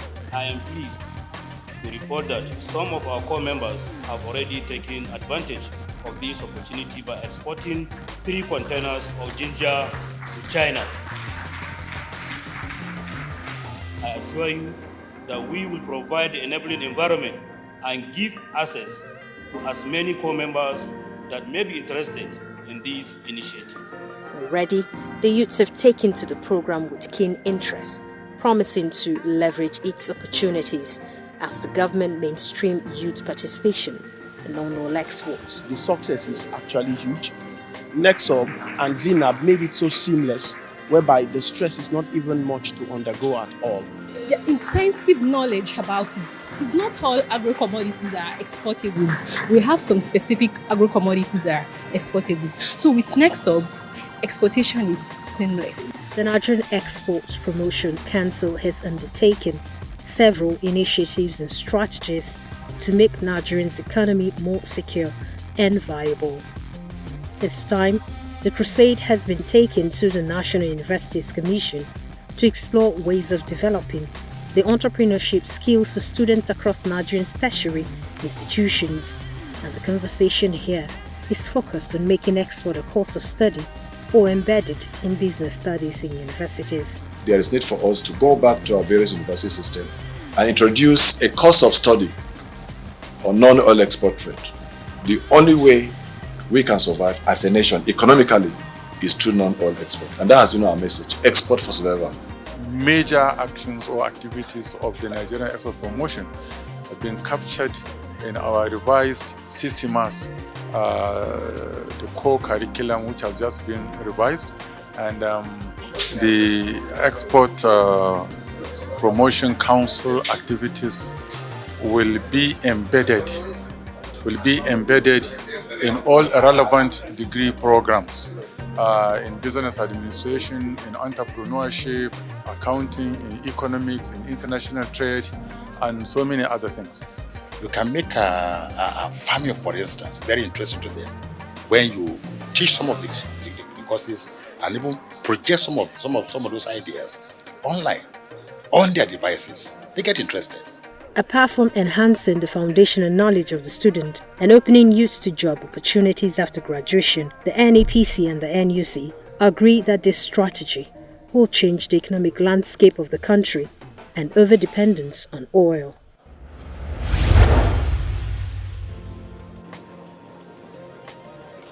While so much is being done by the Nigerian government to grow agricultural value chains, scale up production, and increase access to global markets for made-in Nigerian goods, especially agro-allied products, lingering production gaps pose technical barriers to these efforts. They include flaws in labeling and packaging, infringements on trademarks, misbranding, lack of barcodes, among other challenges. Interventions by the Nigerian Export Promotion Council (NEPC) seeks to provide hands-on packaging and labeling guide to conform with global standards and specifications. If your packaging is not right, you are going nowhere.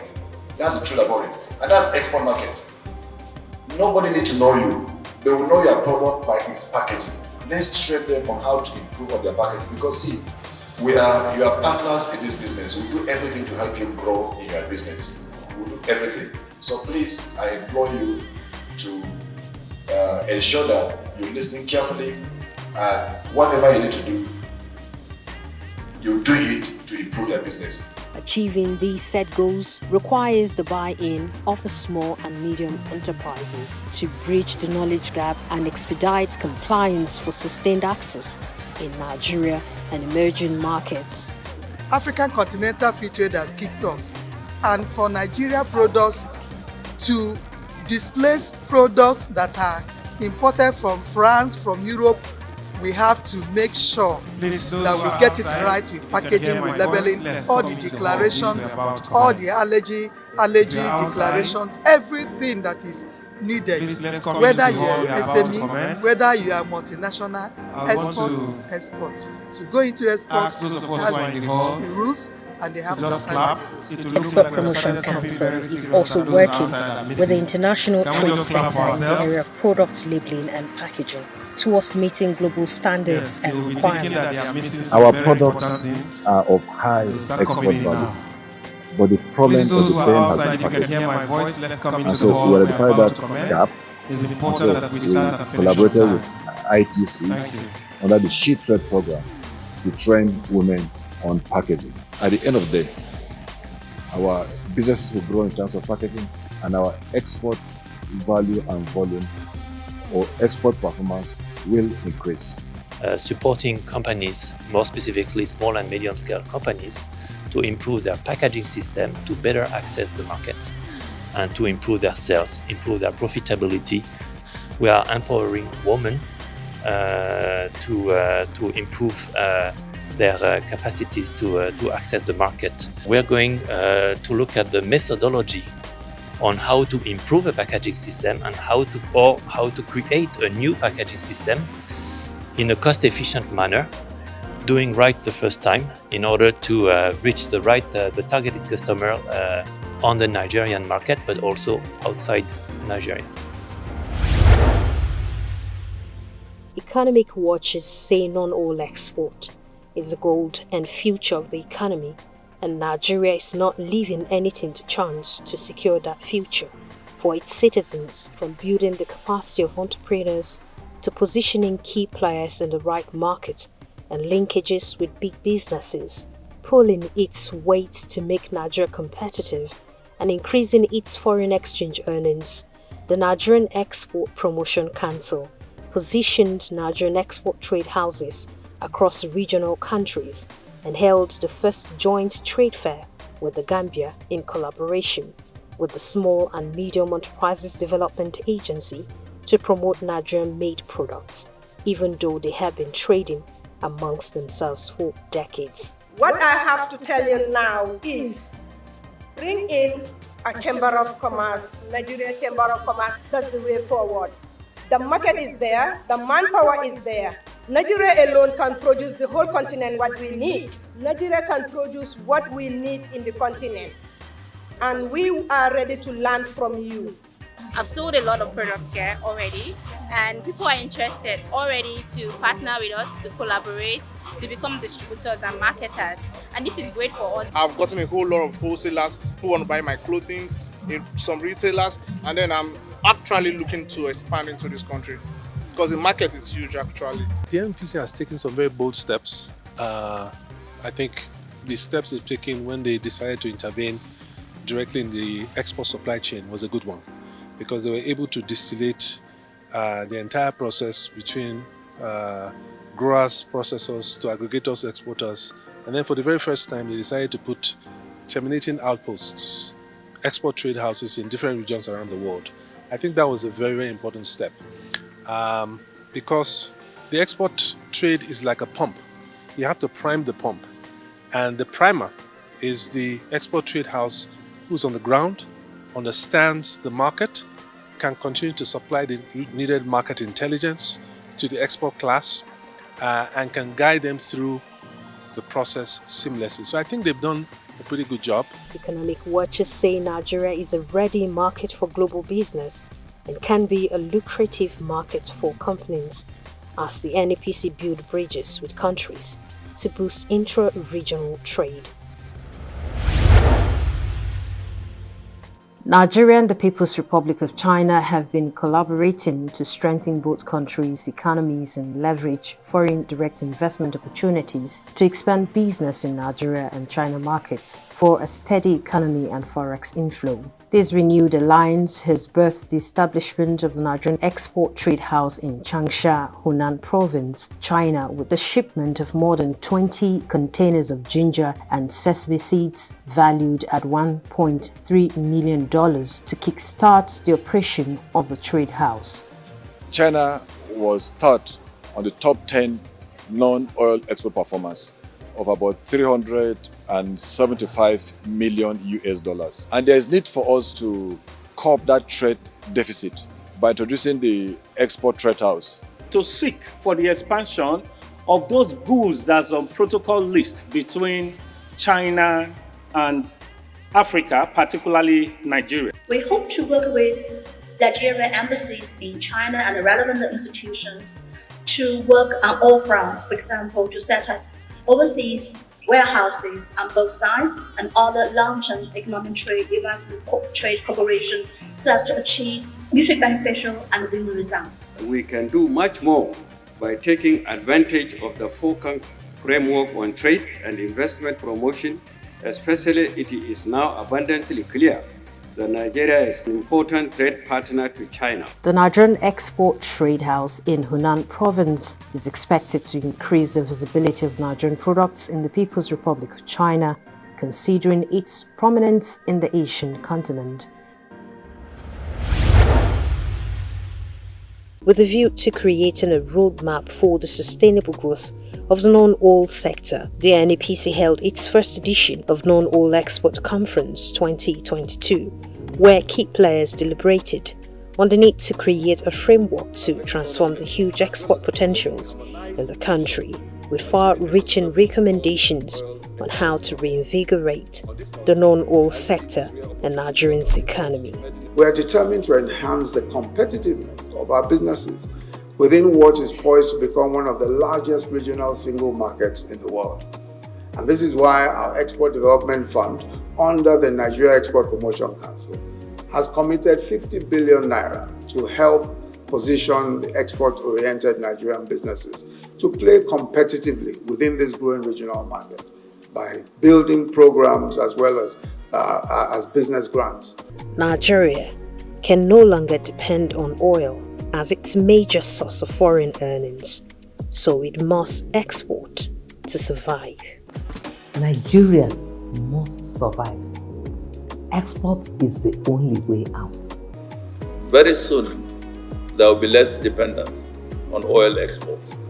We will be exporting services, goods, and our skills to the world.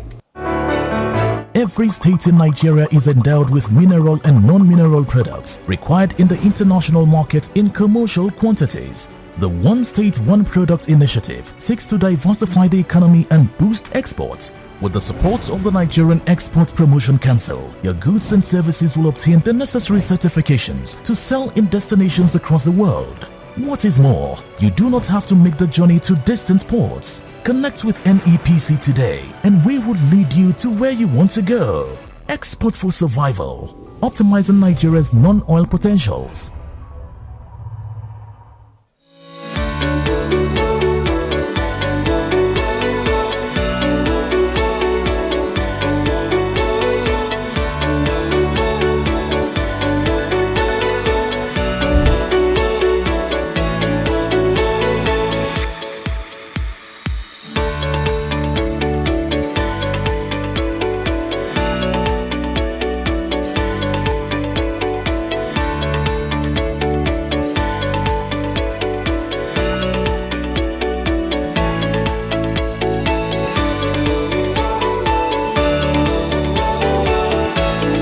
extremely delighted to welcome you all to the second National Conference on Non-Oil Export.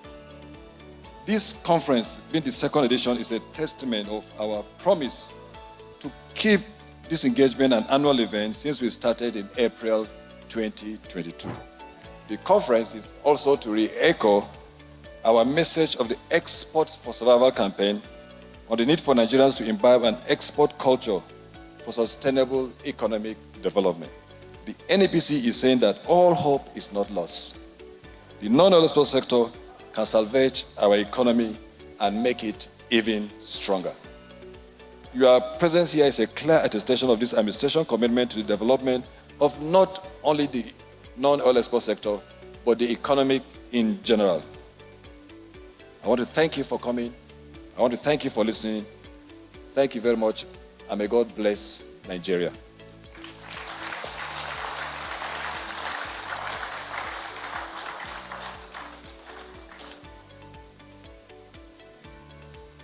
What we have done by the last statistics is to make sure that we bring them into the net so that we won't just be looking at formal businesses. We also need to look at the nano businesses, the largely informal ones, because they are the ones that need a lot of hand-holding. So we will continue to work together with relevant agencies so that we can let our MSMEs not only satisfy the internal market, but also satisfy the external market. The 10th Assembly is committed to ensuring efficient legislative framework that will drive a robust, climate-resilient commerce and sustainably develop Nigerian economy through improved digitization, transparency, and effective data gathering in a bid to drive robust innovation in this sector. I commend the NEPC for organizing the conference, a platform that underscores the paramount importance of diversifying our nation's economy beyond oil. At the Nigerian Shippers Council, our mandate strongly and firmly aligns with the objectives of this conference. We are dedicated to promoting and facilitating a vibrant, efficient, and globally competitive shipping sector in Nigeria. Exportation is a topic close to my heart and to this administration. And this is one thing that the President Bola Ahmed Tinubu has kept on emphasizing. The conference serves as a dynamic platform for stakeholder engagement to explore innovative strategies to bolster our nation's economic sustainability. We all know the importance of exports to every economy. And so when we talk about non-oil exports, it's just us saying what we all know. For enterprises and for entrepreneurs who actually go in to take business risk, one of the things that you really want to do is to increase your return on investment. And one way you can do that is through export. May I inform you that one of the key responsibilities of my ministry is to promote made in Nigeria products, both for domestic consumption and for international markets. In this regard, we are making necessary efforts to ensure increased productivity with a view of turning the country into an industrial hub and a destination for foreign direct investment.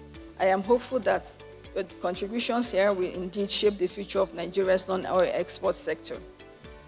We will continue to encourage more business owners to explore exports, even in very small ways. There cannot be a better time to reassure the nation of our promise to create and deliver vast channels of opportunities. We are brought here together today to reflect on our non-oil exports, and I'm delighted to stand among those who have shared our fervor for constructing a more diverse economy. I'm therefore pleased that we are all determined to continue to push relentlessly for the realization of President Bola Ahmed Tinubu's 8-point agenda. It is clear that as a nation, we can no longer afford to walk this uncertain path.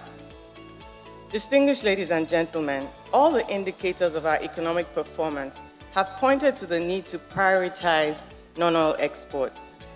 The third task ahead of us is to prioritize capacity building and skills development, and I'm glad that the CEO of Smedan is here. For non-oil export sector, I'm glad that there's coordination. We are prepared to invest in human capital, research and development, and technology transfer to enhance productivity and innovation by equipping our entrepreneurs and workers with the necessary skills and knowledge.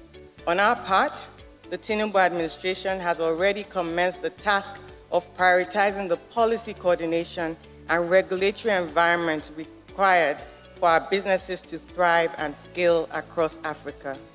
This event isn't merely an acknowledgement of the practicalities of our strategies as an administration to rescue our economy through a channel that has not been adequately prioritized, but also an important reminder to us all that our future, as well as the future of our children, hinges on our ability to urgently liberate ourselves from the shackles of overdependence of oil in a world rapidly moving away from fossil fuels.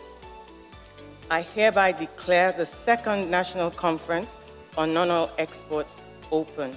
Thank you for your attention, and God bless the Federal Republic of Nigeria. Thank you very much.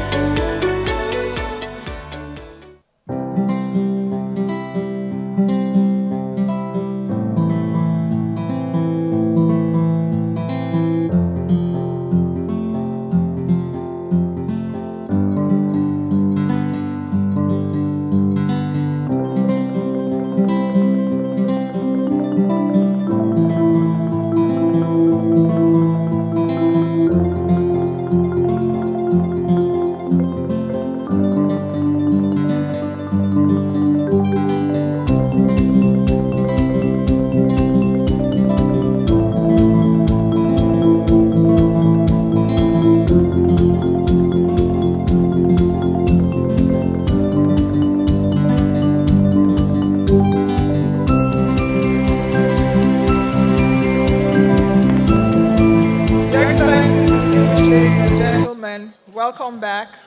I hope our tea break was good. And like Ben said, I hope we took what we know. I hope we didn't take goat's milk, donkey milk, but cow milk, you know. So welcome back as we get into the second session. It depends on what you know. You know, somebody asked a graduate once to send in her CV, and the lady said, "What is CV?" And she actually came to meet me, said, "Sir, they say I should send my CV. What is CV?" I said, "CV is coronavirus." Just send them coronavirus. So when you told her that, what happened? It's information. As I say, it depends on what you know. The information you have is how it will help you. Ease of doing business. Are we back, all of us? I'm believing that most of us are back. Today is a special day. When we talk about ease of doing business, sometimes we should also talk about ease of being a customer. Because it's also challenging being a customer in Nigeria. Those who own the factories are doing well. You, the buyer, you also are not considered. So we'll talk about it later on when we get to the business aspect. But we'll take the next panel in a bit as we get ready to discuss further, and it will help us to wrap up exactly the points that needed to be said. Exactly. As we go into the second session, we'll be talking about enhancing non-oil export competitiveness in Nigeria. You know, doing business in Nigeria, Ben, is such a difficult thing. No, it's improving.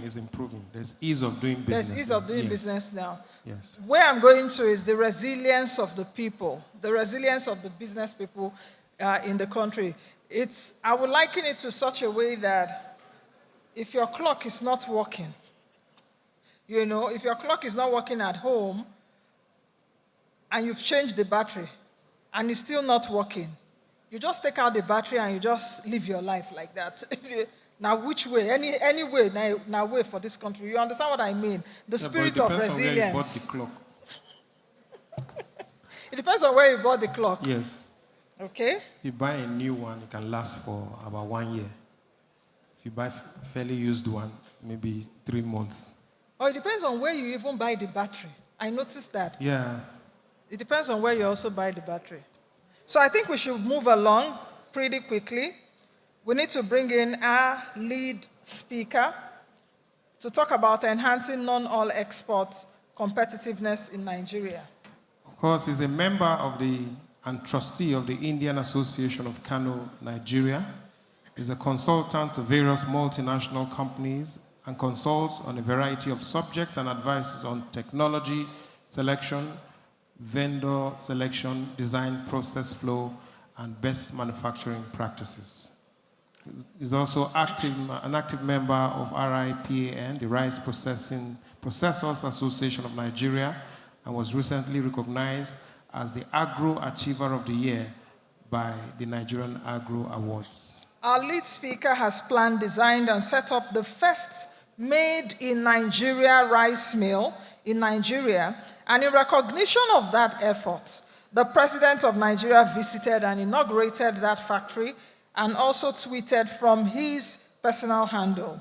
Our lead speaker was put on the cover of Agro Nigeria, one of Nigeria's foremost magazines in the agri-space. He was also the first person to set up a mechanical cleaning unit for processing gum arabic, which is a forest produce. I thought I was going to hear a round of applause for that. Of course, he's the first to set up a unit for manufacturing agro-machineries in Nigeria and after-sales maintenance. He's also been celebrated as the first to start branding forest products of Nigeria to sell to markets around the globe. He consults on project financing and funding opportunities. He is also the one who provides turnkey solutions across disciplines and provides complete product consultancy involving everything from financing all the way to operations. Please help us with a round of applause to welcome our lead speaker, he just told me one word, Syrian. Please welcome Mr. Syrian to the stage with a round of applause.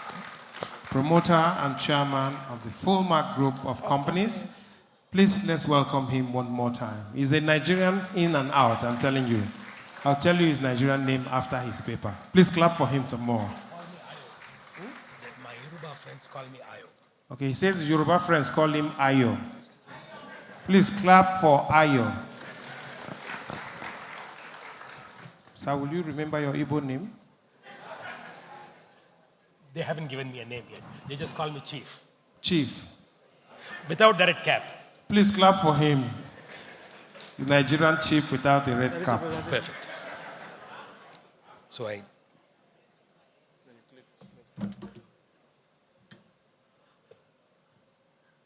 good evening, good afternoon, depending on how you decide to view it. I hope all of you have had your belly full now. Yes or no? So you can possibly listen to me without too much sleep. I mean, I hope it's not overfull. Anyway, before some of you start to wonder, why is it that somebody who's got straight hair is standing in front of you? Let me tell you, I am Nigerian in heart. I've been staying here for over 30 years. Nima dankanu ne, dankasa, yaushe shikara talatin anang. Kuma, my heart bleeds for Nigeria just like any one of you. And my heart beats for Nigeria. I hope there is no more bleeding, inshallah. When I was invited to come and make a speech on competitiveness in non-oil exports, I was wondering what exactly I need to talk about. But let me start by quickly running you through some slides about how I view exports here. I've been in exports for 30 years in Nigeria. From the very first day I came, within the first 6 months of my coming here, I got into exports, and I have done nothing else more than exports or import substitution for all of my 30 plus years in Nigeria. I've possibly handled over 45 different items, and we've now settled on maybe about 5 or 6, which we do consistently, and some others not so consistently. We can distribute Nigerian exports into 4 main categories: agro-commodities in the raw and processed form, minerals and natural resources, manufactured goods, and export of services. I don't think I need to elaborate more on any of those things. Just so that we can quickly run through this, I've just got a basic list of what items that Nigeria largely exports in terms of high-value items. We have cocoa, sesame, cashew, hibiscus, ginger and turmeric, shea nut, soya, cowpeas, cotton, rubber, fruits, vegetables, flowers. Several of these things basically form the agro-commodity sector. I'm more competent to talk about agro-commodities, but I'll quickly run through other sectors. Minerals, I'm told Nigeria is exporting a lot of gold. Some of it may be going formally, a lot of it is possibly going through informal sectors. Nigeria also exports lead and zinc, nickel, tin, manganese, tantalite, coal, lots of lithium of late, ores of iron and aluminium, precious stones, granite, limestones, and I think there are a lot more items that are on the list. For manufactured products, plastic products, Nigeria has a very, very, very happening plastic industry. Pharmaceutical products, if you go to any of our neighboring countries, you'll see Nigerian products there. Cotton yarn, I know factories in Kanu that still produce cotton yarn, though cotton availability is usually restricted. Cement, we all know it goes from Abuja. Leather and leather products, paper products, furniture in wood, artisanal products like what we saw at the display outside the exhibition center yesterday, processed food that we also saw on display, stitched clothing and fashion is also being exported, and we've seen it in several places in Europe as well. The one thing that not too many people always talk about, of course we've been discussing about it in the last 2 days, is export of services. The potential Nigeria has for export of services is incredible. And I wish Nigeria takes a leaf from the Indian book, which is my home country as well, and how India has become a powerhouse with information technology and how it has used export of services to propel itself into growth. Nigeria has got a large talent pool of people who speak English. Every large business organization these days need call centers. And call centers are near impossible to afford when you are within the continent or whether you are in the Americas.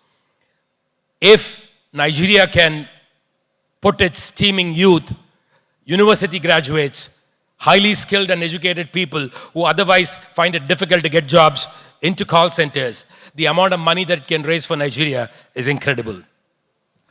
Consultancies. There's no dearth of talent in Nigeria.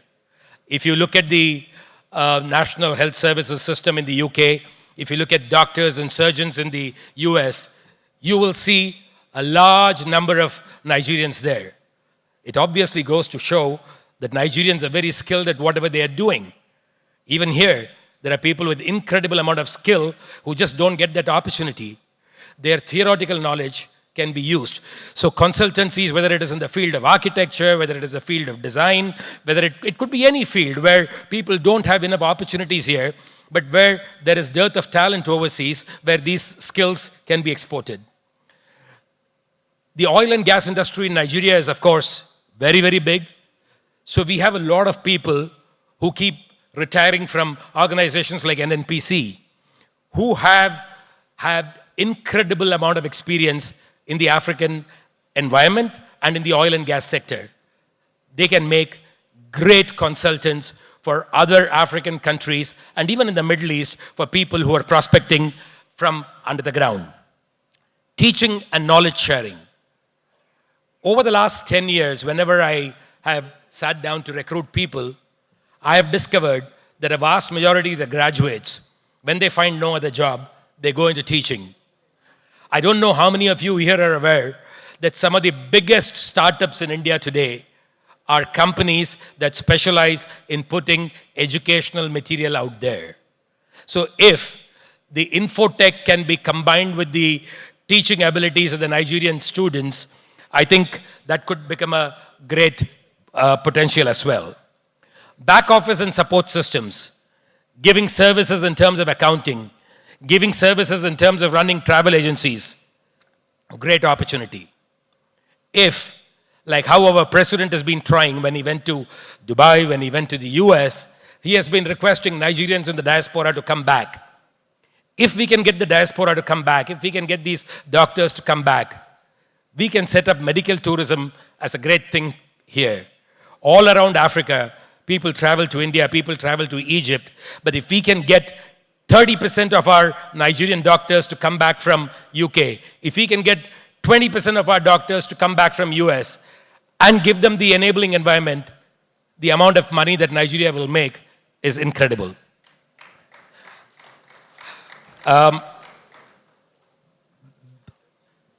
When we are talking about competitiveness, we need to understand how to judge competitiveness and what are the challenges that one faces. So I'm basically have put out these challenges by industry. The challenges faced by the agro-export industry is lack of extension and technical training. If you look at farmers, they are not trained. We are still at subsistence farming level.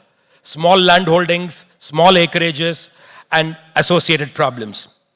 Quality of seeds, very, very poor.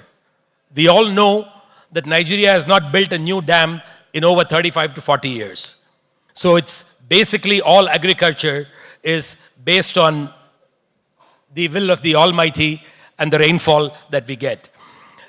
Harvesting in Nigeria, even today, is manual, and it has huge amount of problems.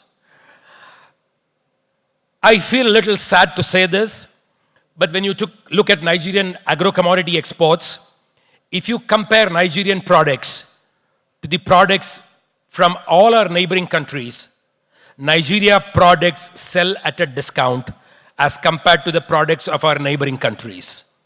If you talk about cashew, we are lower than Ivory Coast, we are lower than Ghana. If you talk about gum arabic, we are lower than Sudan, we are lower than Chad. If you talk about cocoa, Ivory Coast gets a higher price. If you talk about any commodity, soya, Republic of Benin gets a better price. Why is that? Because we don't teach our farmers the value of patience. If they waited 5 more days, 10 more days to let that cashew ripen on the tree, it would increase in size. It would increase in maturity. Early harvesting and manual harvesting causes huge amount of problems. There is no storage facilities. I mean, if you talk about cashew, for example, if you talk about paddy, for example, people harvest it, they don't know what to do with it. They have to immediately pack it in bags. There are no storage facilities. There are no drying facilities. That's a significant problem as well. There is no crop rotation, and because there is no crop rotation, every subsequent year, the quality of the crop keeps on deteriorating. One of the biggest problems that Nigeria has with respect to exportation of agro-commodities is all our neighbors are deemed as LDCs, least developed country. We thank God Nigeria doesn't fall into that list, but it doesn't help agro-commodity exports. So for example, if you look at Cameroon, if you look at Republic of Benin, you look at Chad, you look at Burkina, you look at any of these other countries that Nigeria competes in terms of its agro-commodity exports, these commodities are received favorably overseas. There is no duty on any of these commodities in China, in India, several parts of Europe, but Nigeria is subject to duty, and that puts it at a competitive disadvantage. This is one problem, again, maybe not the right forum to discuss it, but in the last couple of years, we've seen a huge influx of people who really are not exporters, who are basically importers of commodities into Nigeria, who get into exports thinking this is a good way to get their money out of the country because their monies are otherwise stuck because they don't know how to get the foreign exchange. While in some ways it's a great thing because it actually exposes Nigerian products to international markets, what actually happens is because these people are not so much interested in exports, their objective is to just convert their naira, which is always depreciating, into a commodity which is relatively steady in respect of its foreign exchange component. They end up exporting quality which is not necessarily acceptable. And when that quality goes overseas, it reflects badly on Nigeria. Another huge problem, again, it's multidisciplinary problem. We have a large number of people, predominantly from Asia, some from my birth country, India, several from several other Asian countries, who come here on tourist visas, have zero investment, they are only interested in feeding their factories, they are not concerned about bringing back the foreign exchange to the country, and they are basically fly-by-night operators who will come and take the cargo away. So a lot of these exports, which Nigeria actually does not get reflected, and Nigeria does not get the credit for that. Some of the other uncomfortable truths that we need to address when we talk about export of agro-commodities is that, if you all recall, I mentioned about LDCs. I don't know how many people in this auditorium would know and how many are going to appreciate what I'm going to say, but 90% of all Nigerian sesame that goes to China goes as a product of Republic of Niger. Nigeria ought to be getting the credit, but it is Republic of Niger that gets the credit. Very, very unfortunate. But that's unfortunate economic situation.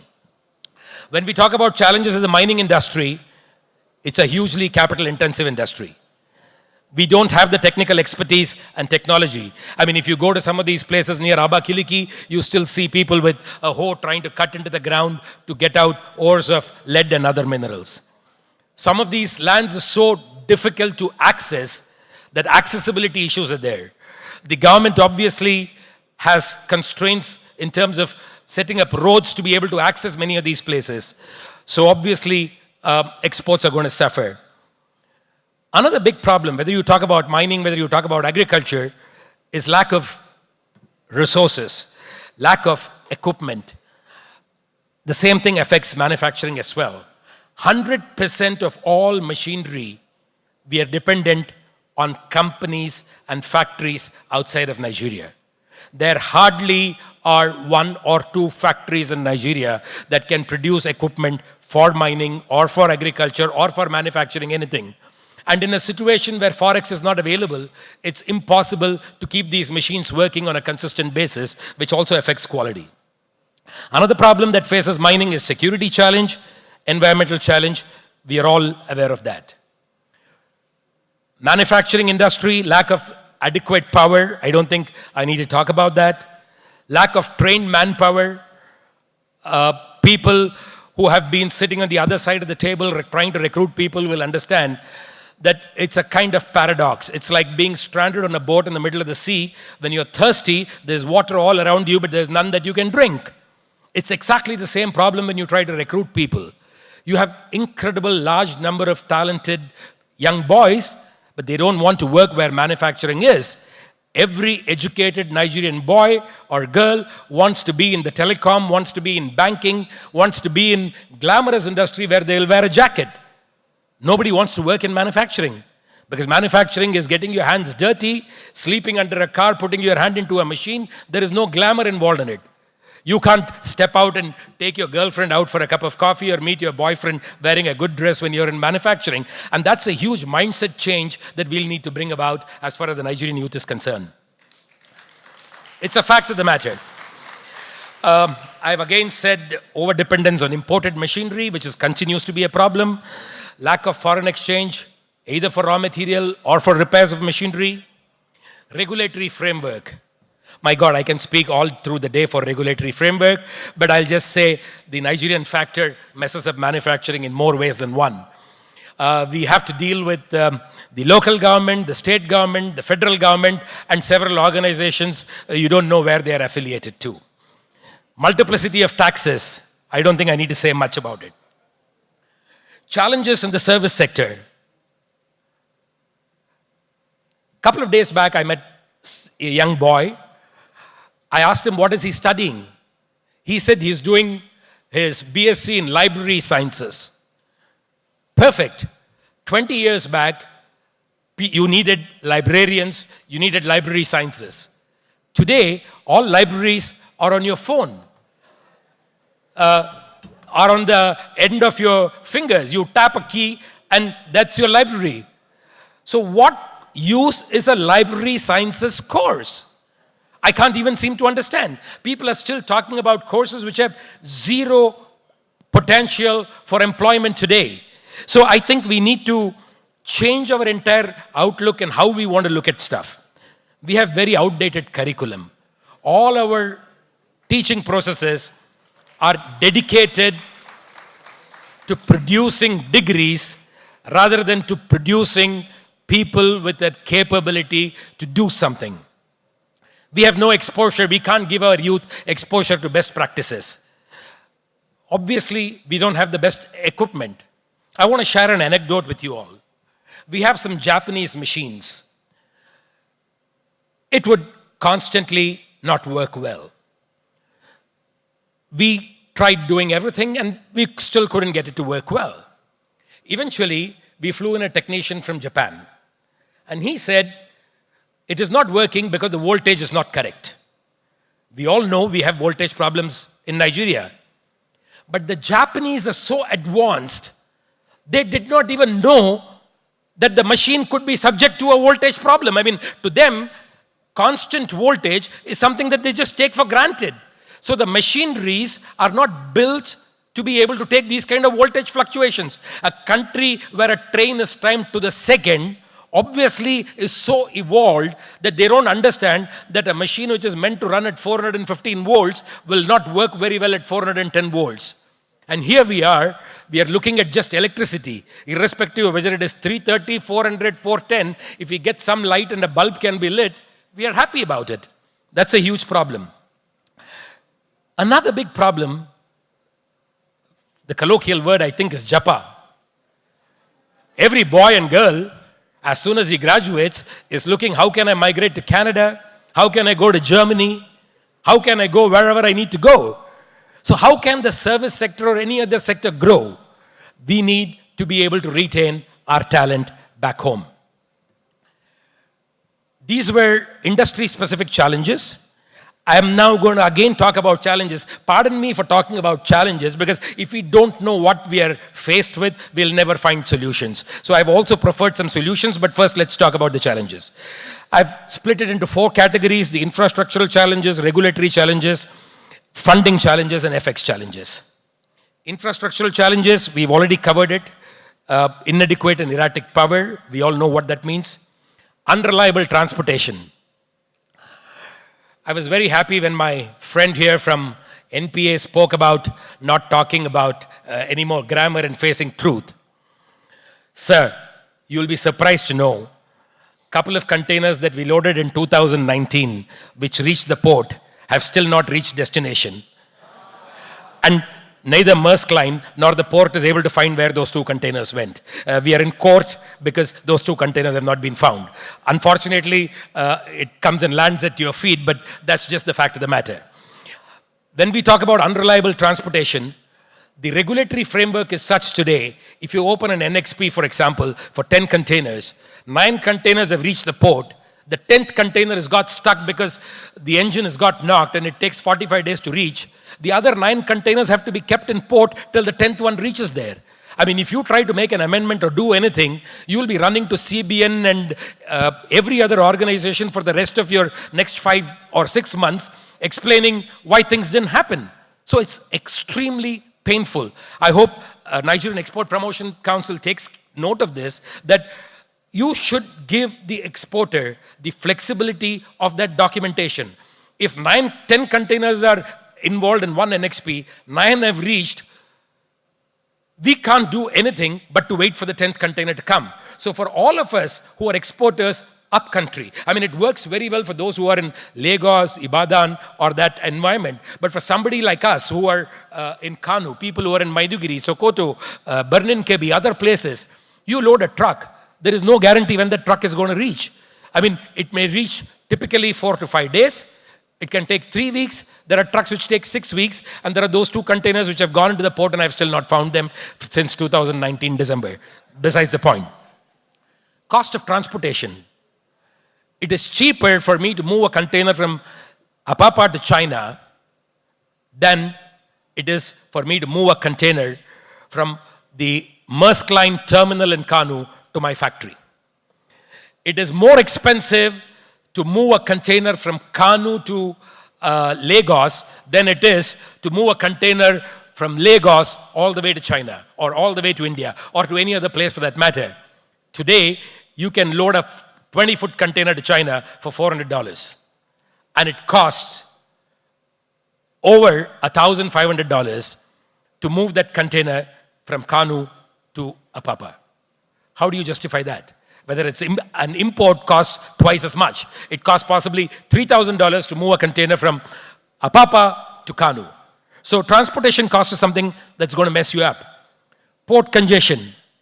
Sir, the ports have been congested for as long as I remember in the last 5 years. It started pre-COVID and even now we continue to have problems. All that congestion is not only because the port is congested, it's also because of the delays in documentation. When you say the 9 containers have to be held back till the 10th comes, and there are 10 such exporters, all of whom have one container lost, there is 81 containers sitting there doing nothing, waiting for the other 9 containers to come. So that causes congestion. And the only person who becomes rich out of the whole process is NPA and the shipping company. Nigeria doesn't become rich because the image of Nigeria takes a beating overseas. And why does it take a beating? People in Korea, people in Japan are used to planning that if the vessel comes on the 15th, we'll receive it on the 16th and we'll take it up for production on the 17th. Correct? In Nigeria, I can't even say whether it will go in October or November. I can't even say at this point of time, if somebody asks me, when can you ship? I'll say I'll try to ship it in the month of November, but I'm not sure it will go this year or next year. It's that kind of confusion. Correct?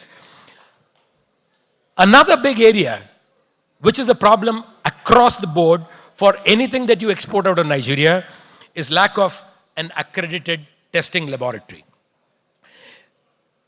If you want to export sesame seed, for that example, you can't export sesame seeds simply because there is pesticide residue and there is no way you can test it here. I'm told time is running out, so let me run through it quickly.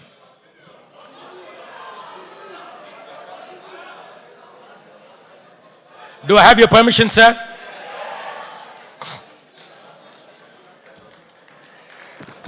Thank you. I appreciate.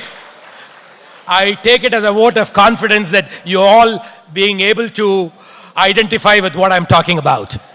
Thank you. So we don't have a testing laboratory. I'll give you some real life examples. Japan pays very, very, very good price for Nigerian sesame. And you can send Nigerian sesame to Japan without saying it is a product of Republic of Niger. You will send Nigerian sesame to Japan saying it is a product of Nigeria, and you can happily wear it on your chest that you're being true to your country and you're exporting something that's good. But Japan wants testing for about 165 pesticides, fertilizers, and residues that the sesame may have been subjected to. In Nigeria, we don't have the ability to even test it for any 2 of those chemicals. So what do we have to do? You have to pack your sesame and send it to Germany. It costs $400 to be able to send 1 sample. And let us say you're shipping out 250 metric tons. There is no way that you can get a sample of 500 grams, which you're sending to Germany, which will be truly representative of the 250 metric tons. It's like me picking any one of you and saying, this is how a Nigerian looks like, and everybody else is different. It is just not possible. I mean, it's a diverse commodity. When you are shipping 250 tons, it could come from 200 farms. It could come from 300 farms. And if any one of those farmers has used a pesticide or a chemical which is banned in Japan, your test may still come okay, but when it gets to Japan, they'll say, thank you so much, we appreciate you tried hard, but please come pack your goods back. The problem doesn't end there for the exporter. When their goods are shipped back, when it comes here, I don't know if there is anybody from plant quarantine here, they are not going to like what I'm going to say. Plant quarantine will now start inquisitioning me like I am the person responsible for that chemical there, when I have nothing to do with it, okay? I bought that sesame from somewhere, I processed it, there is no way for me to know what that sesame has, but plant quarantine will make it seem like I did wrong. And then, when I go back to CBN to say, this cargo came back, somebody in the port will say, let's take it and destroy it. What's my mistake? Is it my mistake? But that's the reality of exports today. So while a couple of speakers were recommending that the youth must get into it, that funding must happen, please understand that funding will happen when the financial institution sees this as a safe transaction. But if the financial institute sees this as a risky transaction, there is no way it's going to happen. Correct? So these are some of the infrastructural challenges. Regulatory challenges. Nigeria is still importing internationally banned pesticides and fumigants. Again, a very touchy subject. I'm not even sure it's a correct forum to bring this up, but we bend backwards to accommodate other countries when we actually don't need to. One single country buying some quantity of one Nigerian product dictates to us that their requirement is that we use one chemical for exports to that country. The rest of the world has banned this chemical. And if you are, for example, exporting to country A says use this, but all the other countries, alphabet B to alphabet Z, have banned this.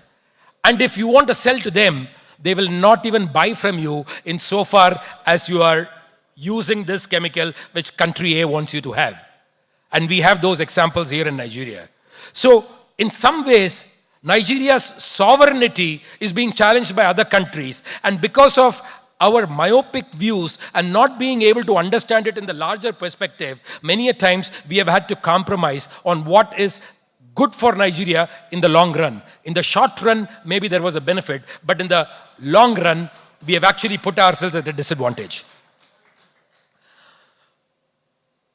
Regulatory paperwork causing delay. A single container to go out of Nigeria gets examined by maybe 8, maybe 10, maybe 12 organizations. Every other country, when you want to export something, the customs wants to ensure that if you're saying this is gum arabic, it is gum arabic that's going out. They have a list of values which to check whether it's okay. It ends there. In Nigeria, everybody from customs, immigration, police, DSS, plant quarantine, fertilizer companies, anybody walking on the road can say, we want to open this container. An average container is examined NAFDAC. Fair enough. But when one organization can do it, I failed to understand why every arm of government is suspecting of the other arm of the government. Correct? Why does NAFDAC have to open a container?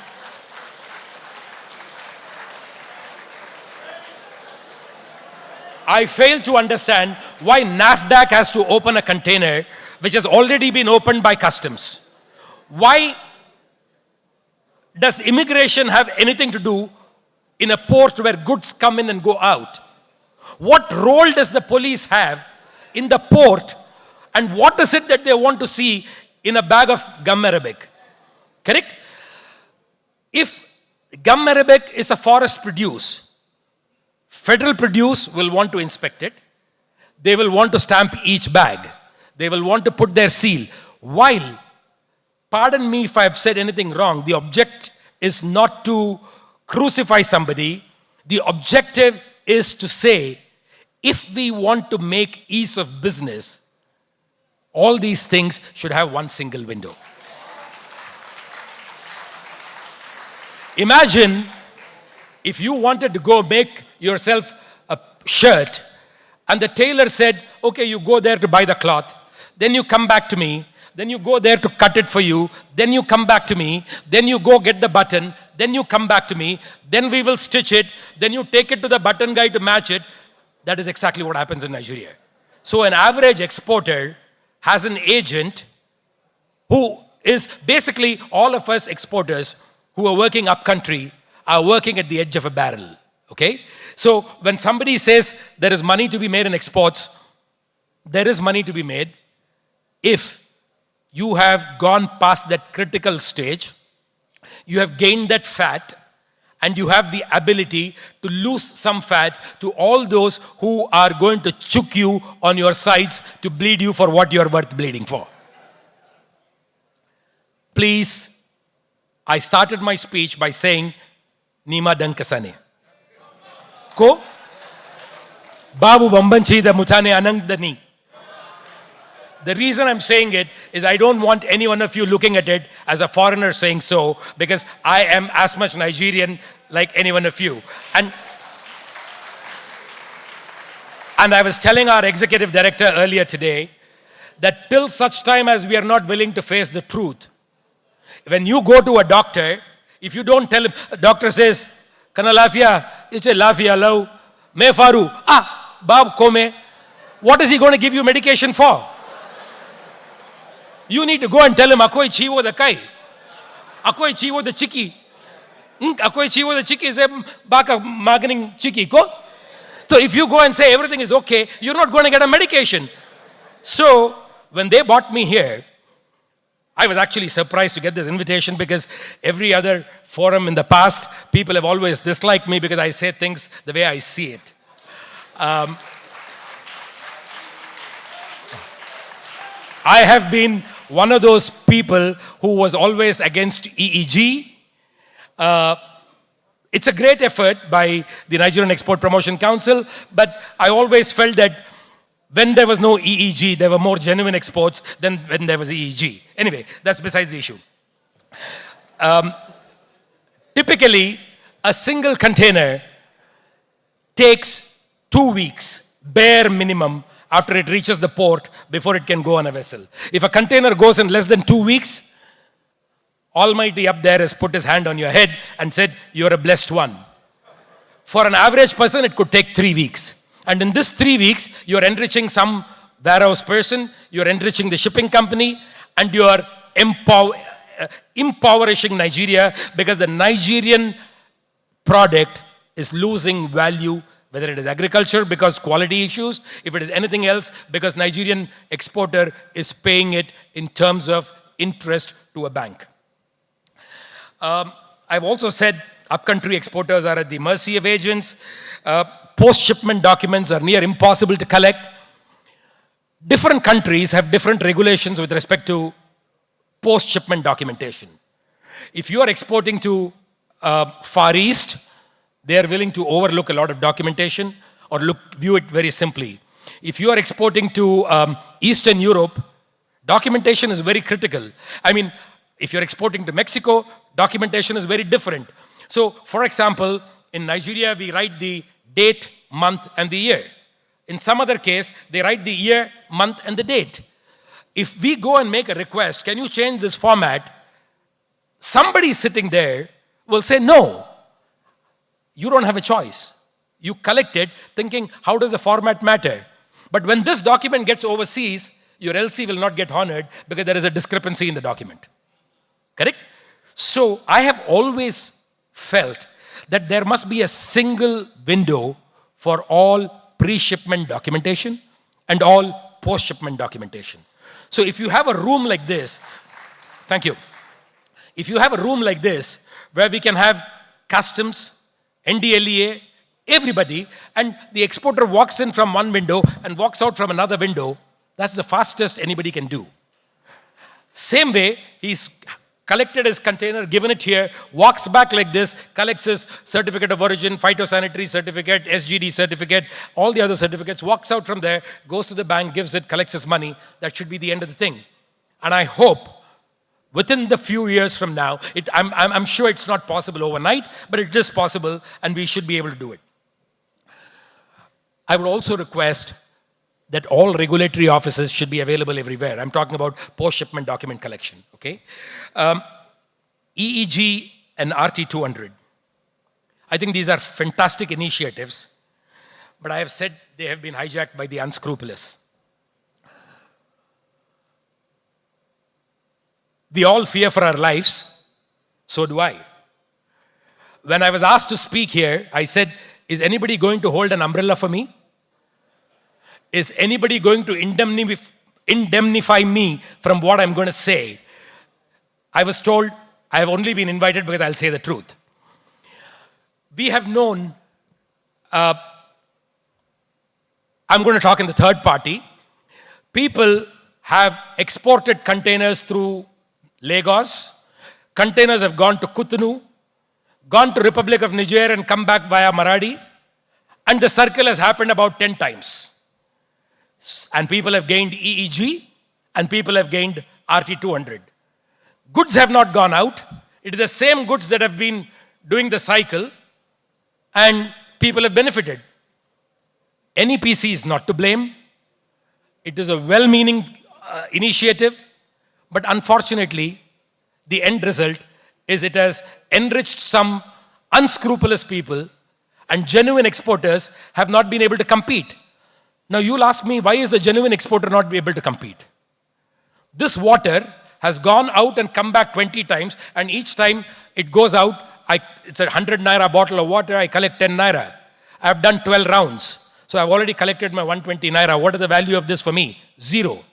So I go and meet the first available exporter, and I say, take it for 80 naira. Okay? So what happens to a genuine exporter who's actually cost 90 naira? He can't give it for 80 naira. So the genuine exporter is lost. So this way, it's affected people. Anyway,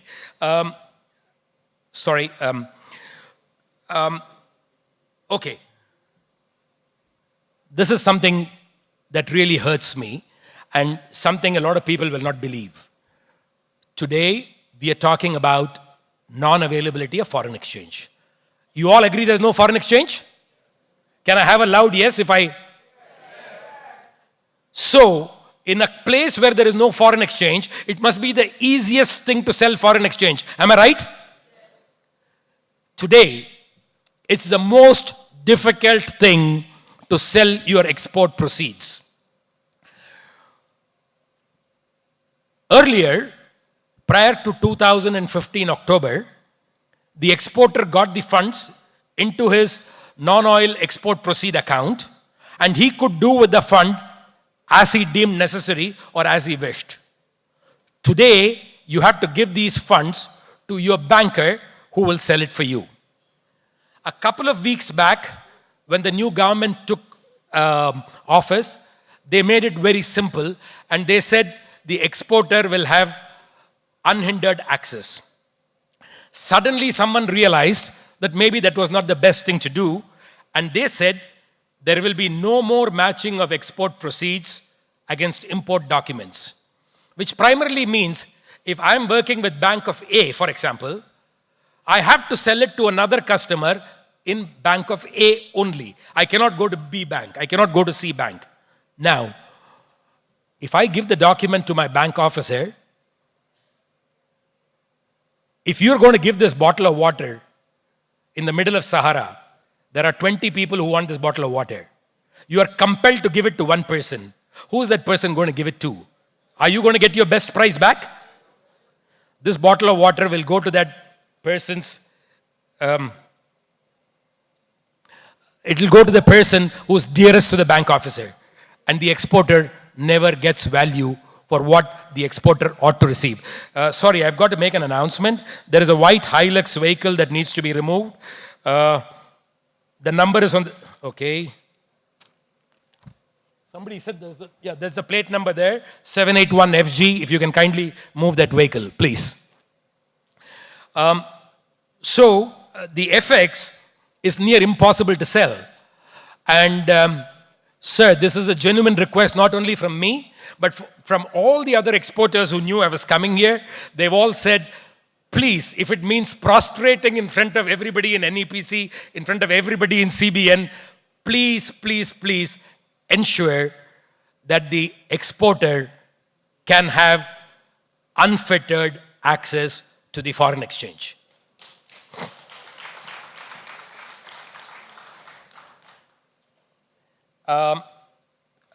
Amongst regulatory challenges, I'm also talking about fly-by-night operators overseas who have zero investment in Nigeria, but who keep coming here anyway.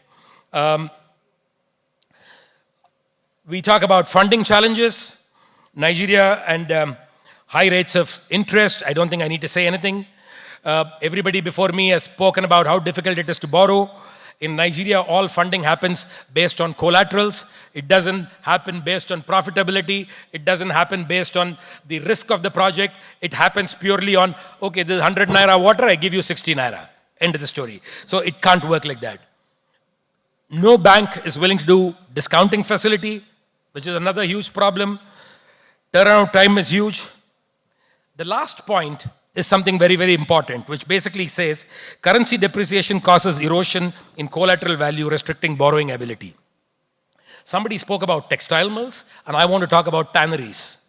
When I came here in the year 1993, 98% of tanneries, maybe 100% of tanneries, were owned by Nigerians from Kano.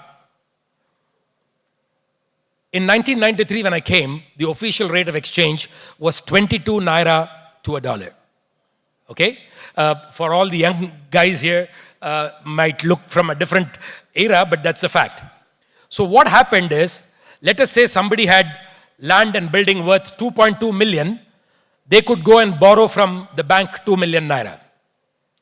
When the exchange rate became double, for example, the exchange rate from 22 went to 44, their property value did not go from 2.2 to 4.4.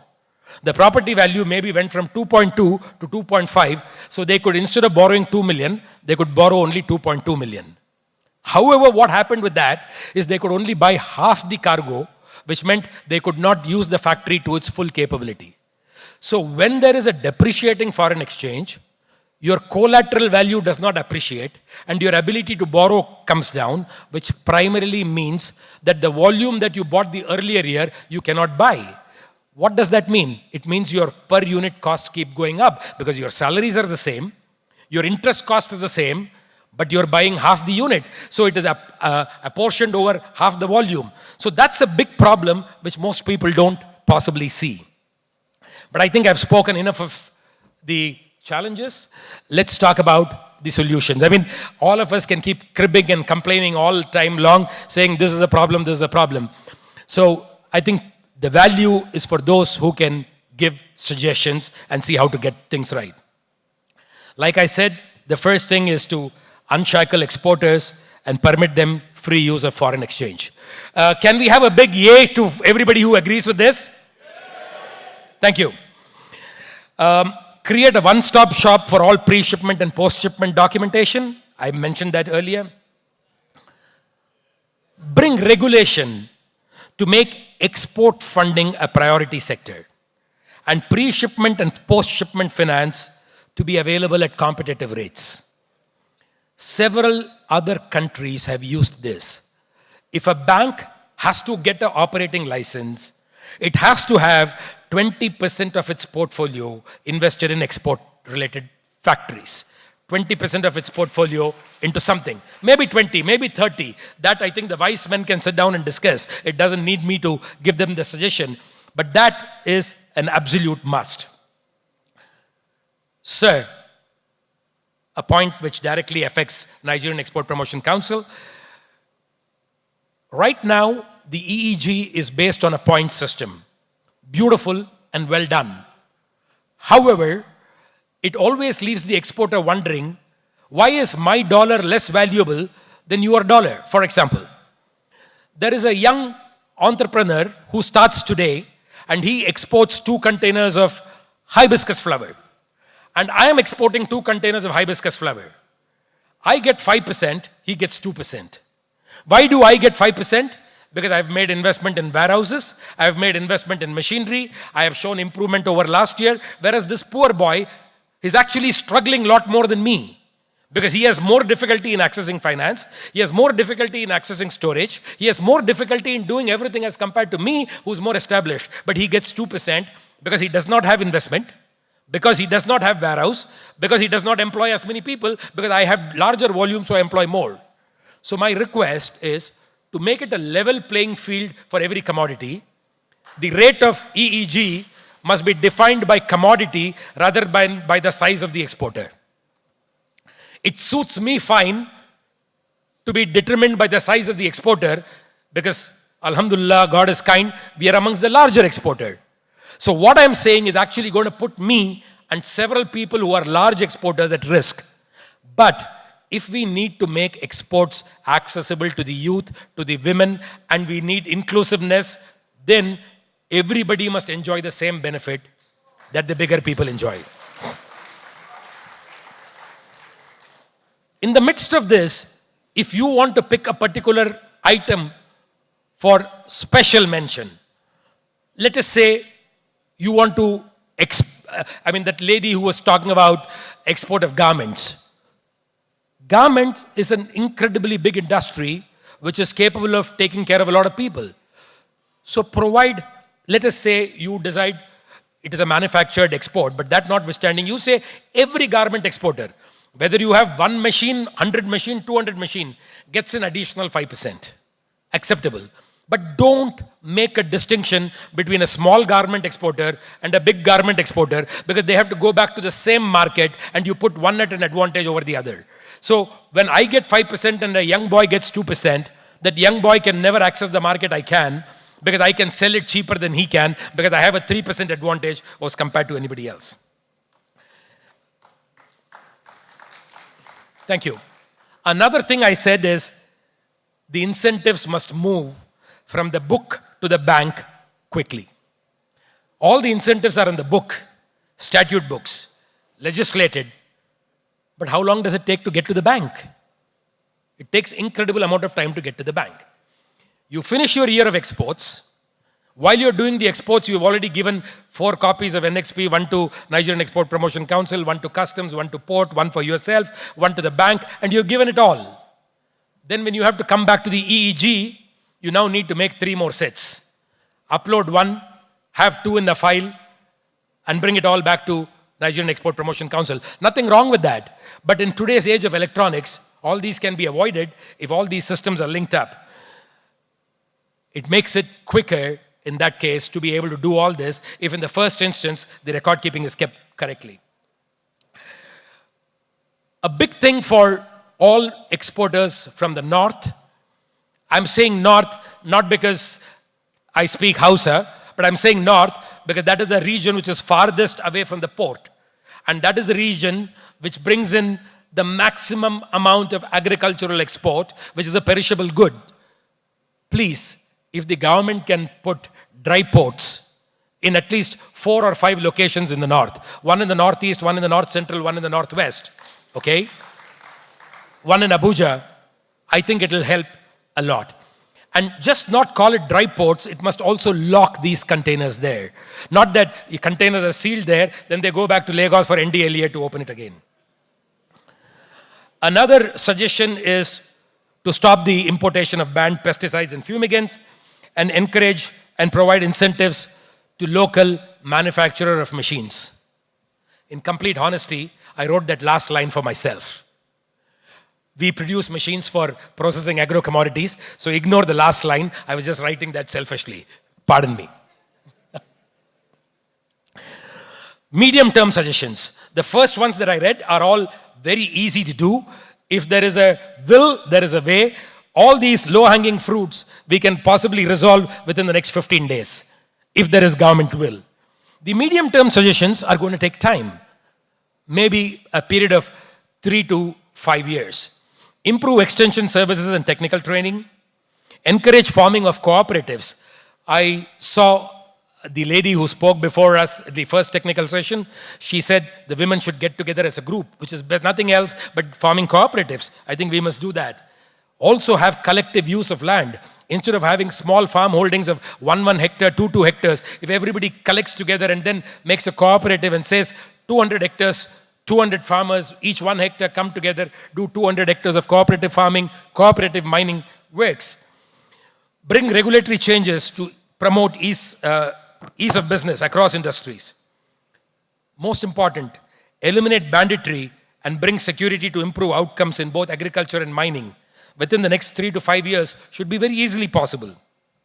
Revise curriculum and textbooks and start providing vocational training to people. In the medium term, some amount of success can be done. Encourage financial institutions to fund projects based on potential rather than purely on the value of collateral. My friend from Nexim, I hope, is taking cognizance of that.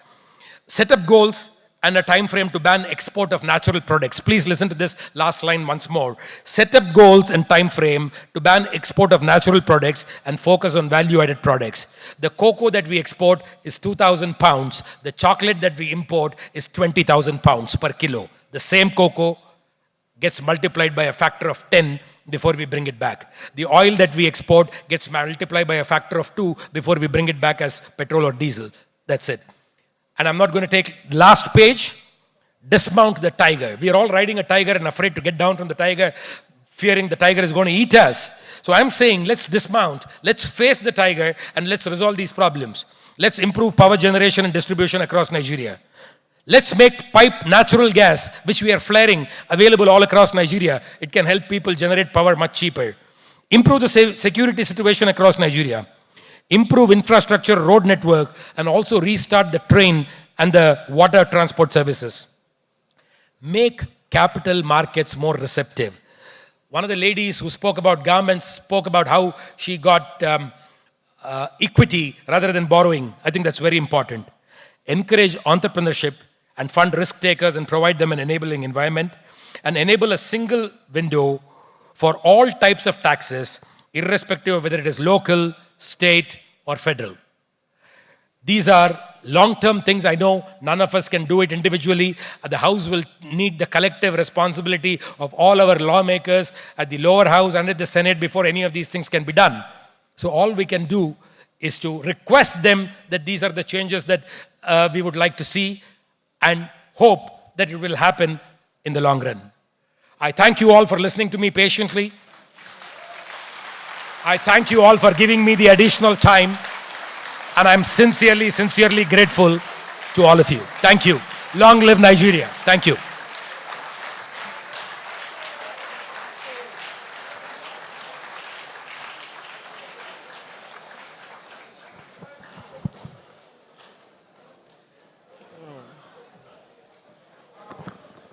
Please, can we give our lead speaker another round of applause?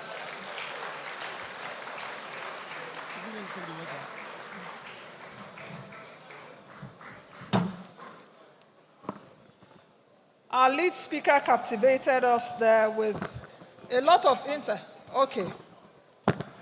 Just one thing to say. I didn't mean to offend anybody. If somebody got offended, that is purely accidental. I just wanted to say things as I saw it. Thank you.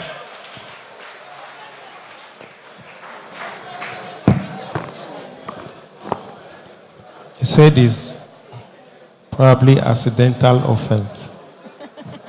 Thank you very much. Please, let's clap for him. Let's clap for him.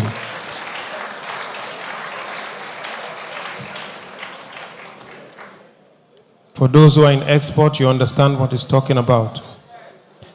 Challenge is sometimes, and in most recent times, I have a few friends who started as exporters. Now they have exported even the company to Canada. So they have relocated. One young man came to look for work last week, and I asked him, I said, what happened? He said, I went on leave without permission. By the time I came back, the company has changed its address, and I don't know the new address. I say, oh God, they have sacked you. If you have lost your job. Thank you. Yeah. Thank you again to the lead speaker.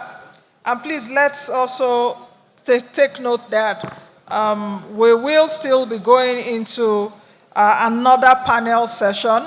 The networking will continue after we're finished, so please let's kindly note that. But I think the lead speaker has really given us something to chew about, talking about the topic which we'll be looking at. You know, when the lead speaker was speaking, a lot of things were going through my mind, and especially with the feedback from the audience. The audience wanted the lead speaker to continue to speak. And what came to my mind is of course, the room is filled with exporters, different stakeholders within the sector, isn't it? And it made me realize that there was a day that, especially now that fuel scarcity, that fuel prices have increased, a lot of people have dropped their cars, so you see a lot of people carpooling. And there were 4 engineers in one car. And the car died, and they actually pulled over the car. 4 engineers. At first, the electrical engineer said, I think the coil is bad. Let's replace the coil. The second engineer, who is a chemical engineer, said, no, I don't think the coil is bad. The second engineer is a chemical engineer. So the second engineer said, I think it's the fuel. It's the fuel that has problem. Let's replace the fuel. There was a third engineer there. A mechanical engineer now said, it's the valve lifter. We need to get another one. But most importantly, the fourth engineer, who is a computer engineer, now said, after a moment of observation, said, maybe we should all get out and come in again to reboot the car. So what am I saying in essence? We're all here, our lead speaker has given us insights. We'll all come up with different challenges and different solutions of getting there. But the issue is for what? The car to move. I hope we all understand what I've said. So we will get into the into the panel session now. Yeah, just before we do that, I just want to appeal to Ross. Can we all just for 1 minute just stand? Just 1 minute, just stand. Just stand up, please. Thank you very much. Some of us have, you can just stretch. Don't move anywhere. Just so that we don't sleep on the panel, please. All right, can we sit down now? Thank you. Thank you very much.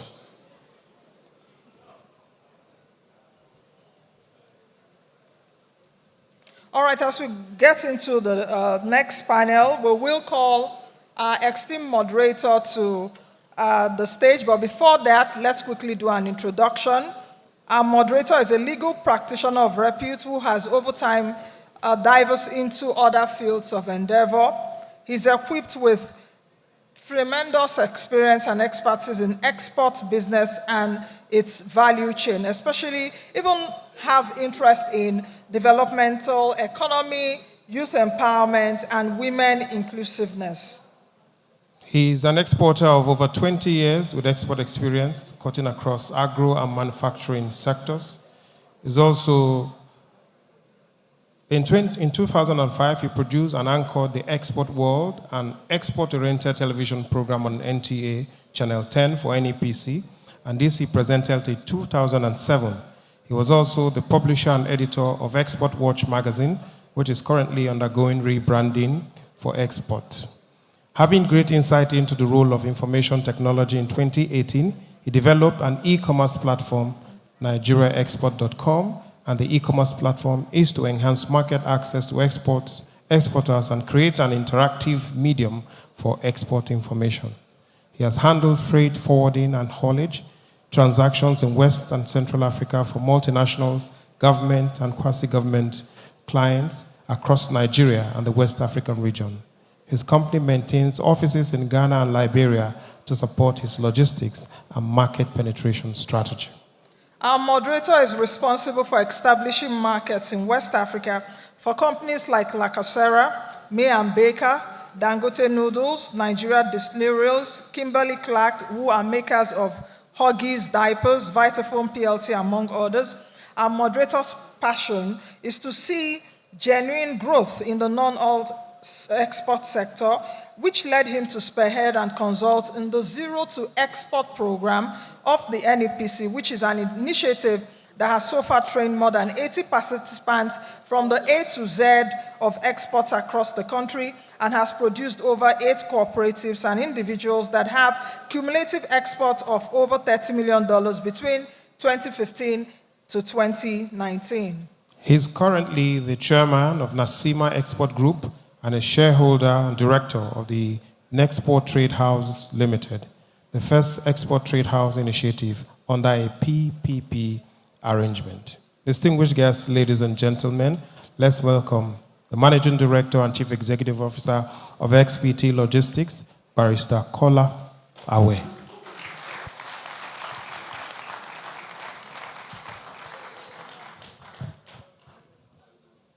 Please clap for him some more. Can I get a microphone? I'll be at home with you. Good afternoon, everybody.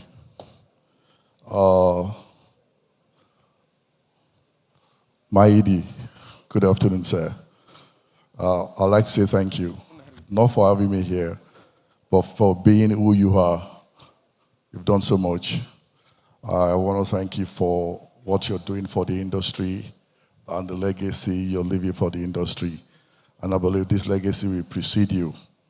And publicly, again, I've thanked you privately. I'm going to thank you publicly now for being in Lagos at my request. Thank you, and God bless you so much.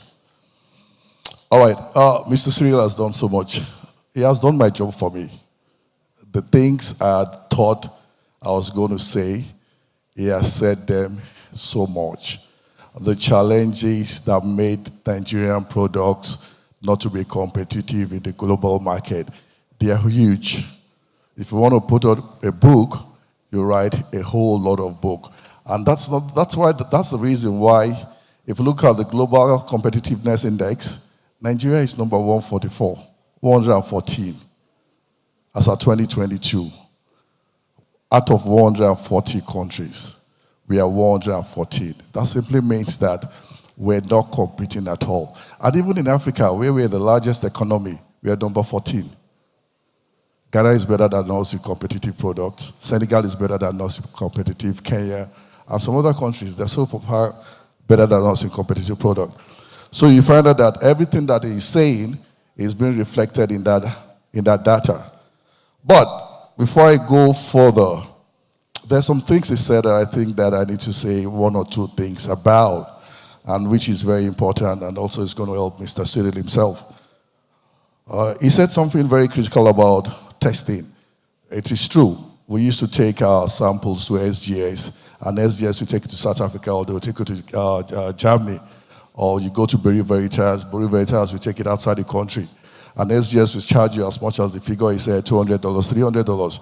But recently, I think one of these development agencies has been able to put up a testing center in Shagamu, where we can do most of this testing. That is what has happened now. So I need to let you open your mind to that. And then you said something about NAFDAC. Why is NAFDAC coming to inspect? The government has been gracious enough for ease of doing business that NAFDAC is no longer in the port. But NAFDAC, for you to export, part of the requirement for export, when you're exporting agro or any other commodity, manufactured product, is that NAFDAC still have to come, even though customs have come, because it's a manufactured product that form under the purview of NAFDAC. Yeah, no, you know, the truth there is that the reason NAFDAC will tell you that they needed to come and inspect any manufactured products, food and drug, I'm not talking about agro. They don't show up in agro. There are 3 agencies that shows up in agro. NAFDAC don't show up in agro, but once it's manufactured product, NAFDAC will come First of all, before you export that product, the law prescribes under the Nigerian Export Supervision Scheme that you must obtain export permit from NAFDAC. That is the law, that you must obtain an export permit from NAFDAC. Now, the challenge is this. When it comes to sea export, it's easier. But when it comes to land export, it's very difficult because the NAFDAC process and procedure is a little bit cumbersome. The law says, according to NAFDAC, you must produce an invoice on a packing list. So if I'm traveling, if I'm taking my goods by road and I've loaded my container, then that's when I can have my packing list. So I'll load a container, then I'll go to NAFDAC, and on their instruction, they said it takes 28 days to give me the export permit. Then I have to wait for 28 days for us to get the export permit. So NAFDAC by law is okay to inspect, and they can inspect, and they can tell you to open a container. Because if the goods is to be returned or there's a challenge in the goods, they want to know the batch number from the producer. What is the batch number of this good that you exported? So that when it's coming back, they can do some traceability to know where the problem actually is. And that's one of the reasons you can also see NAFDAC coming into play. You also said something about the single window, the LT200. LT200 has been stopped since June, so we should clap for ourselves. No more round tripping for that. LT200 has been stopped since June. Then you mentioned something about export funding. Export funding will continue to be difficult. Nexim is here. Our bankers are traditional bankers, and it's unfortunate that these banks, they don't even understand export till date. And thank you very much. I think we should clap for Nigerian Export Promotion Council. About last month, sometime last month, they knew that export funding is a big problem, and they knew that the banks are finding it very difficult to fund export. And so what did they do? They set up a program and invited all the export schedule officers of the bank to come to that program so that they can listen to exporters and be able to fashion out a product that can make the exporter. But I hope and I pray that they'll take the communique of that thing seriously. The bank don't understand export. I can tell you so many stories that they don't know. They can't even understand LC. They don't even understand the process of LC. They don't understand the time bar that is in LC. And LC has time. It's either 60 days, 120 days.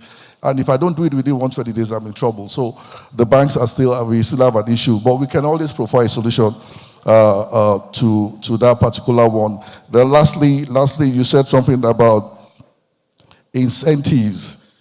It is amazing. It is amazing to all of us seated here today that the export sector is the only sector that has a larger bouquet of incentives.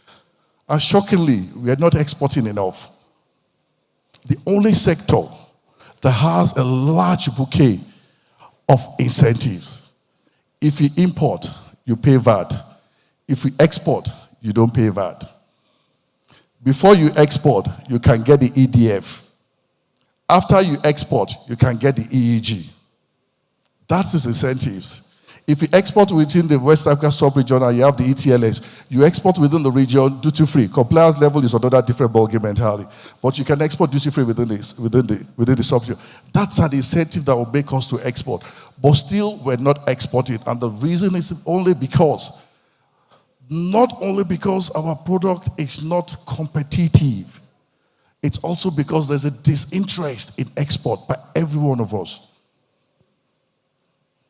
And that's why we're where we are today. That's what brought us to a situation, to an economy where the interest rate is about 25 to 27%, where inflation is about 22.75%, where unemployment is about 33%. That's why we're where we are today. There's no interest. Every one of us is easier to trade, to import and sell. The population is 200 million people. We want to import quickly and sell. If we are over the years been involved in export, then there's a need for us to understand these problems we're talking about will have been way back. We'll have put them way back because the dynamism of economy will always impact on us that we know that we need to grow. So global competitiveness is an issue in Nigeria, and there are several reasons for why those issues are affecting us. And most of those reasons he has mentioned, and I know we don't have too much time. I have 1.58 minutes now. So what I'll do now, I'll call on my panelists, and I think during the panel section, I'll be able to raise some of those questions so that might interest you to understand and break down some of these challenges that he has mentioned for us. And good enough, we have a very important person, which is the Central Bank of Nigeria. We have the Central Bank as part of the panelists. You all know that the Central Bank is responsible, singularly in consultation with Nigerian Export Promotion Council, for formulating policies that has to do with non-oil export. For me, sometimes I used to say that's very questionable, but this is not the forum to decide whether CBN is or CBN is not. So I'd like to call on my panelists to come forward immediately. I have from GIG, I have somebody from GIG also here that is on the panel with me. I have somebody from Neroli, is also on the panel with me. Neroli is a pre-shipment inspection agent in Nigeria that does, I'm trying to look for the page. Oh, thanks. It was missing here. Dr. Ozemena Inaji, Director of Trade and Exchange, Central Bank of Nigeria. Is she here? And if she is being represented, can you please come forward for the Central Bank of Nigeria? Thank you very much. Can we put our hands together for him? We also have representing the Managing Director of Nigerian Ports Authority, Mr. Innocent, the GM, Corporate and Strategic Department. Can you please come forward, please? Mr. Kunle Ajayi can follow suit immediately. General Manager, Neroli Technologies, can you please come? Let's put our hand together for them. Kunle Ajayi from Neroli Technologies. Then the National Sales Manager, Mr. Babatunde Aziz, GIG International Logistics Limited. Can you also please come forward?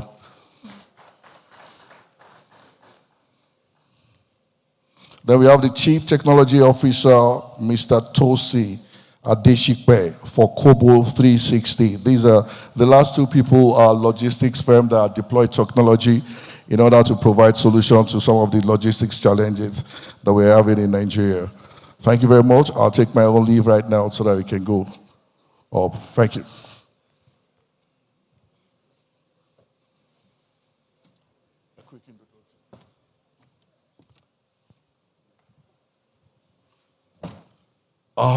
Thank you very much. I think we're on the last leg, so we need to just wrap up so fast. I'll try to give you the mic. You can use the mic from my immediate right. Can you quickly introduce yourself? Very briefly, 5-10 seconds. What you do, what your company is all about, and what you do. Please do that. Okay.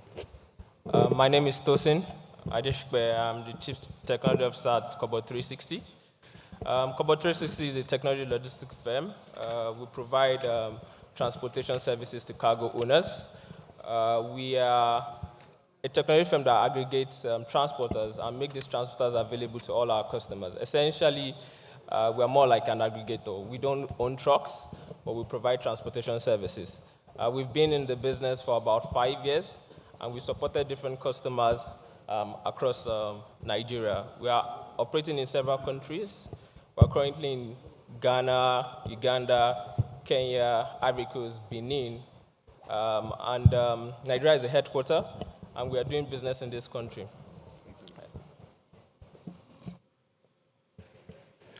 Thank you. Firstly, I'd like to thank the organizers of this conference for this opportunity. My experience between yesterday and today has been very, very awesome. And I want to tell the organizers and the NEPC that the next stop for Nigeria economy is in this room.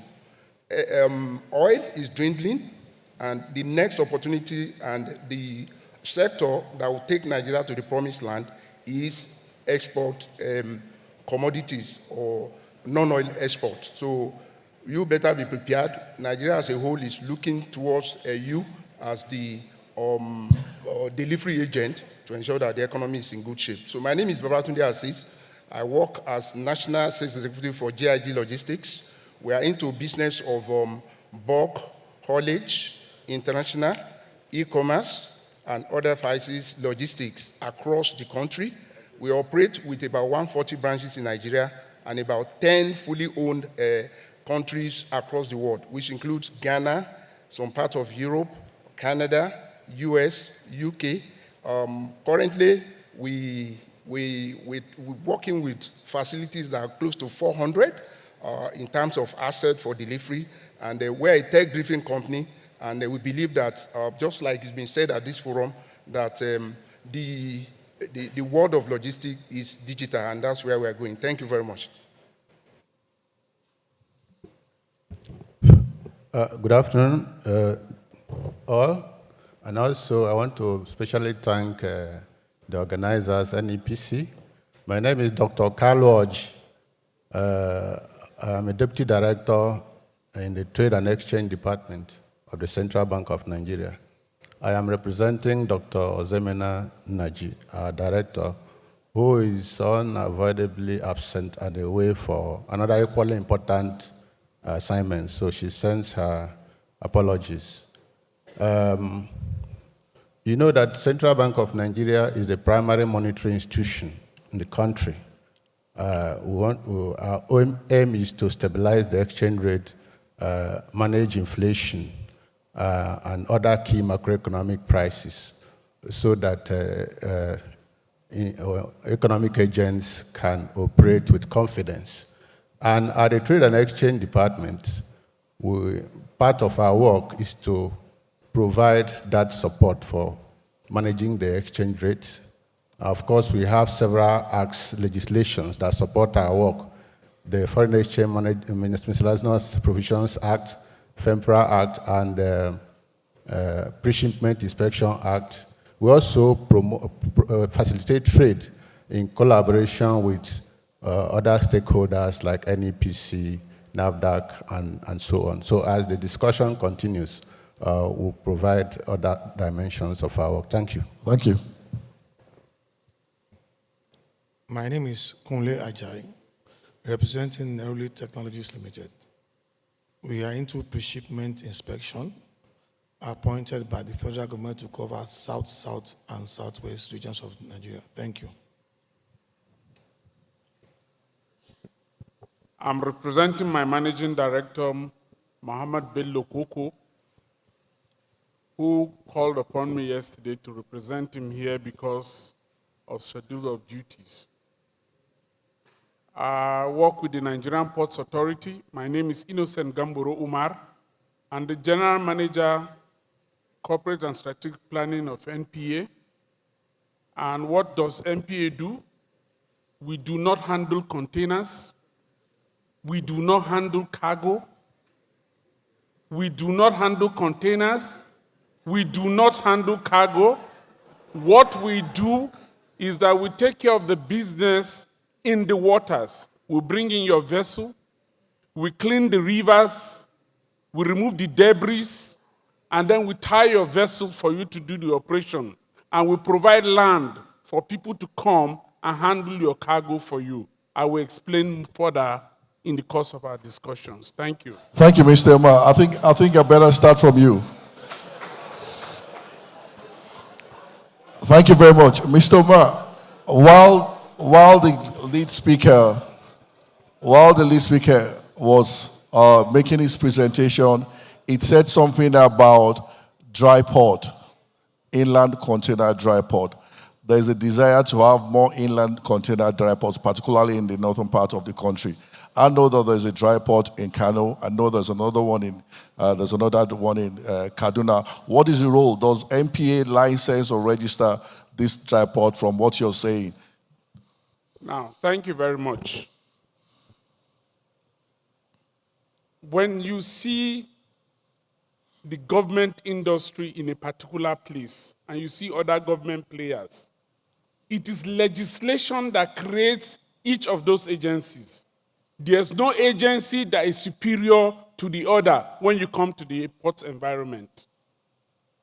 Everybody there is equal. And when your legislations clash, we all go back to the Federal Ministry of Justice for interpretation of what to do and how to go forward. NEPC, you are aware of this. Now, when you come to inland container depot is not within the purview of the Nigerian Ports Authority anymore. It is within the purview of the Nigerian Shippers Council. So, I need to elucidate further. Now, when you come into the port environment, let me go back to the lead speaker. When you come into the port environment, NPA has no duty in respect of cargo. Many of you are aware that we are now operating the landlord status. It is like your house that you have given out to be used as a hotel. It is only the premises you gave out. How the hotelier operates that place, how he opens his room to people and all that is none of your business. There are government agencies, again, like the customs, who are interested in those cargo. The only thing we are interested in is if you bring 10 people, like in a hotel, you pay us a commission for those 10 people. If you bring us containers, you pay a commission for those containers. If you are taking them out, you pay us a commission of those containers. If they are detained, NPA has no duty, has no responsibility whatsoever. And that's why when your friends call you and say, look, oh, my container has been seized, how would you go as the government official, if we're an NPA official, to go and release that container? You begin to go to custom and begin to beg them the way you would have gone to beg them. NPA has no responsibility, has no duty in respect of cargo. Our duty only lies with the infrastructure in the port, that once the quay wall is damaged, we'll repair it. Once the fenders are damaged, we'll repair them and all that. Let me tell you just a small story. When I was a much younger officer, we were in the union then. We were fighting against the privatization of NPA. I was a very strong and staunch unionist. I was a voice. So we now moved to the Olu of Warri. We told the Olu of Warri, you cannot privatize NPA, allow them to privatize NPA. This was a facility given by your people to government, and they can't privatize it. We now came to the Senate too. Then the senator told us to meet him in the night. 2 a.m. we met him, and he made this statement. When he came out from his sitting room, I won't mention his name, he said, you NPA officials, no, we can't help you. Custom duty is too high in NPA. It is the kind of misconception people have. We have nothing to do with duty. Thank you very much. Thank you. I'll still like to take it on your responsibility. The export processing terminals. Very good. The export processing terminal. The lead speaker said something about congestion. Very good. Let me Can I just finish with the question? The lead speaker said something about congestion, and the truth of the matter is that even when you're operating from Lagos, you still take about 2 to 3 weeks to be able to get inside the port. And we believe that one of the reasons for that is because of over patronage of the ports in Lagos without patronizing other ports. The statistics is that 90% of export cargo takes place from Lagos, 90%, and the others are shared between the land and other ports. Now, you came up to license export processing terminal, and recently you licensed 5. The all 5 that you licensed are based in Lagos, which means you're still diverting cargo to come to Lagos without registering others in other areas. Don't you think you're creating more congestion for exporters by bringing them? Because you know what is happening right now in the Diamond Star and other areas. All right. Okay. You see, there's a general rule in port operations. The number 1 rule is that it is the consignee or the owner of cargo that determines where his cargo goes to. If you remember in the recent past, some years ago, we wanted people to start importing their cars through Port Harcourt and Calabar. It is the consignee themselves who said that they were not, despite the incentives, they were not going to go to Calabar with their cargo. They determined where their cargo go. So this is now what happens when it came to the export processing terminals. If you do not fear Lagos, that means that your heart is very, very hard.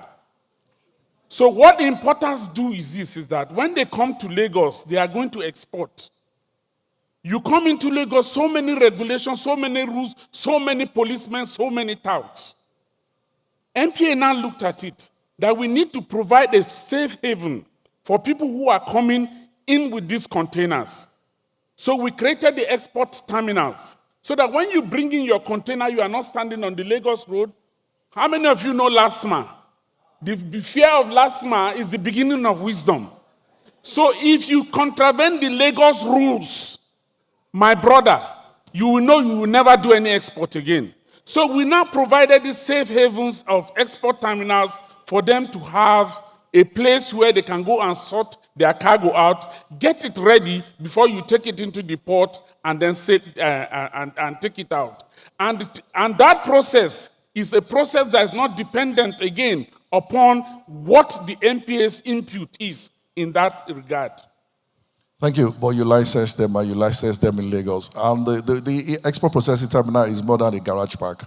It's a single shop for inspection. Yes. Into the port. And I cannot come into the port except I get a code to get inside that terminal. And I cannot go out again except I get a code into the camera. So it's not a garage park. It's more than that. What we're thinking is we have more exports. It's an incentive processing terminal. If one is in Onne, I might decide to use Onne because I go to one place, do all my inspection, and I move straight into the port. But I'll come back to you on some other questions. Let me take CBN. CBN is responsible, particularly the Trade and Exchange Department of CBN, for formulating the procedures and process for export in Nigeria. And in 2017, thereabout, you came up with the ENS. Number of steps involved in opening an NSP. The number of steps is 9 steps to open an NSP. To get the NSP process through, it takes 9 steps. I'll do it back to Ghana. I operate in Ghana.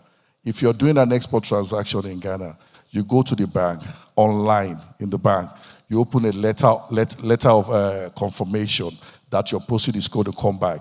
The trucks goes into the terminal, they do the inspection, and it goes one single step.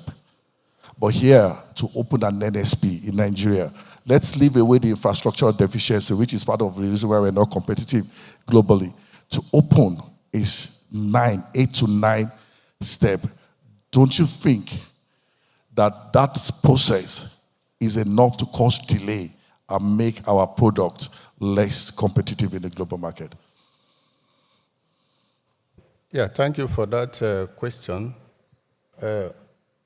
We automated the forms. So the whole essence is to facilitate and make the process easy and seamless. And that was done in collaboration with other key stakeholders. And the step-by-step process of opening an NSP where inputs were made by all the key stakeholders so that the requirements of those stakeholders are necessary for you to go from one step to the other. Of course, we'll be reviewing, we have a stakeholder review of the process. And based on what the lead speaker has said, the challenges he pointed out, I see them as glass half full. The export process is work in progress. We always review this process. Recently, we introduced price verification. All these are geared towards, we don't only look at the export process, we also look at the end product of getting the FX inflow from the export process. When we introduced the price verification scheme as part of it, we found out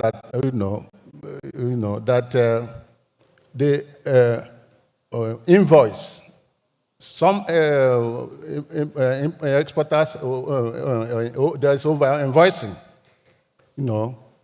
of this, especially access to FX. And so we introduced those schemes so as a way of reducing pressure on the exchange rate. So like the lead speaker has said, and from what you are saying, we have noted that, and of course, CBN is going through a transition period. And this is one point we also take on board. With our stakeholders meet regularly. We'll look at it and see where changes need to be made. All we are working is to facilitate trade. because we need the FX more than every other person, because once we have the FX, we use it to fund the FX market, and the pressure on the exchange rate will come down. So we have noted that. Okay, thank you very much. What we the export ecosystem believe is that that process is extremely cumbersome and is affecting any transaction in export. You know that lately we've been having problem with network, we've been having problem with uploading, we've been having so many issues we're having on the system. And I know how hard you guys are working to get it done. But for every error, every delay you give to an exporter is a loss in foreign currency. Every delay. Now, I'll take another question from you, then I'll come back again. Under the Africa Continental Free Trade, there's this push for us in Africa to trade among ourselves and trade within the currency of the region. You also notice that the CBN, for reasons that we don't understand, has excluded some currencies from being applicable to apply for the NSP. Like, for example, in the years past, we can do NSP with CFA. But right now, the platform only recognizes pounds, dollars, and euro. What do you have to say to that, please, sir? Yes. The CBN has several departments, and those departments are in charge of different issues. And you know, there's a department known as although we work together, there's a department that manages our foreign reserves. And there are currencies that our foreign reserves are in. And it's always advised that we work within those currencies we have our reserves in. That way, it will facilitate cross-currency conversions. But where you have currencies we don't have our reserves in, it will be a bit more difficult and cumbersome. So those probably were advised by our reserves management framework. And of course, us going back to the earlier question, the framework for export processing and all that is always being reviewed regularly with our stakeholders. We have the NEPC. We just finished the NEPC round of series. That is the Export Supervision Scheme. It's another stakeholder, NEPC, a member of it, and we brainstorm on these issues. We don't take decision, you know, even though we have a different mandate, we don't take decision. It's a federal government committee with the technical secretariat in the central bank. We brainstorm on these issues and look for the most viable way forward. And we always review and review these issues and take them forward. Coming to PAPS, you know, what you are saying maybe touches on PAPS. Yeah, PAPS, yeah. Pan-African Payment System. Yeah, PAPS is a good initiative by the Afrexim Bank. And we believe that if we want to trade, if we want to realize the objectives of AFCFTA, we need to have a common payment and platform, and that is the PAPS. And we cannot have PAPS when we have different currencies.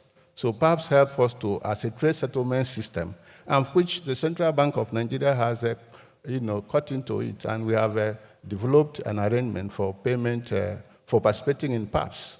Of course, you should also know that PAPS is where we are working towards. I mean, having a common trading plan is where we are working towards. We also have the ECOWAS Common Currency Platform, which we are working towards that by 2027, we'll have a common currency in the West African zone, which is the ECO. All are initiatives to ensure that the flow of trade among us increases, because we cannot improve economies of Africa without improving trade and trade integration and economic integration. And in fact, PAPS was tested and was midwifed in the WAMS countries. And it was used under the auspices of WAMS, that is the West African Monetary Zone.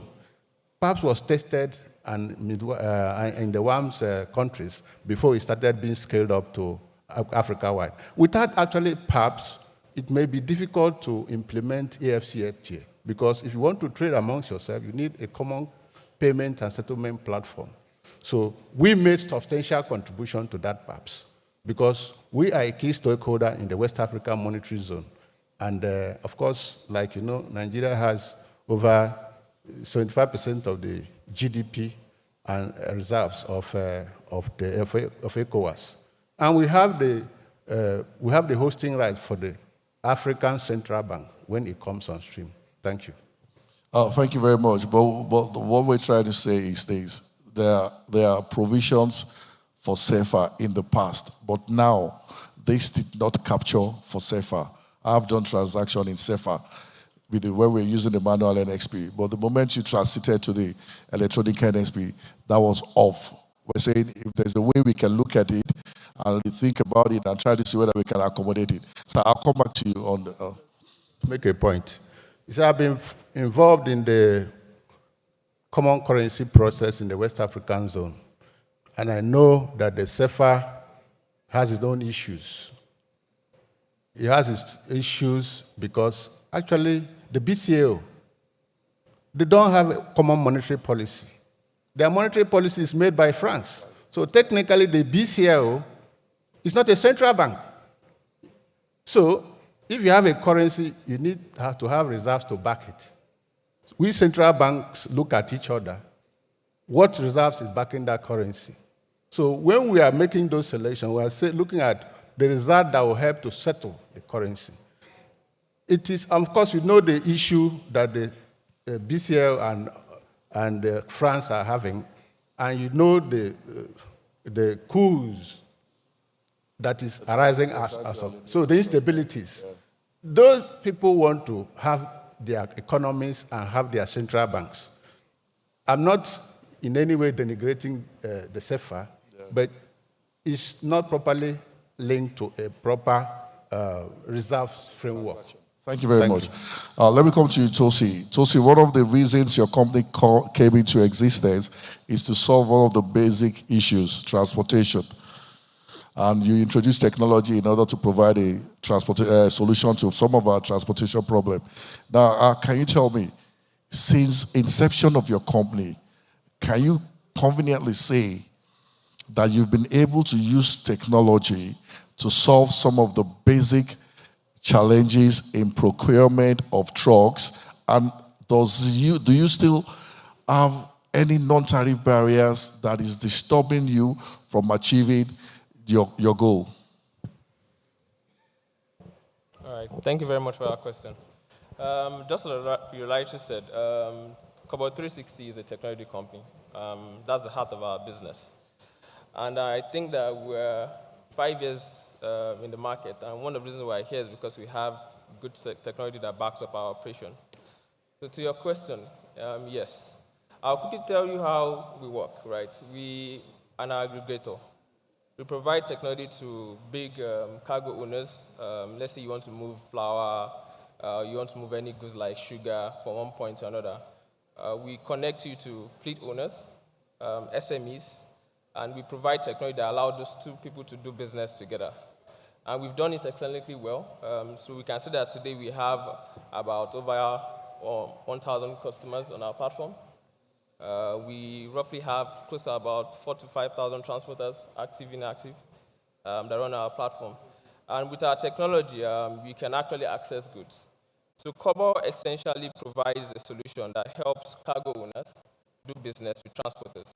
And we can do this in different countries that we operate in. So like I said, we're in Ghana, we're in Uganda, we're in Kenya, and we use our technology to solve this problem, right? And since we are not asset-driven, so we don't have a lot of assets, we can actually scale, right? Our goal is not to own assets, but our goal is to work with different people in the supply chain industry to enable them to do business. So if you join Cobalt today, you can actually, let's say you have 1 or 2 trucks, you can come on our platform and you can have access to goods almost immediately. Typically, this does not exist before. You probably have to have maybe 50 trucks to 60 trucks before you can actually do business. But with our model, you can actually start doing business right from the start. We have a robust KYC process that helps us vet transporters to ensure that you are compliant, to ensure that all your documents are complete and you have the right insurance to do business. So that's one of the things we do. So yes, we actually have technology that supports our business, and we're actually expanding on those technologies. In different markets, let's say I can say in Uganda, to Kenya, we actually do a lot of cross-border trips. Right? This is one of the things that we've done. We've explored that. We've seen how to do it. And we're looking at replicating those business models also here in Nigeria. Most of our business here in Nigeria is actually within country, but we are looking at initiative to enable this business also go beyond Nigeria, right? With the capacity we've built, we believe that working with different stakeholders in the supply chain industry, NEPC, we can actually do this, and that's one of our missions. So yes, we've been able to. Okay, thank you very much. When the lead speaker was making his presentation, he said something about cost, and which is real. It's cheaper to move goods from here to China by sea than to move goods from Kano to Lagos. That's a typical fact.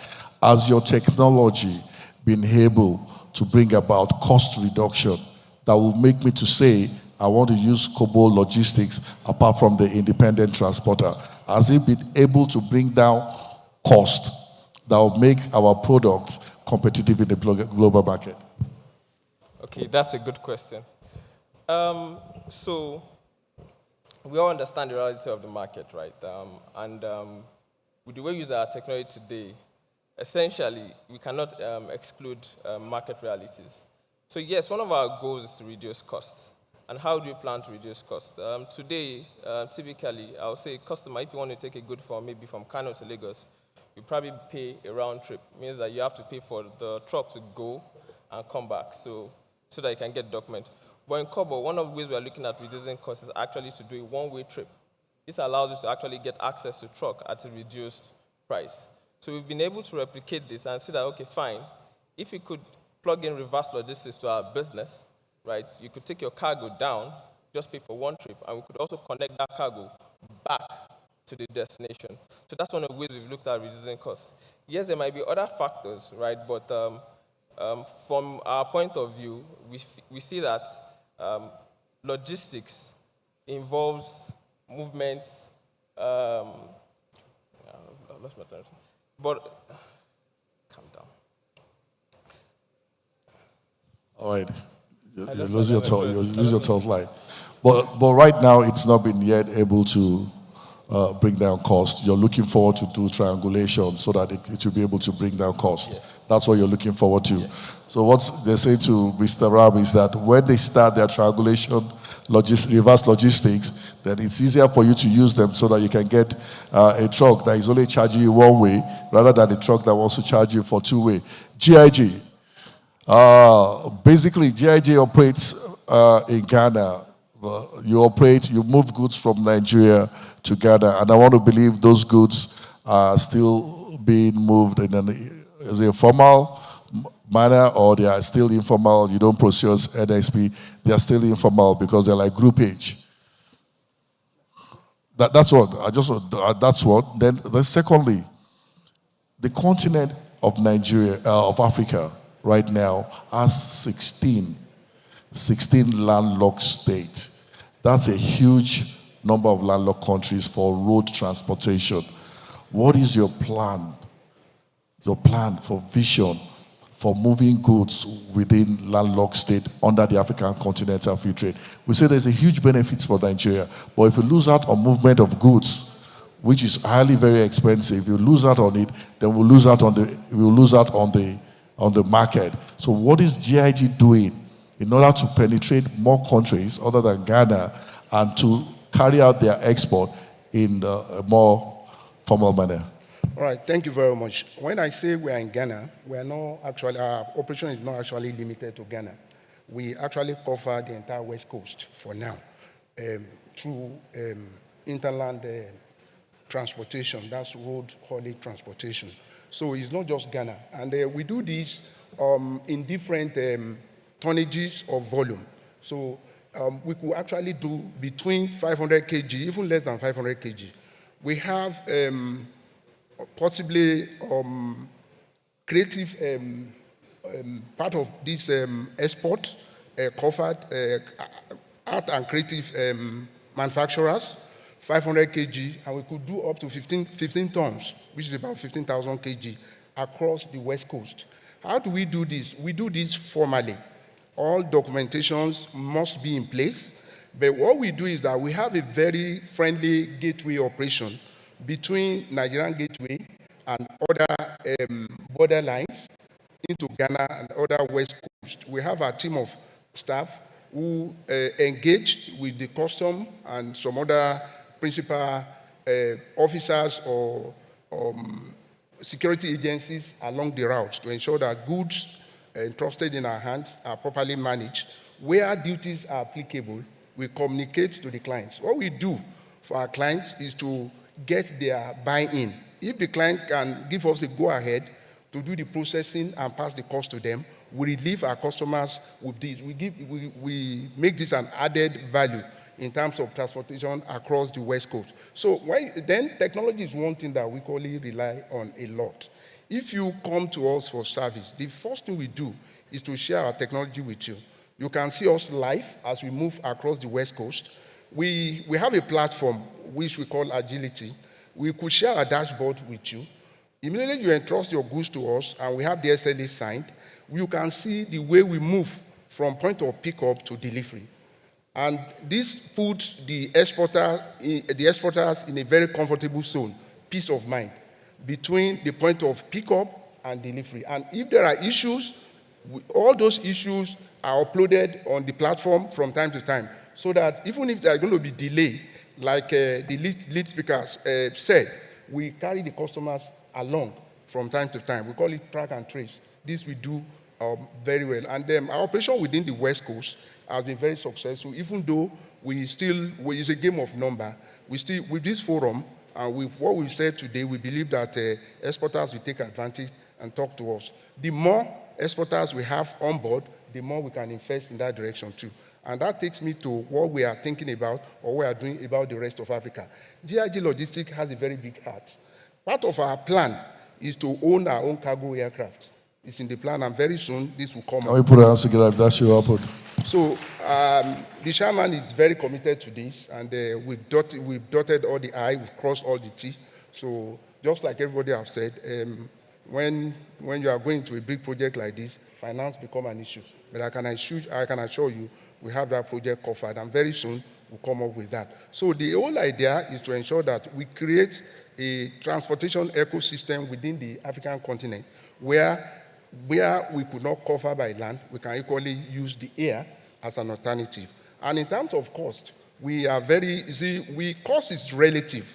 We believe in value addition, and we believe where cost could be an issue, what we do is to create a sort of a soft landing for our customers. We could set up an account for you, you could fund your wallet, and you can manage the way you settle our bills from time to time. So cost will come, value is being extended for cost. So like I said, cost is relative. We still have to ensure that cost is passed to the client, but in a very, very reasonable manner.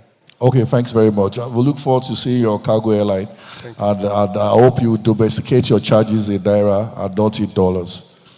Because the moment you domesticate your charges in dollars, you're going to be using the parallel market exchange rate, and your cost will equally go up because we're in a devalued ecosystem right now. Let me go to Neroli.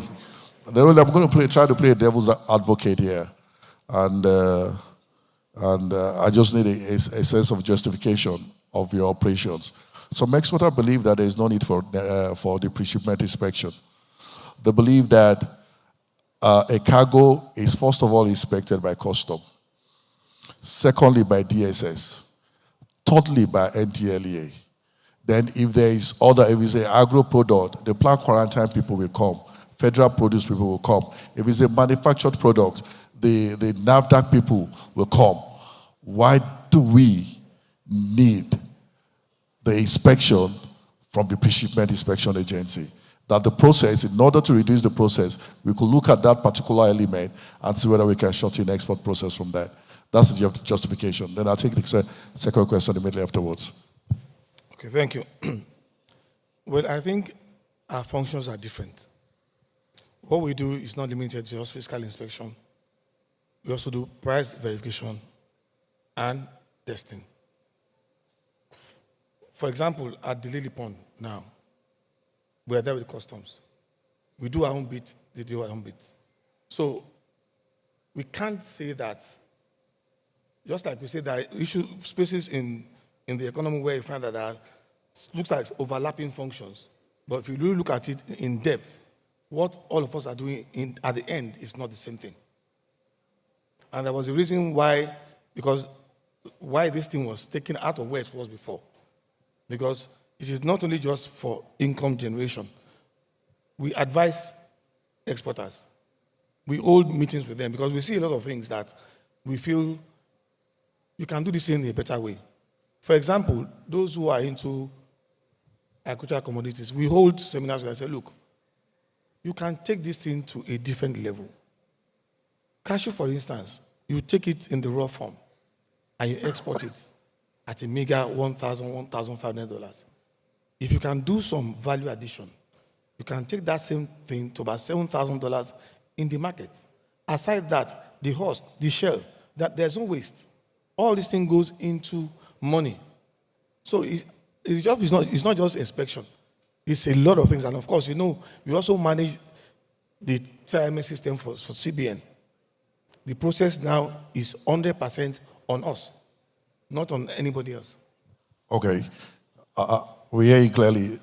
Prior before the inception of the Nigerian Export Supervision Scheme, there's what they call the NC3 form, which was where the customs were doing exactly what you're doing in complementary with their job before they brought in the pre-shipment inspection company. We exporters believe that your role is basically data collection, which is good because during the days of NCD3, we didn't have the kind of data we're having now. And the revenue generation from the 0.5%. Because Nigeria is in a critical state in terms of export, and that's why exporters are thinking like that. But I'll take you on the next question. For some time now, exporters are facing more challenges on the portal because we see Neroli, we don't see CBN, we don't see Trade and Exchange Department. They're facing a lot of challenge on the portal. And there are some new laws or policies that are coming now that are not favorable and impeding on our being competitive. One, the amendments. If I want to ship a good and I fill my NSP and I say port of shipment at Papa, then maybe in the process I need to use Tinker for one reason or the other. I have to go to CBN. Before now, I'm talking about early this year, I can write a letter to you that I'm changing my port of shipment and it will be effected. If I want to make amendment as to container, the same thing will be affected, which is what the lead speaker was saying. But right now, we need to write to CBN. And if you write to CBN, there is nobody we can contact. If I'm having a problem, I can run to your office. But if I have to write to CBN, I probably don't have anybody in place. Why is that policy coming in now that we need to push export further? Yeah, actually, I won't say it's a policy. In trying to shorten the process of NXP treatment, CBN tinkered and came up with a stakeholder verification portal, meaning that when you want to open your NXP, once it's opened, you don't need to come to a pre-shipment inspection agent to fill the form again. You don't need to come to the inspection agent to collect your CCI when it's generated. It is auto-generated, and every stakeholder gets it on the system. However, it's a new system, and it's throwing up these challenges. We are working with CBN because we are in between the CBN and the exporter, and we are seeing these things. They might not. So we are on CBN on daily basis that, look, we need to find a way to amend this, to allow for this. Even just 2 days ago, we just wrote another letter to them on some of the things you have mentioned now, which needs to be amended to make these things easy because there are a lot of issues. And we quite understand that.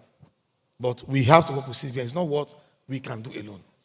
So we're looking forward. Augusta, Maidi, we're looking forward to assist exporter in that area. Amendments. If a container stays down for a day, the moisture content of that product is going up, and with the salt. And if I have to start writing to CBN, so there's an urgent need for us to be able to amend.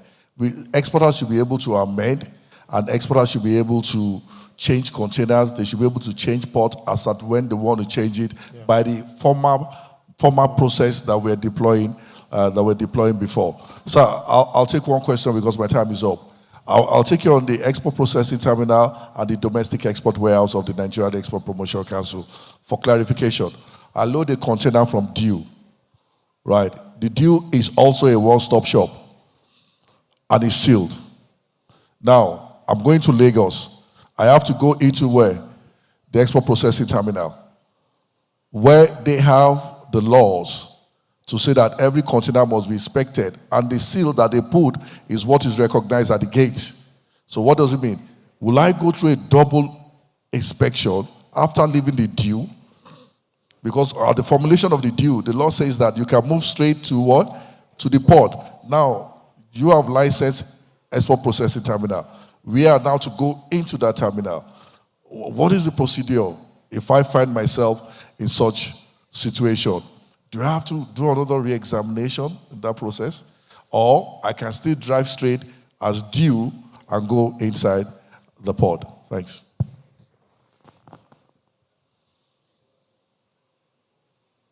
I'm asking you, what is the position? No, it's MPA. Oh, okay. Or should I explain the due? The due is from the Domestic Export Warehouse, is a project initiative of Nigeria Export Promotion Council. Yes. And it's a one-stop shop. The ETP, Export Processing Terminal, is a one-stop shop. Yes. The process for that is that once we seal, once we seal the container at the export processing terminal, it is given that that container is good to go. No, when this container is sealed at the due. Yes. The due warehouse. Yes. Yeah. It is good to go. So you carry it straight to the port. I can't do my call-up. Pardon? I can't do my call-up on the ATO call-up. I cannot do my call-up unless I go to Diamond Star to do my call-up. Yes. So that means I have to go into Diamond Star. No, you have to. No, what I mean is that you have to go into Diamond Star, the export processing terminal. It is there when you have done all the sorting out that the container is sealed. It is after that. But the due has already sealed it. No. The due has already sealed it. The due is a one-stop shop like the export processing terminal. They seal my container. The natural thing for me to do is to go straight inside the port. Yeah. But with the advent of export processing terminal, it says I have to come. I cannot even do my call-up unless I get into the terminal. That's what I can do. Yes. Do my call-up. Yes. So that means that the due reason for due is being defeated. Yeah, no, I don't want to say that. No, that's what it means. No, I don't. That's why they registered, they licensed the ETP. I believe they will take into consideration operation of due while licensing the ETP. Maybe they have an automatic entrance. Just driving, you don't have to get a code to come in, and then drivers, you don't have to get a code to go out. Or I can still go directly without. That's why I'm putting it into MPA now. I don't want to. I know that the process is that once you get into once you bring your cargo to the ETP, the export processing terminal, and you finish your processing there and your container is sealed, then you are good to go. So what the question you are asking now is something that I need to seek clarification on that to get back to you. Yes. Thank you very much. I think my time is saying 000 the last 5 minutes, so it's time for questions. Wait, just a minute. I want to. This is just like an advice to NEPC. Please, in a forum like this, it is very, very important to have the Nigerian custom participate in such discussions, because most of the things and most of the problems which we face in the ports are a result of that agency, which we do not have any control over. So most of the questions are better answered by the Nigerian customs. Thank you very much. Thanks so much, sir. All right, we open up the question for those on the floor. I think we need an usher to help us. I don't want to do what my brother did and turn it to a parliament. I need an usher just to help us to take numbers. All right, please, can you just take the numbers and tell them as they will ask the question? Take the numbers fast. 1, 2, 3. Come this side. That's 3 on that side. Take another 3 here, another 3 here, another 3 here. Let's see whether we can meet up.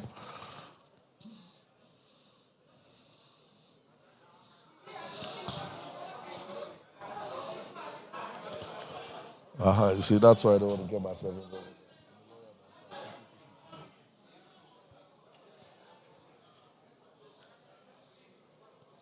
All right, now let's start from number one. We don't have the luxury of time.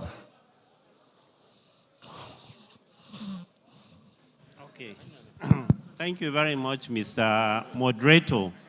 I have questions for the panelists, and I want to give my perspective on some of the issues that have been discussed. I happen to be the chairman of the National Trade Facilitation Committee of this country from 2015 to 2022. So, starting with NPA, during the course of our visits and to the ports, the western ports are being overused, while the eastern ports are being underutilized. He knows what I mean.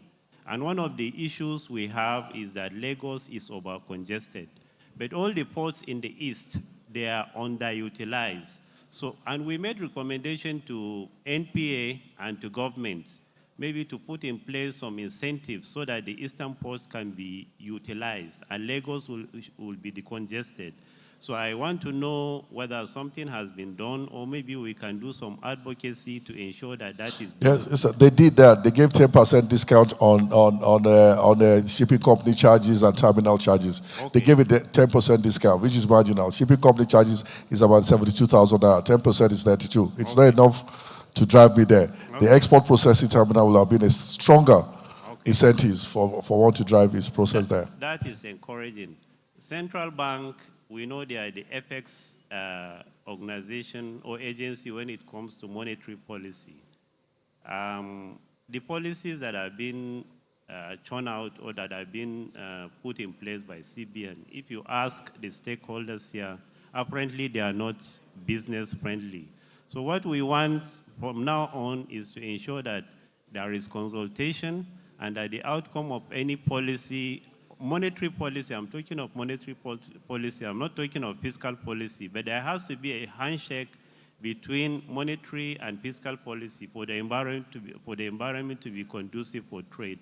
So we want CBN to consult and to come out with policies that are pro-business. When it comes to PAP, I agree with him. At least that will go a long way in addressing our payment system when it comes to CFTA.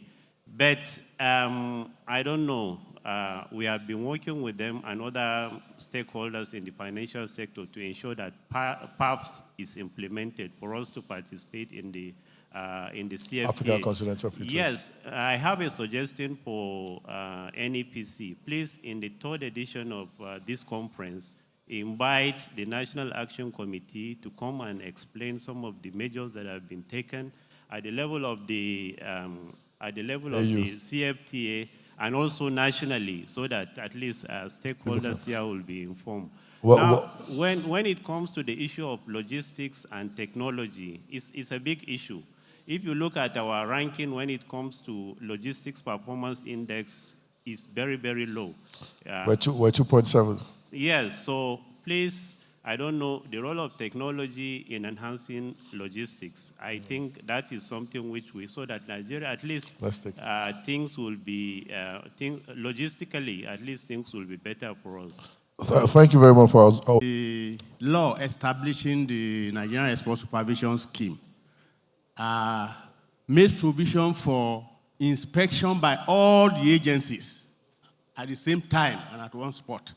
It's just that people are violating that regulation. That is what is happening.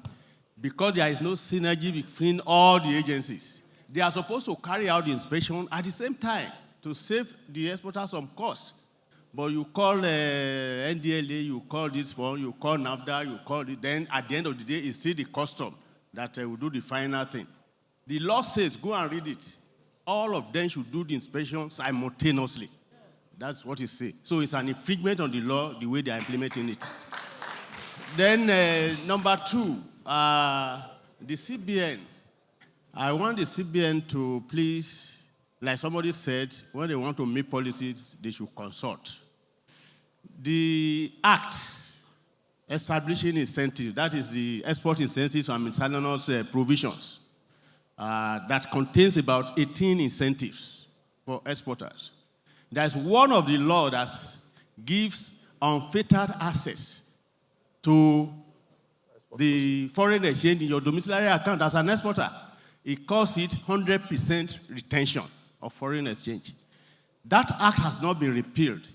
Yet, administratively, the CMBN just, use administrative whims to cancel that thing.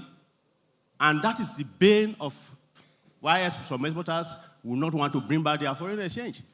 When that thing started initially, we held a meeting with them at CBN then, and we told them the effect of that policy.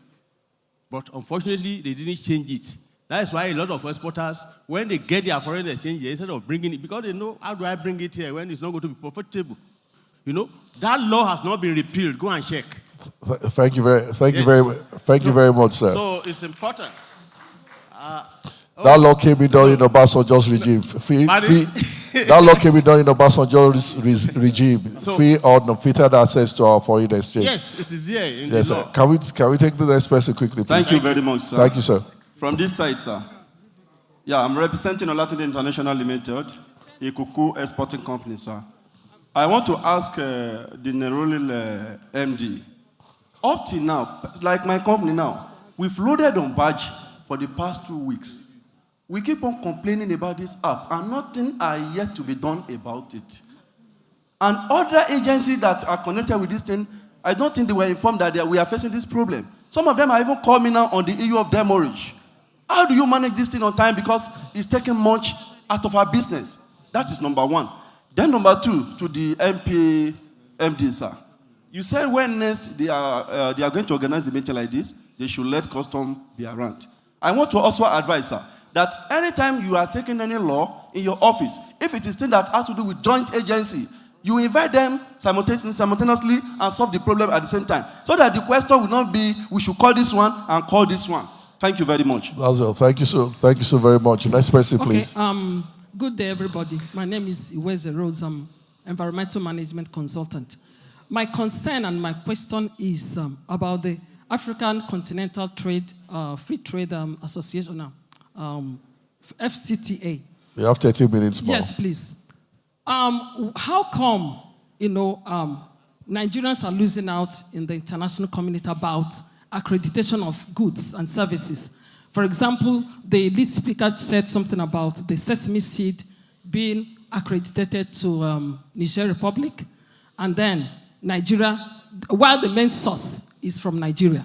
Then my question will be, what is the policies and regulations of the African Continental Free Trade, what is it saying to address this particular problem? Because we need to address it.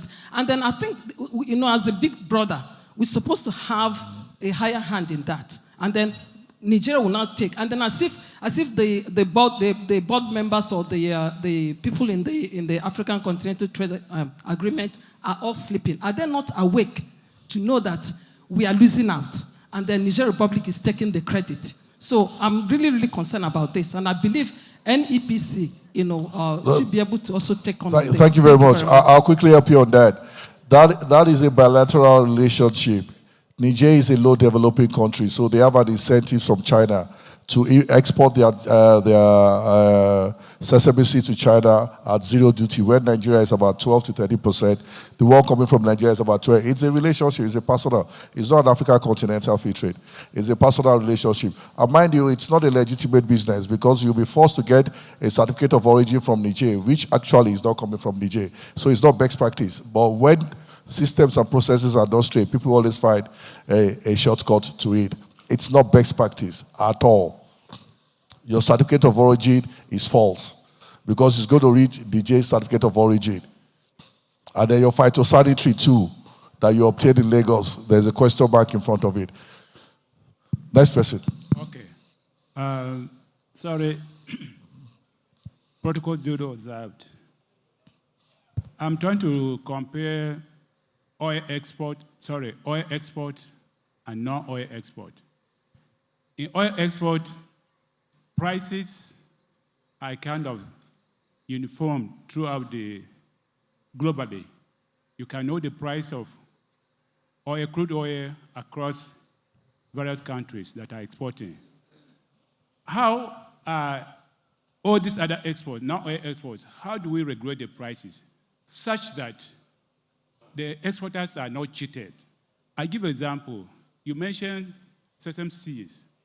They say in Japan it is priced high, somewhere it's low, and so on. So what measures? Who is actually regulating? Because our currency keeps dropping so that a farmer may export his things because the value of Naira has fallen so much, you pay him small dollar, he turns it to Naira, it's big money, he thinks he has gotten money. Why in true sense, he may not have gotten true value. What is regulating the price? What system is in place? How is the farmer protected? Pricing his or her product. Thank you. Thank you. Pricing is between two parties. There are international prices for all commodities all over the world, but it's still subject to what you negotiate with your buyer. What the lead speaker raised in that is quality issues. The reason why the Nigerian agro producers are priced lowly is because of what? Quality. And it's because of what? Our lack of good agricultural practices. Simple is that cashew nut is supposed to drop, but we pluck it. The nut is not ripe. The more we store it and pluck it, and we don't allow it to drop, then the nut is not ripe. And when you dry the nut and you stand it there, you're going to have a lot of immature and defective nuts. That's why they price us lowly. It cut across every other commodity too. Good afternoon. My name is Edu Babatunde. I'm here. No. Good afternoon. We have just 9 minutes. Yes. I'm Mrs. Esther Adebayo. I'm the President, Women and Youth Exporters Initiative. I have some questions. Under logistics, why at this time we are still having cargo planes leaving Nigeria empty, whereas they should have been able to help us because of the time our cargo is, our shipment, because if you are shipping to US now, you spend like 43, 46 days.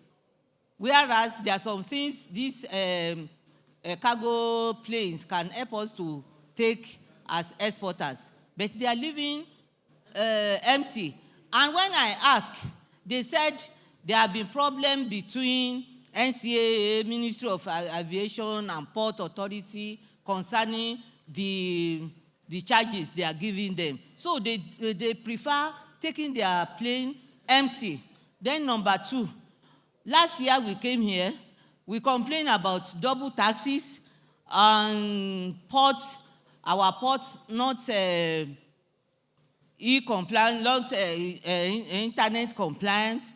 For instance, most of the things, what of the papers we carry about when we export is done in other countries on their computer. For instance, when I export in 2018, I exported some things to Dubai. And when they called me to come, I went there.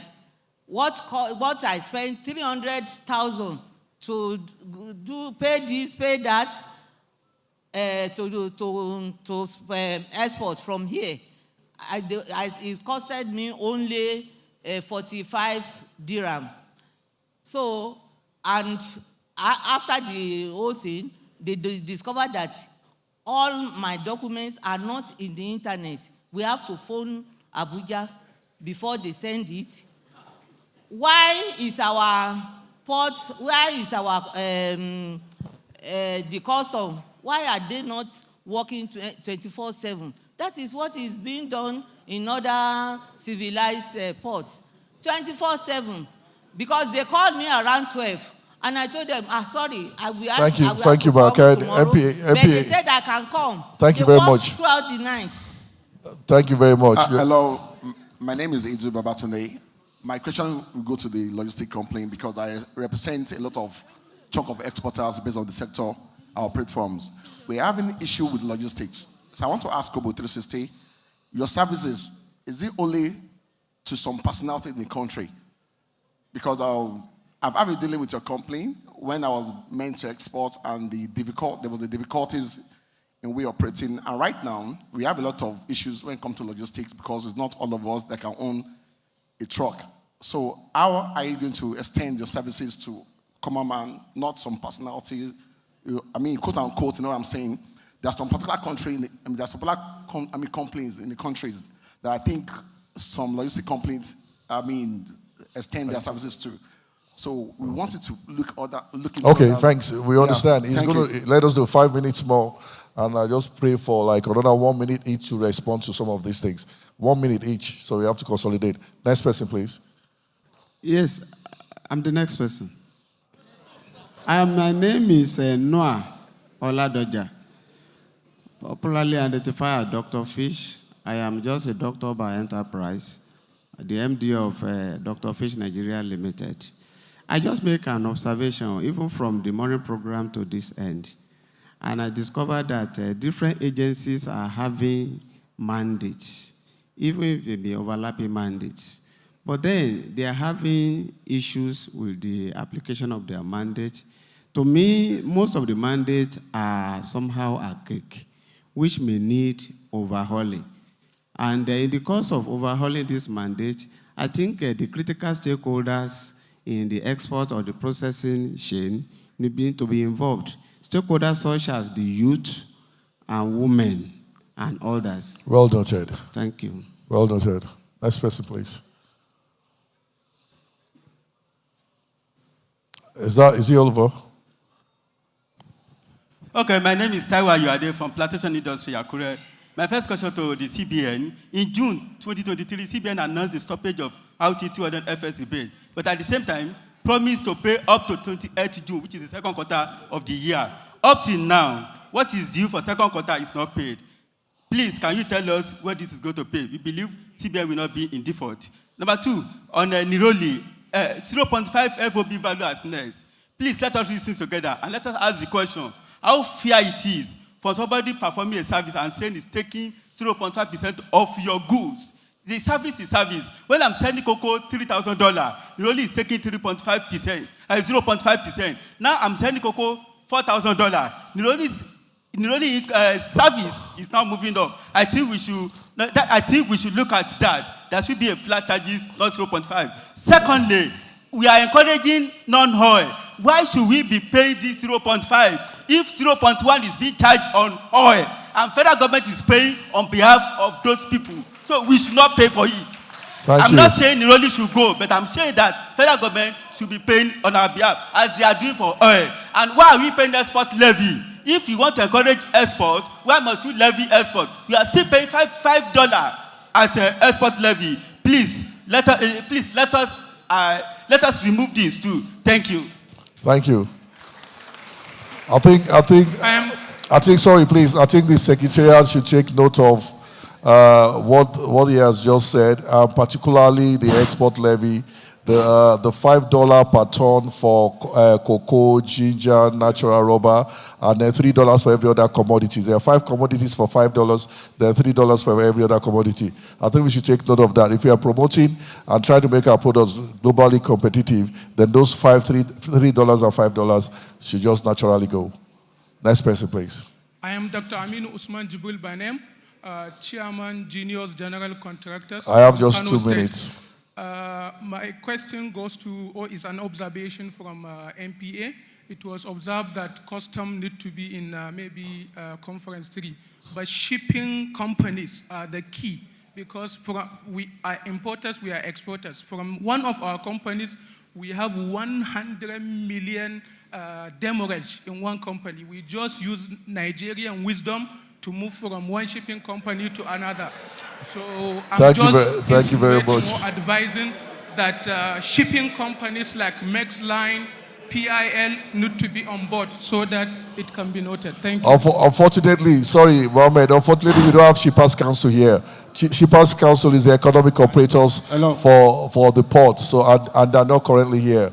Next person has only 1 minute 30 seconds. Yeah. And that's the last one we're taking.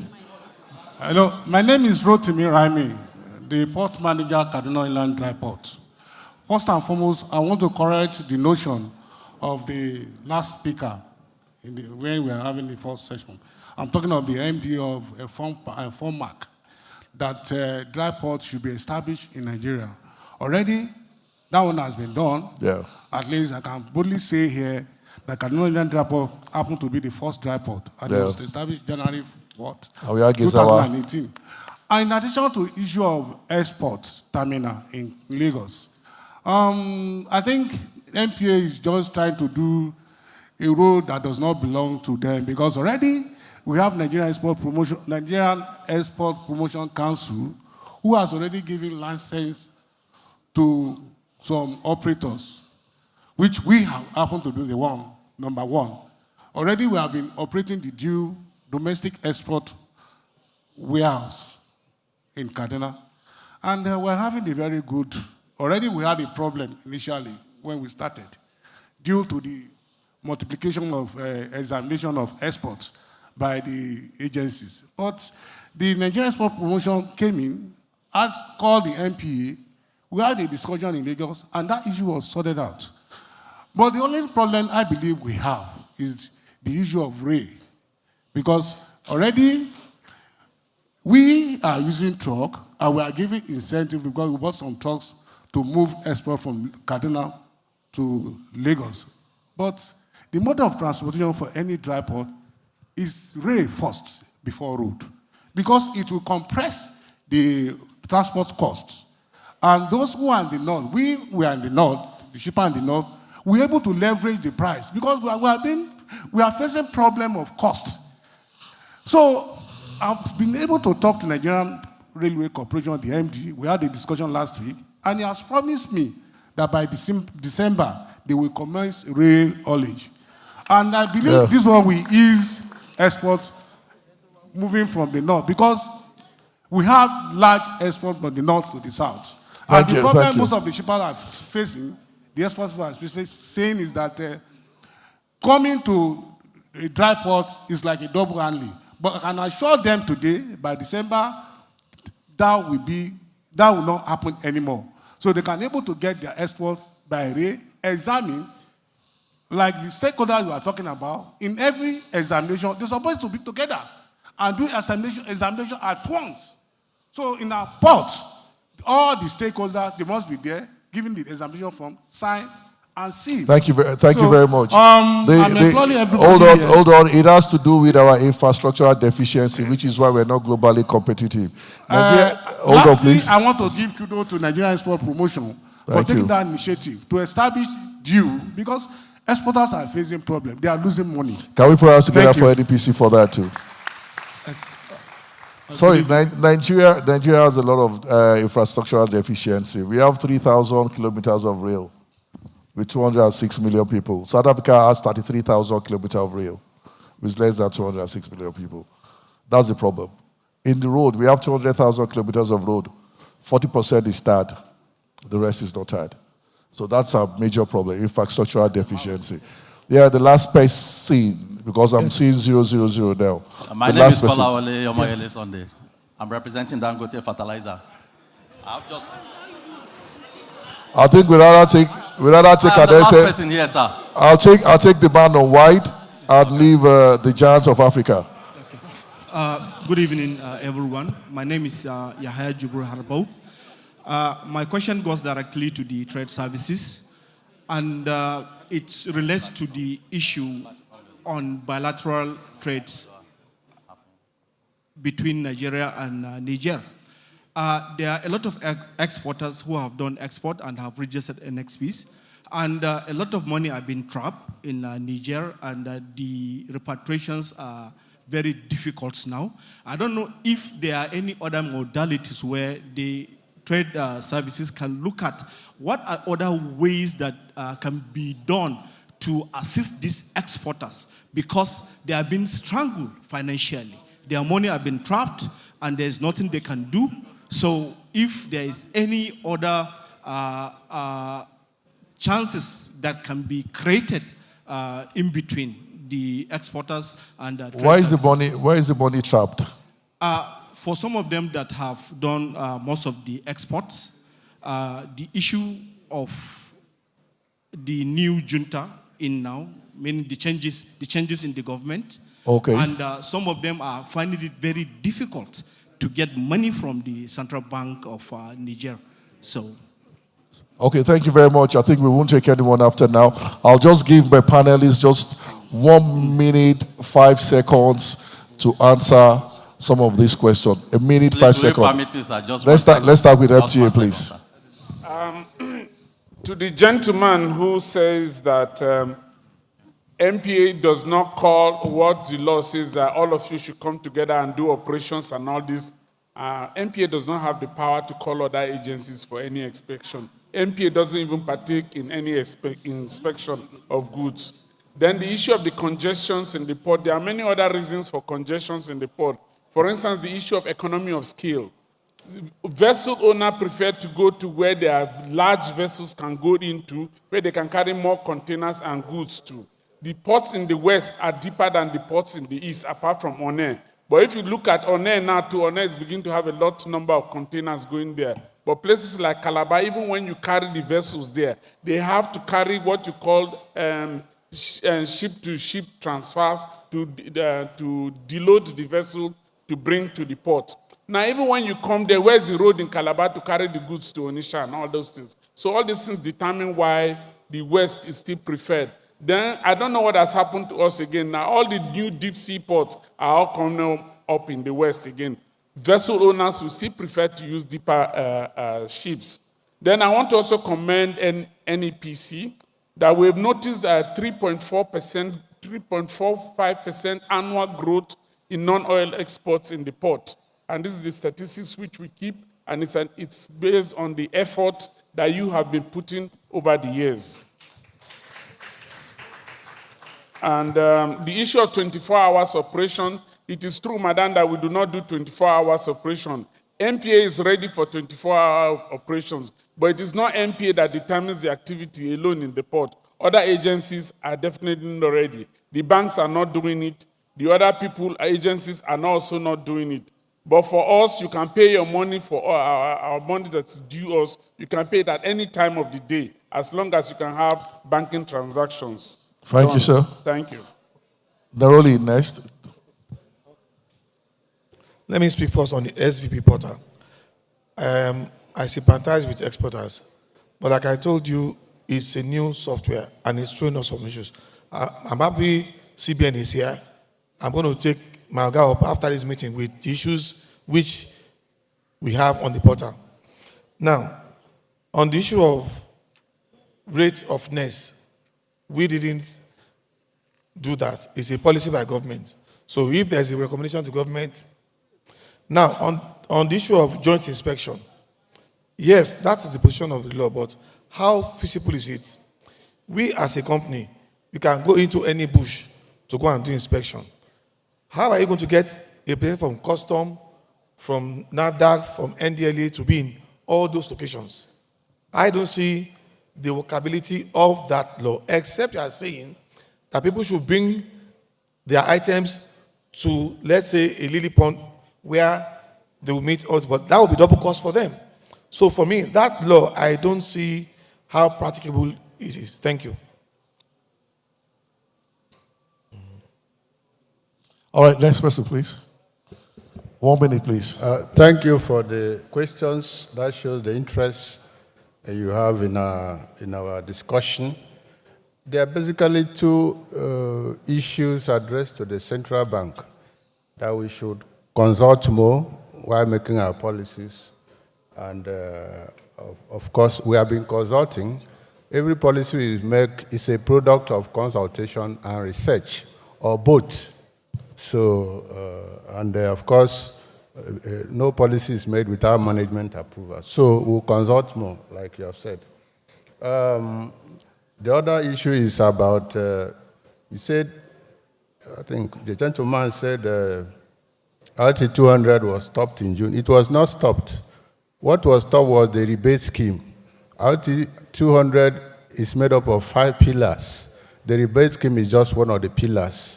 And since there is FX unification there in e-window, there was no point for the scheme, the rebate scheme. But the other aspects of the scheme, like value-added facility and commodity expansion facility and the dedicated export terminal in Badagry, they are all effectively on course, and the biannual conference, they are on course too. So, like you said, the second quarter has not been paid. Of course, before we make those payments, of course, we have to recommend to management. There has to be a reconciliation of the returns sent by the banks. Once we reconcile, we'll now make a recommendation to management. I can assure you I'll take this back and see the level of reconciliation and what has been done. Thank you. Thank you. Kobo, last word.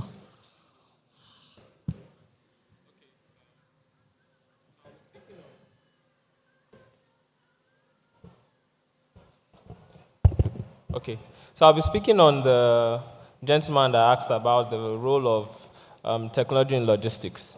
And I'll just touch base on the other man who asked about access to our services. So technology is the heart of our business, right? And it's actually very accessible to everyone.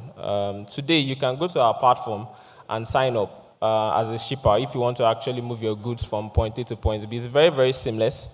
We have a web platform. We also have an app that you can download on the different Play Stores or Apple Store.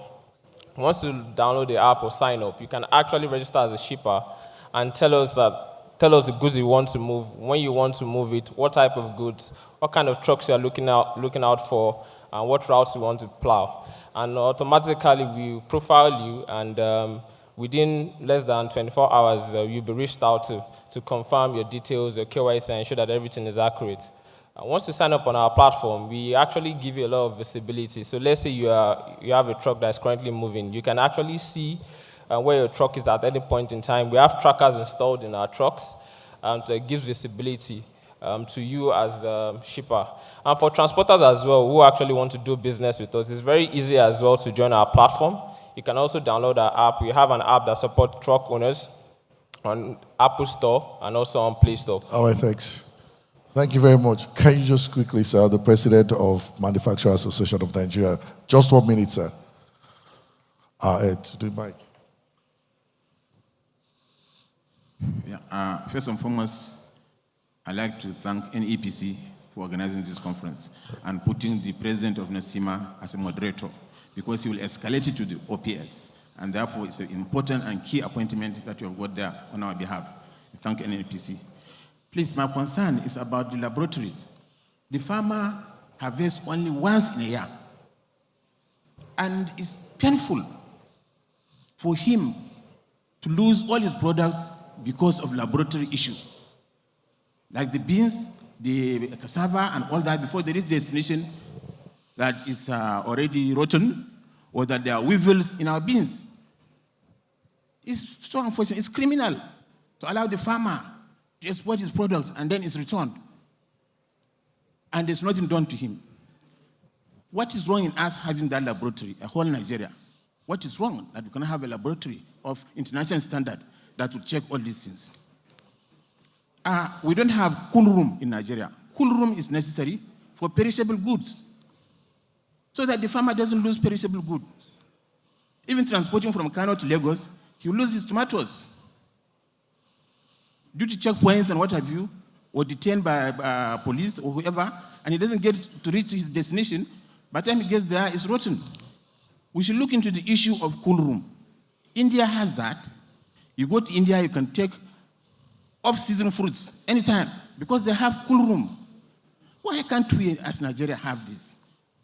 Thank you, sir. People are stealing billions of naira. This one can build cool room for us. Thank you, sir. Why do they go to billions? Why can't we help our farmers, for God's sake, and help exports? And I don't know why there's anybody here from... Thank you very much, sir. From the ease of doing business. Somebody from ease of doing business is here. Because anybody that has lost this lead speaker, the lead speaker paper, has lost a lot. In fact, we don't need people to come for opening ceremonies. They should come and listen to lead speakers' papers, not to come for opening ceremony. The minister should listen to this. Yeah? Most of the communique get to them and they put it in dustbins. Nobody reads the communique. In fact, I suggest the lead papers should present this paper to the Federal Executive Council Thank you very much, It's sir. good that NEPC scouted this lead speaker. Whenever they got him, it's a credit to us. So he should go and speak to the Federal Executive Council, and they hear it directly. Not for NEPC to send it their budget, and then they'll cancel the budget, remove so many things, because they don't know. Thank you very much, sir. Thank you, my Nasima President. But then the NPA made a point when our legislators, the so-called National Assembly, they are not knowledgeable. Somebody went there by 2 a.m., wasted his time, and then they are bringing different points, something that has to do with custom and not NPA. So they don't have knowledge. Sir, these people should be educated. Thank you very much, sir. Can we put our hands together for my president, please? Let's put our hands together for you. Yes, not so well. I'll be rounding up now, and I just want to say one or two things before we vacate, my panelists and I vacate this seat. And what I'm going to say, I'm specifically going to talk about the micro, small, medium companies. The truth of the matter is there is a need for you to prepare yourself for the export business. If you think you're doing so well now, wait. Let the African Continental Free Trade mature. You'll face a lot of huge competition from other parts of Africa. If you look at the foreign direct investment, other countries in Africa are witnessing high foreign direct investment, but Nigeria is low. They're putting up industries around. And this is the high time for the big, large company like Mr. Ram to start supporting the micro, small industry. Look at the figures. Nigeria has about 50.1 micro, small, medium industries. 50.1 million. 2% are only large industries. Only 2%. Which means the future of Nigeria in export lies in the micro, small, medium industries. All government agencies must come together, not work. They must come together in one unit to support the micro, small industry. Under the AFTA came out with something which I'm going to try to recommend to my ED. AFTA said, guided trade initiative. Why are they saying guided trade initiative? Because they know it is novel, it is strange, it is not something that has been done. So we need to take them through. Why can't we get a guided export initiative for only micro and small industries in Nigeria so that we can take that figure from less than 60% to maybe about 10 to 20% by 2030. Thank you very much. On that note, we believe in here. Thank you, and God bless every one of you. Thank you so much. Please, let's clap properly for the panel as we invite the Executive Director to join them for the group photograph. Let's clap for them. Clap for them. They've done a good job.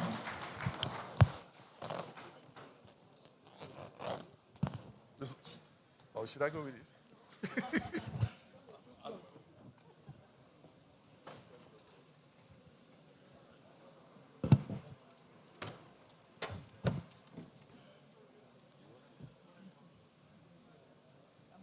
I'm not like Ben. A lot to chew upon. This panel is rich, and every panel in this conference, of course, so far have been very, very insightful, eye-opening, thought-provoking, solutions-driven, encouraging. The rest is in your bank account. We thank all of you for listening. Can we clap for all the panelists so far?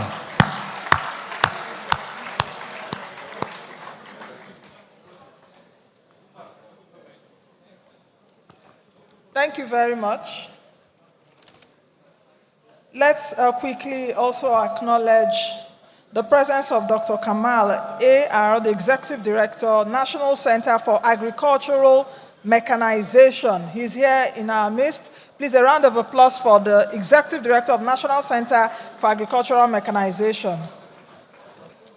Let's also acknowledge that for the past 2 days, for those of us that have been physically here in the room, we've also had virtual participants online, on Zoom, on YouTube, And we've also had live Instagram streaming. So thank you all to our virtual audience as well as our virtual participants. Can we have a round of applause for everyone that has also been online, that joined us today as well as yesterday?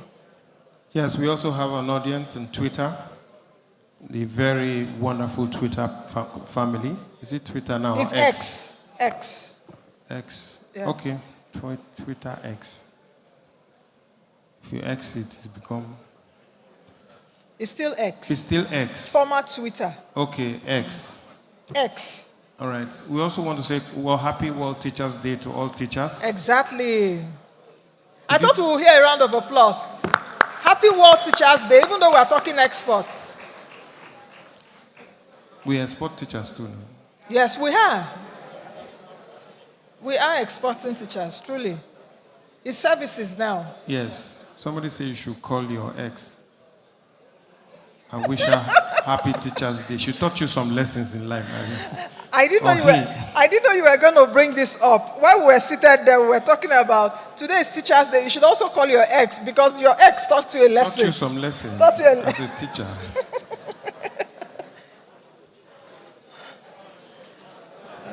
Well, we are getting to the point where we take the wrap-up. But let me also inform you that immediately after the wrap-up, we'll also have the presentation of the communique, key decisions taken, and immediately after that, we will have a closing statement and a vote of thanks. And after that, we will quickly do a few sets of photographs, and then we'll go and eat lunch. Lunch is almost ready. So I want to appeal to us to be seated. Thank you. Lunchtime is networking time. So as we get ready, ladies and gentlemen, we will want to quickly invite the person who will do the wrap-up for us.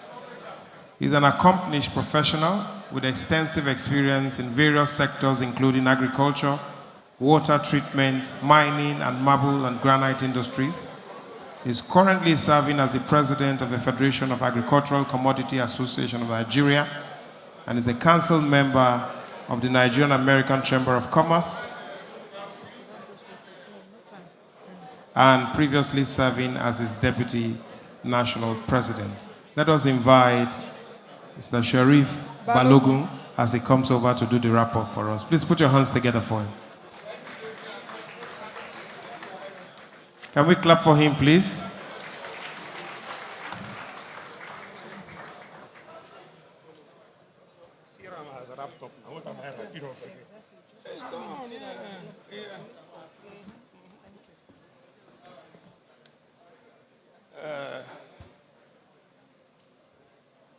Good evening, distinguished ladies and gentlemen. I'm sure that we have spent a very good a day, especially this evening presentation by Mr. Sirham. My job is to do a wrap-up, and usually a wrap-up is just to have an overcast of what has been discussed. But from what I see in the hall, I think the numbers have remained same from when we started and from when up to where we are now. Sirham has done a fantastic job, and I don't think there's anything to wrap up. And I believe that he had extensive time. You all clapped for him and gave him more time to discuss. However, I need to just say a few things. First, thank the Nigerian Export Promotion Council for at least providing this platform for us to have this insightful discussion, which has been thought-provoking, has raised topical issues that affects exports from Nigeria. Thanks also to Mr. Sirham, the lead discussant, who has not only touched the pain points for all of us who are in the export business, but has also exposed what aspiring exporters will also be facing in the ecosystem for exports. He started by analyzing the exportable products from Nigeria, starting from the agro products, processed agro product, raw agro product. He touched on manufactured products. He's touched on mining. And he looked at the challenges, the various challenges facing exporters who are trying to go into exports. And he's also provided some solutions or suggestions to some of the problems that he enumerated. The panelists also have done a good job of addressing some of the issues raised by the lead discussant from COBO 360, the Ports Authority, and also other panelists. Now, I tell you, some of the things that need to be highlighted and are very instructive if we really want to improve our exports, take it to the next level. We are faced with competition coming from the AFCTA. And once that is unleashed, I tell you, if we don't do the right thing, we will be left behind. Part of issues that were highlighted were issue of transportation, where it costs more to move goods from the north to Lagos. It costs more than moving goods from Lagos to China, for example, or to Asia. We have to find solutions to this. And one of the possible solutions will be enhancement of the railway system that will bring down the cost. We have also issues of documentation. When you ship, it's difficult to access your documents. God help you, your shipment is delayed for one reason or the other, like you enumerated. You have 10 containers to ship. One container is stuck somewhere, and then you have to wait for the last container to get to the ports before you are able to aggregate your shipment. It should be made easy to do amendments to allow you to ship those containers while you sort out the last container that is coming up or has been left behind for one reason or the other. Now, in terms of primary production itself, challenges facing us in quality certification or quality goods. Most of our producers are small-scale producers, and they don't have the wherewithal to set up quality infrastructure system. So we have to find ways of assisting them, finding ways to aggregate goods, have probably aggregation centers that will be able to help those small producers set up quality systems. You have a situation where farmers are producing less than a ton of products. Most farmers in the country have less than 1 hectare of farm. So what is the output from 1 hectare of farm? Do they have the wherewithal and the resources to set up that quality system? Can they set up traceability system? These are some of the issues that we face in getting quality products. And once you have it wrong from the basis, from the beginning, then going down the chain presents a problem. You have to spend a lot of money to do corrections. Coming to provide extension services, educate the producers to ensure that they know the right thing to do. And problem of certification or quality can happen among any of the chain. I want to give an example of a particular incident that happened. An exporter had produced, has prepared his goods for exports. He followed up all the good practices, got good quality stuff from the farmers, and then he needed to move these goods from Nasarawa to Lagos. After having certified all of the right things, gotten the goods clean and ready, now he engaged the services of a logistic provider to move that good from Nasarawa to Lagos. Now, the logistic provider got the services of a transporter, and the transporter sent in a truck to pick up those goods from the exporter's warehouse. He picked up the goods, and the goods was moved to Lagos. After the goods were lodged at the warehouse and he carried out analysis, of course, you have to get your reports to ensure that your goods meet the requirements, only to discover that the goods were contaminated.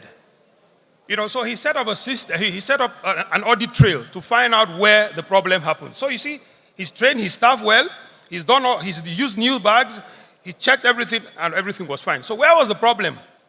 Only to discover that the transport, the truck that was used to move the goods from Nasarawa to Lagos was a truck that had been used to just offload fertilizer. So you don't see where you take up goods that is supposed to be edible and you transport it in a vehicle that has just offloaded a fertilizer. So these are some of the gaps that exist and hazards that exist in some of these export, trail and value chain. So education is key, like the lead speaker mentioned, change of attitude. The panelists discussed and have come up with what I think is a shopping list. Now I'll just summarize from their discussions what we need to take back. The executive director of NEPC, those are things that I think we need to take up. One, we've talked about setting up a system for guided export for micro MSMEs. Secondly, is to review the issue of export levy. Suggestions have been made to remove it completely. We're faced with many challenges. Our prices are not competitive, and then you have to pay levy. So if you are going to encourage export, you should remove all sort of levies and impediments to it. There's also a suggestion to remove or reduce the pre-inspection charges. 0.5% of your gross, not your net, is a lot of money to take from exporters. Also, unfettered access to your foreign exchange. That system existed before, and I'm sure that saw to increase in export. And I can tell you authoritatively that a lot of exporters now export goods without returning their foreign exchange into this country. That's a fact, whether we want to accept that or not. Two things: you don't have unfettered access to your foreign exchange, then your documentation itself. The NXP process has been mentioned that it takes 9 steps to fill your NXP. If you already have a shipping date, you've prepared your goods, and you want to export, and then you're finding challenges in accessing the NXP portal. A lot of times it's down. You have a shipping date, you will not meet your shipping date if you have to wait to that. Exporters are bypassing this. They are exporting without the NXP. Someone will say how, but that is the truth. So, and those are undocumented exports, but it does happen. So improvement in the export, the NXP portal, there has to be a seamless and maybe 1 or 2 step system to get the NXP done. Then improve documentation flow. After you finish, you need to get your documents. Those documents must be gotten at the right time so that you can present it to your bank or present it to your buyers to get your payment. So I think those are some of the takeaways and some of the suggestions that have been made. And NEPC should look at this. So once again, thank you, NEPC. You're doing a great job. You've engaged exporting ecosystem constantly with different programs. Federation of Commodity Association of Nigeria can testify to that. We've had various engagements, and we hope that you will continue this. To all the panelists, thank you for your insightful presentation. Mr. Lead Speaker, thank you once again.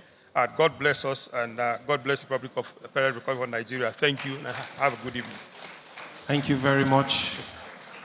Another round of applause for him, please. Up next, we will have to do the communique presentation, key decisions taken today, and hopefully we'll be able to adopt it for delivery to the press and to the public. And no better person than to do the presentation of the communique than Mrs. Evelyn Obidike, who is the Director of Product Development Department at the NEPC. Please, let's encourage her with a round of applause as she comes here to briefly tell us what has happened here and if we indeed concur with the resolutions. Mrs. Evelyn Obidike, please, a round of applause. She's coming with a signature hairstyle developed by NEPC for export. Please clap for her as she comes up.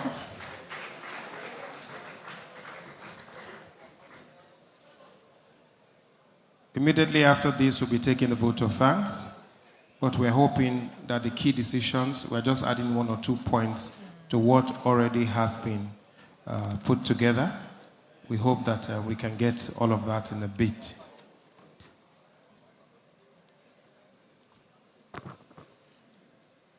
when Mrs. Obidike appears, you will agree with me that NEPC can make your hair look beautiful. She uses only made in Nigeria products for her hair, and it grows very well. But I asked, how far does a bald person go when he's washing his face? Should he stop at the face, or you can just stop at the additional extension of the face? Please clap for her. She's here.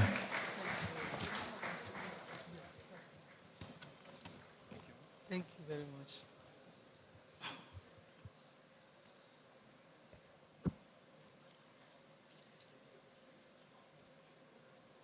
Good evening, all.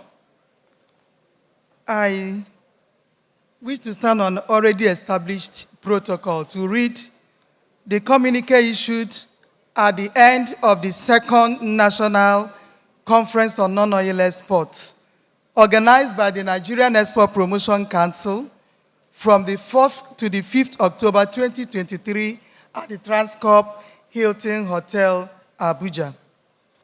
At the end of this two-day event, the following communique was issued.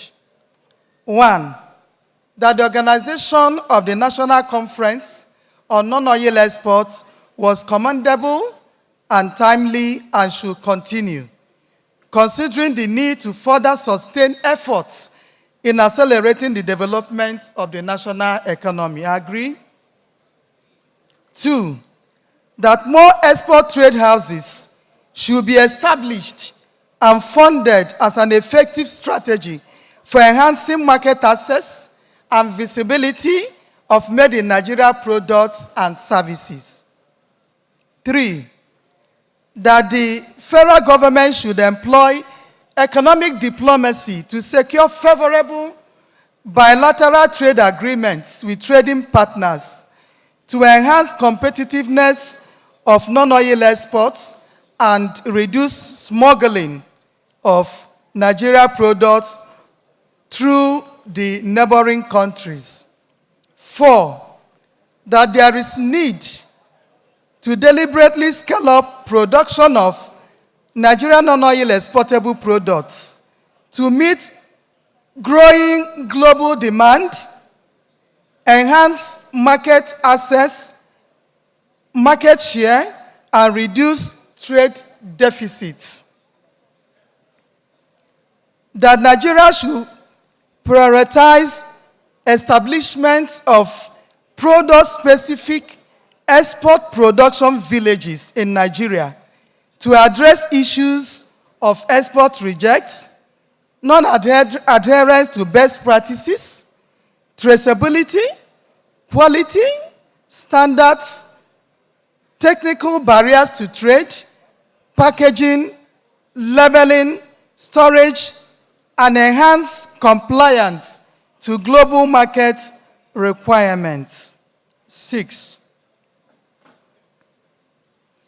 that in order to provide viable funding options for the services and other sectors, the collateral registry should consider the use of intangible assets to enhance exporters' access to credit facilities. That there is need to de-risk exports for potential exporters through proper education, guided mentorship, and internship programs. That inclusiveness in non-oil export sector should be strengthened through the provision of incentives for scaling up such implementation. There is need to revive the nation's textile industry, given its huge potentials as foreign exchange, earning, and employment generation. 10, that non-oil export processes and procedures should be digitalized in line with global practices to enhance competitiveness.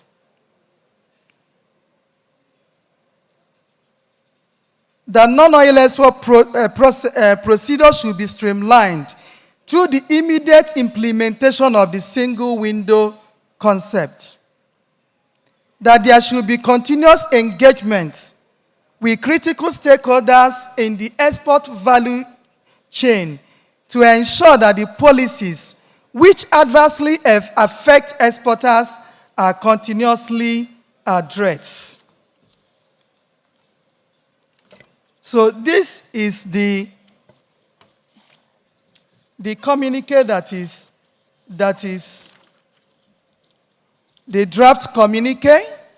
If anyone has any addition or subtraction or any concerns, please put it in writing and drop it at the secretariat. This is a draft. It will be included, it will be considered and included and will be circulated. Thank you very much. Thank you. Please, if you are not hungry, you can clap a little more. Thank you very much. That is the draft communique. You send in your contributions to the secretariat and be sure that they will add it. Before you are done with lunch, it will be sent to your emails. Thank you very much.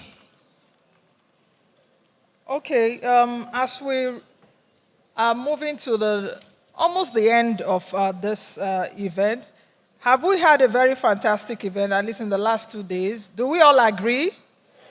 Do we all agree? Can it be louder? Like Ben said, if we are not hungry, let it be a bit louder. I think at this point we would love to... So it's only you that answered.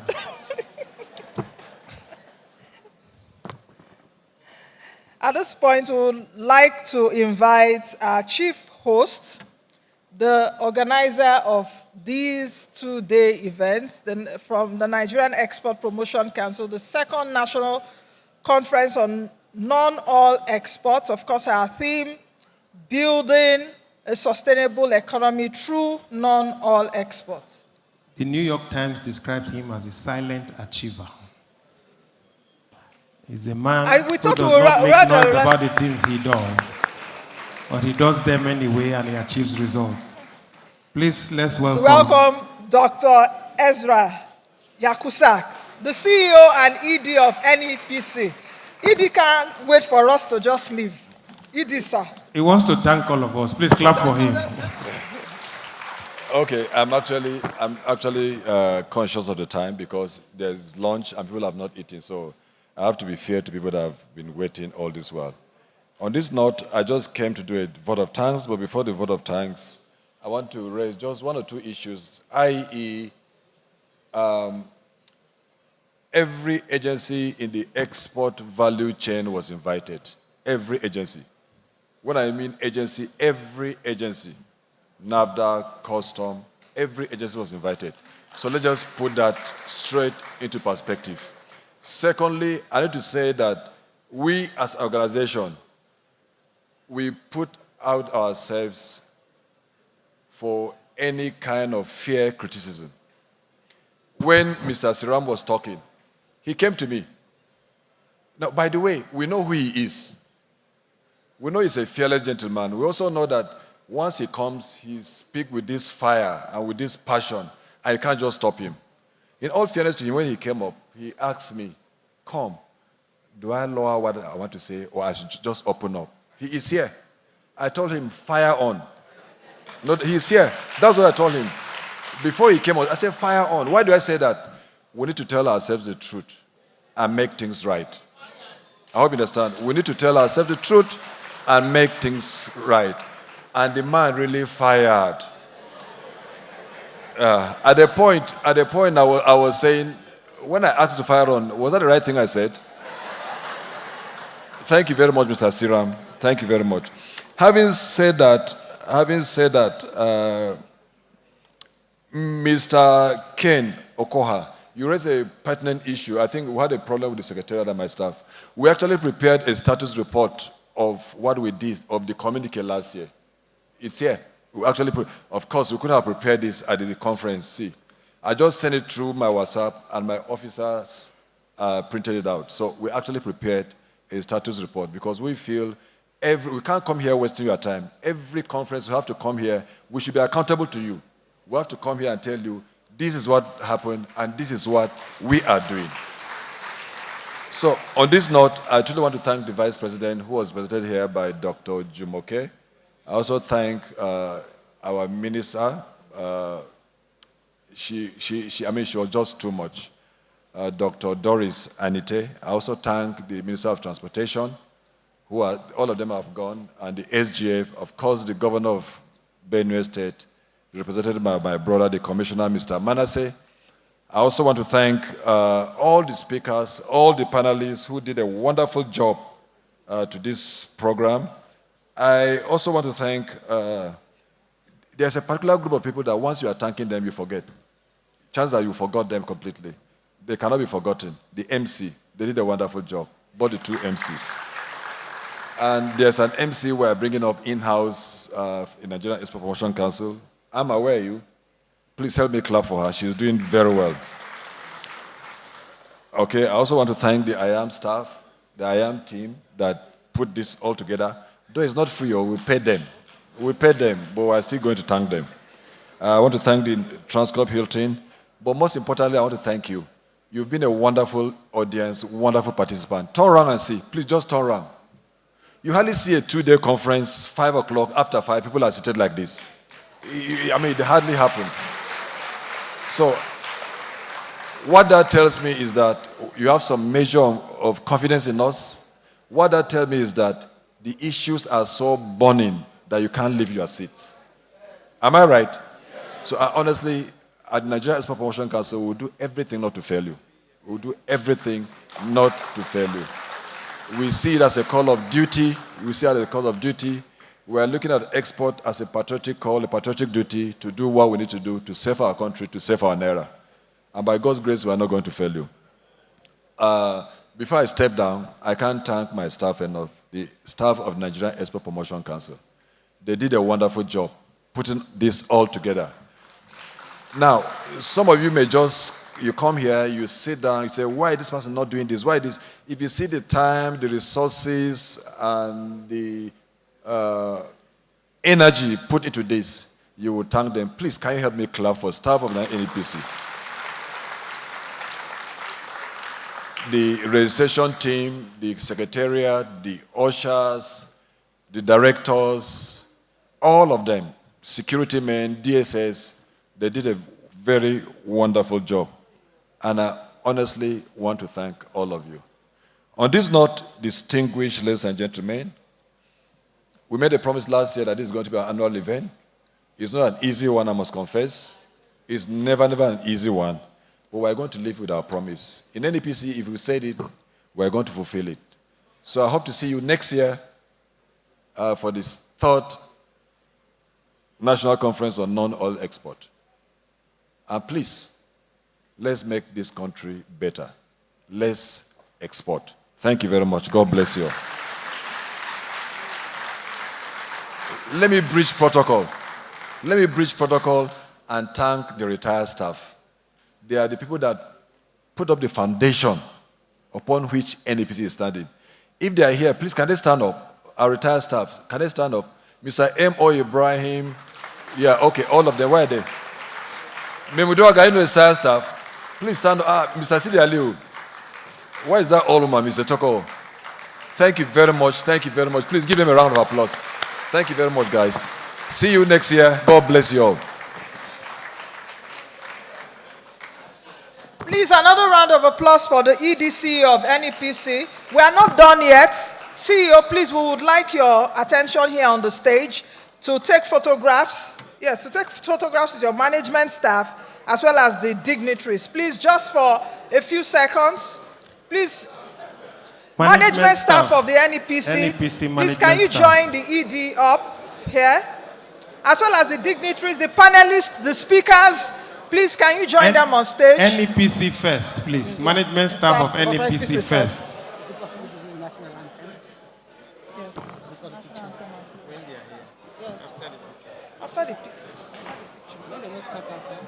NEPC management staff, please.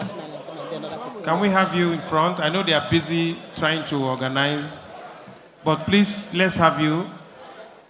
After that, we'll take another one. NEPC management staff.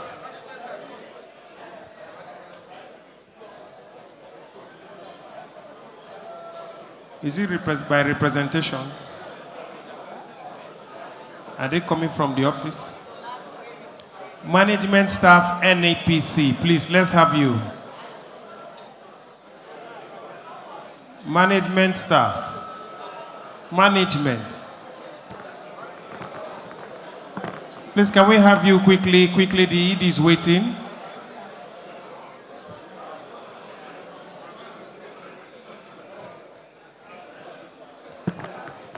Okay, this is representation. Dignitaries. The other dignitaries, can we have you? Others, please, let's have Yes, you. please, others, Honorable, can you you're join? welcome. Thank Yes. you. Other dignitaries, can you allow our speakers to join, please? Please, can our speakers join? Can we dissolve that master class now? Mr. Syrian, please, can you join them on stage? Honorable commissioners here honorable present. commissioners, please. Honorable commissioners, please, can you join on Permanent stage? secretaries.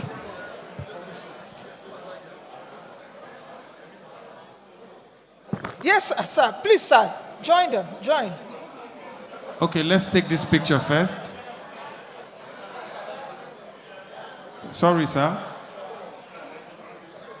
The governor, Yes, please. Your yes, Excellency, you are our VIP. Please stay next to our ED.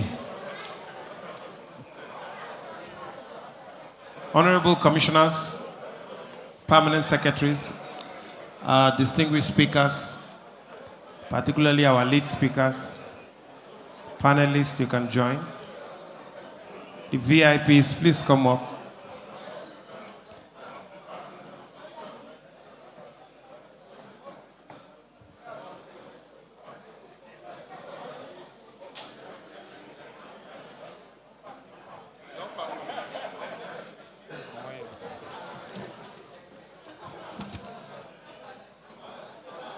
For the dignitaries, immediately after this picture, we will take the national anthem.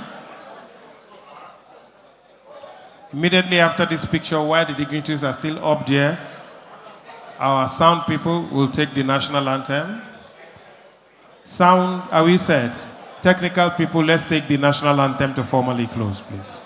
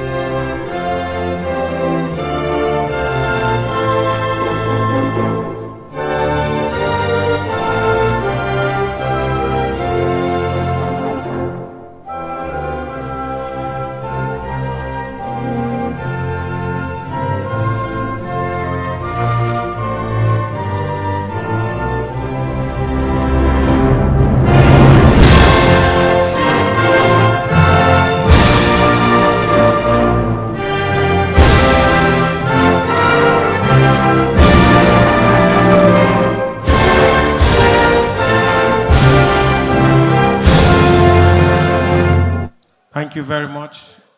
Lunch or dinner, Supper. one of them is served. Yes. Supper is actually served now. For those with red tags, our speakers, panelists, moderators, the supper will be at the Oriental Restaurant at the other end. The Oriental Restaurant at the other end.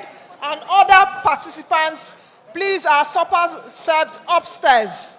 Let me take it again. If you're having a red tag, speaker, panelist, moderator, our dinner is served at Oriental Restaurant, while other participants